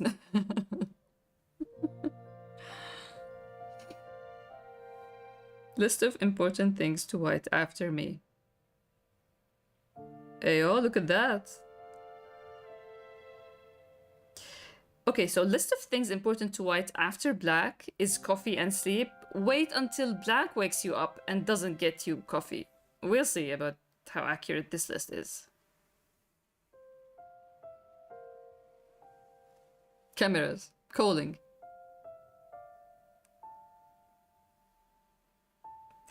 It's been years, son. If there's anything you should write down to remember, it's this. And this is for your heart's memory.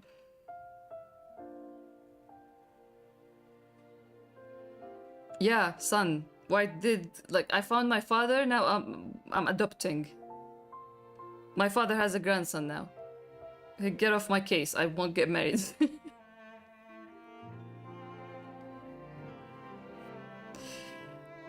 Things important to White, assuming he slept and had his coffee. Yes, after that, yes, Black comes before coffee and sleep.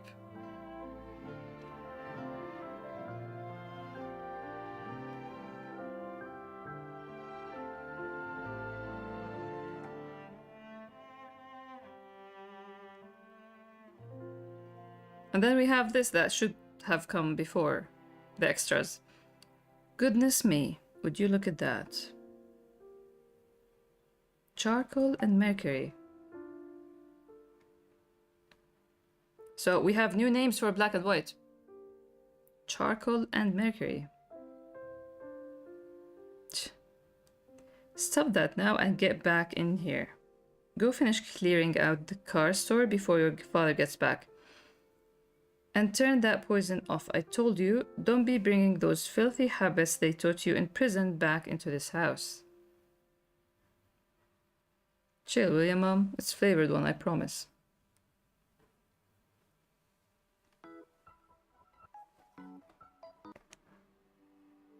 Charcoal and mercury is genius, you think? Thank you.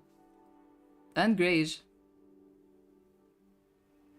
They're actually talking about whack? Yes. Yes, charcoal and mercury.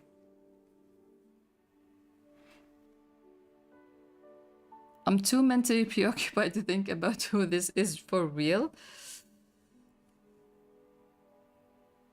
Blue and Lupino guessed it, because there is one appearance of this character in clippings.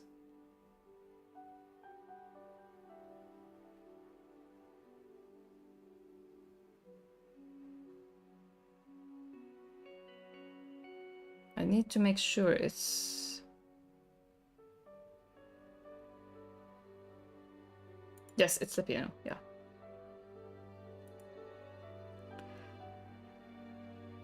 I adore this. I'm gonna adore this. I hope so. There is a big backstory for this mercury and charcoal, for sure. You can bet on it. White's cellmate when he was in prison, and White is just sitting there telling stories about charcoal and mercury. No, wait, let me tell you.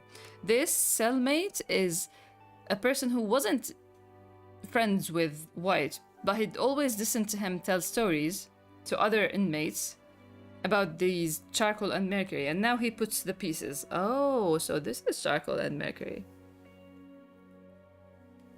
Strong hunch he is a childhood friend or had a connection to the boy's childhood.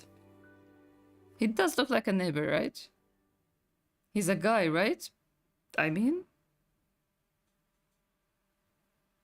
women can have hair on their arms.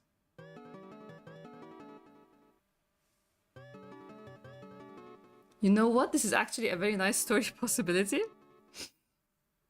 I can't even start thinking. The only person I can think of is a girl. The prison thing is... I'm waiting for someone to say that. My god. Welcome to the streams where I say everything and you don't know which thing is true. Sodium.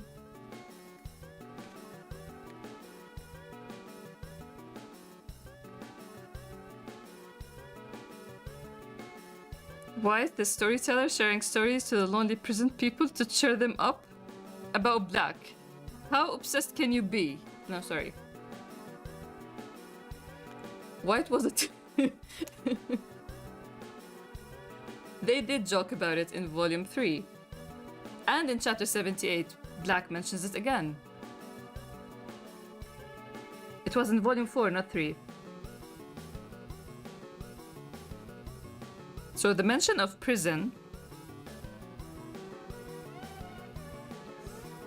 chapter 4,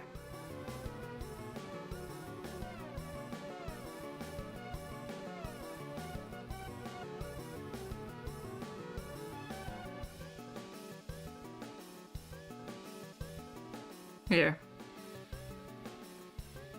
and chapter 78,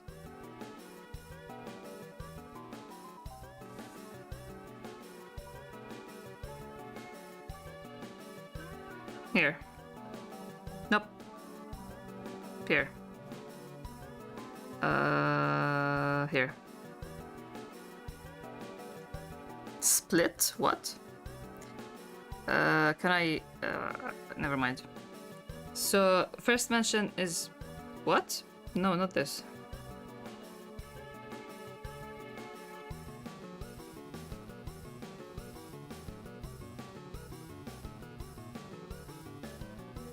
This. Here? Just tell me, why would I be in prison? Wait, no, because before. Me in prison? No, wait, we need to see the reaction of White. Here. Were you in prison?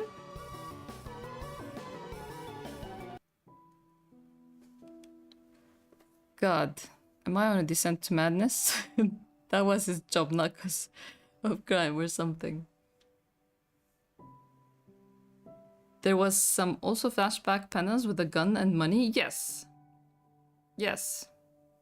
Chapter 73. So this, chapter 26, we have the first time. Were you in prison? I know that smile.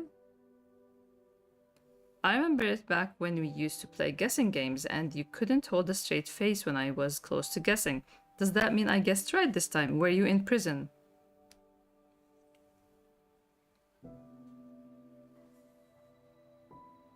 Wait, if I have a grayish guess, can I ask? DM me.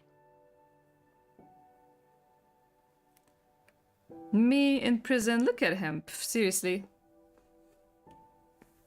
And then here again. Did you rob a bookshop? Most importantly, why? Is that why you were almost in prison? See? Black's... As I said before when I talked about Jad's blindness, Black always says outrageous things, but they kind of carry some truth, because a mental prison is also a prison, right? I miss the teasing and the shenanigans. One day. Oh, one day. I miss the teasing too. And that's it for volume 10 and chapter 79. My god. 4 hours and a half discussing this chapter. You all are unreal. I seriously appreciate you all.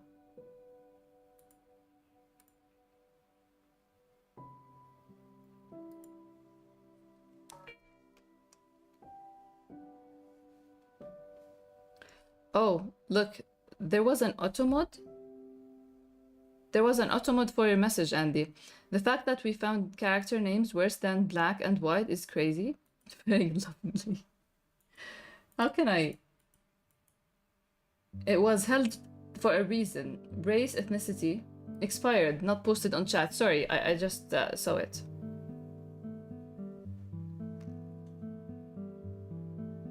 The longest stream I stayed on, I think. I'm very happy for that. It's chapter 79. You should be here. We get stuck in white spiraling, but it always ended up with a real event. Yes, yes.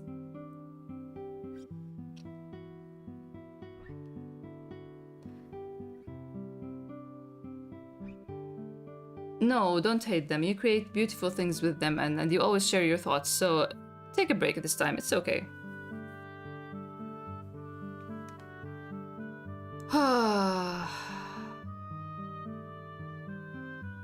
I was talking about sodium and charcoal. Or whatever the names were. Yeah. That's what I figured, but I should have seen it and allowed it. But there's time, I guess. No, mercury. Charcoal and mercury. Who is charcoal and who is mercury?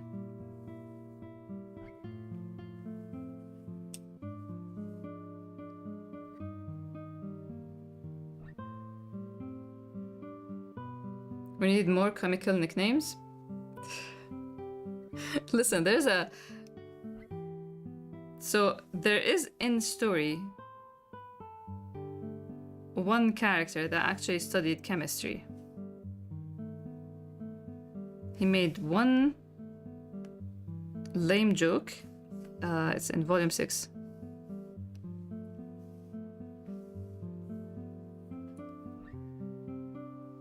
Let's see.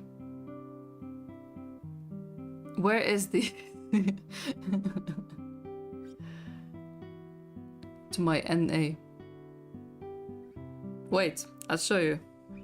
Because I've been thinking, I thought of a t-shirt that has this for the longest time, but then I dropped it with this here.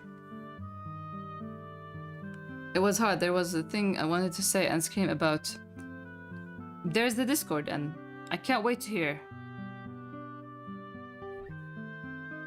Mercury is black and charcoal's charcoal.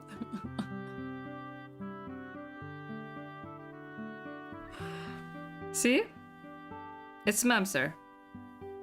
So Noir says bromantic and he thinks bromine. And I always read that as bromine.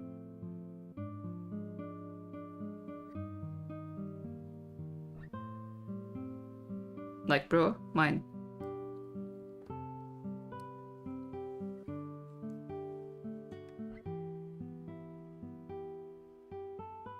Charcoal's white. Charcoal's charcoal. Mercury is black and charcoal's charcoal.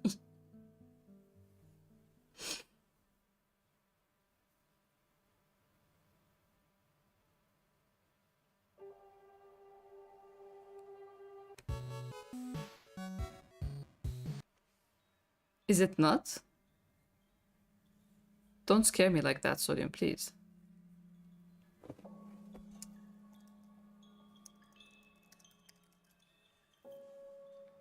Yeah, BR.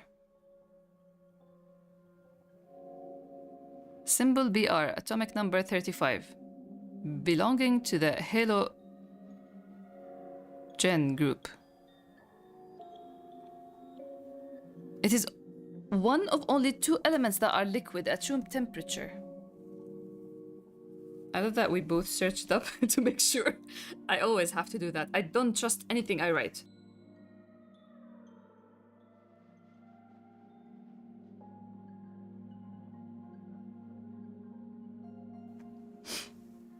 That is white. Bromine. I always thought it's black, but the more the story progresses, the more I see it. Yes, dense, reddish brown liquid that evaporates readily into thick, toxic orange-brown fumes.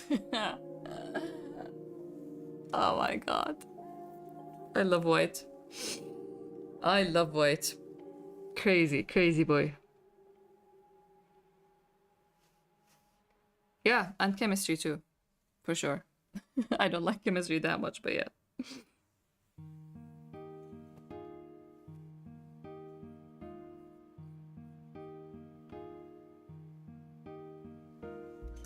I need to wait just a sec before I end the stream. Mercury and charcoal, because I did look into if there's any relationship between mercury and charcoal. And back then,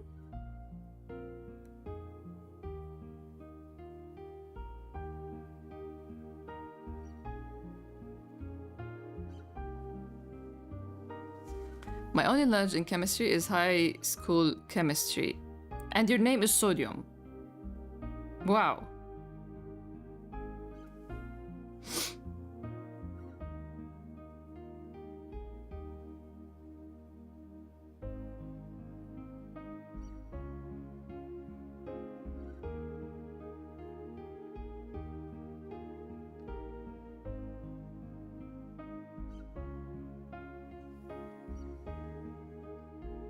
I'm salty. I love it. I love it. You know what? There is this joke I've been waiting for so long, but I can't find, like, it's a punchline. I can't find the setup.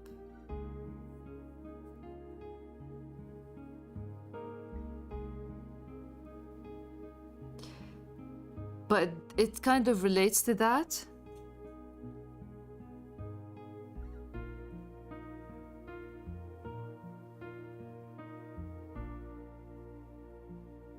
Not spicy. What was it? It's bitter. No, it's salty. I think I think it was salty. The punchline was Black saying that white is honey mustard because it's salty but sweet, or something like that. I don't know where I've written it, but it's something like that. I couldn't find a proper setup where Black is, or they are just trying to find sauces that resembles them. But for those who care, white is a honey mustard, according to Black.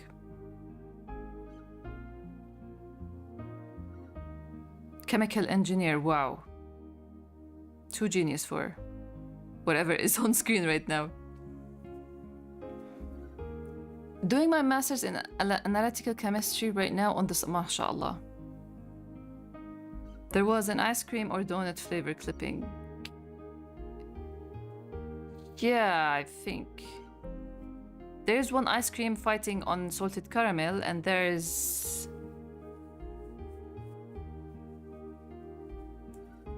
one with donuts and Jad. Yeah. Anyway, I almost 10 and almost 5 hours. I can't believe you're all so unreal. I really, really appreciate you being here. I can't believe we didn't make discussion for chapter 79, and I didn't think there's much to say, but wow.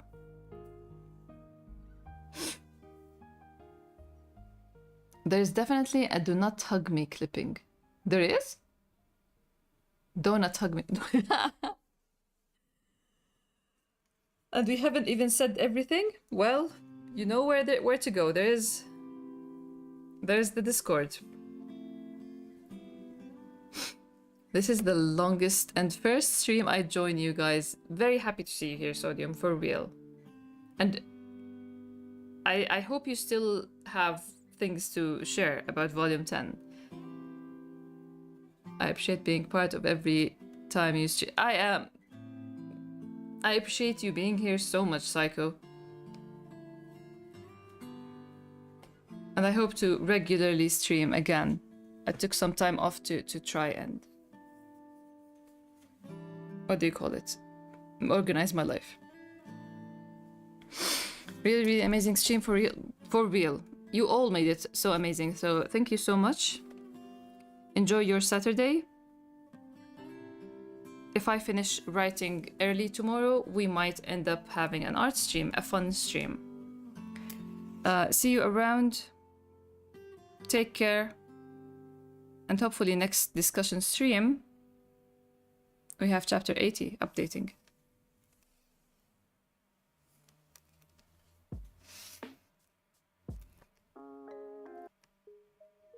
Take care, everyone.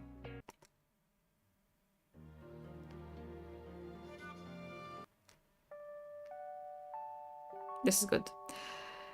Bye-bye.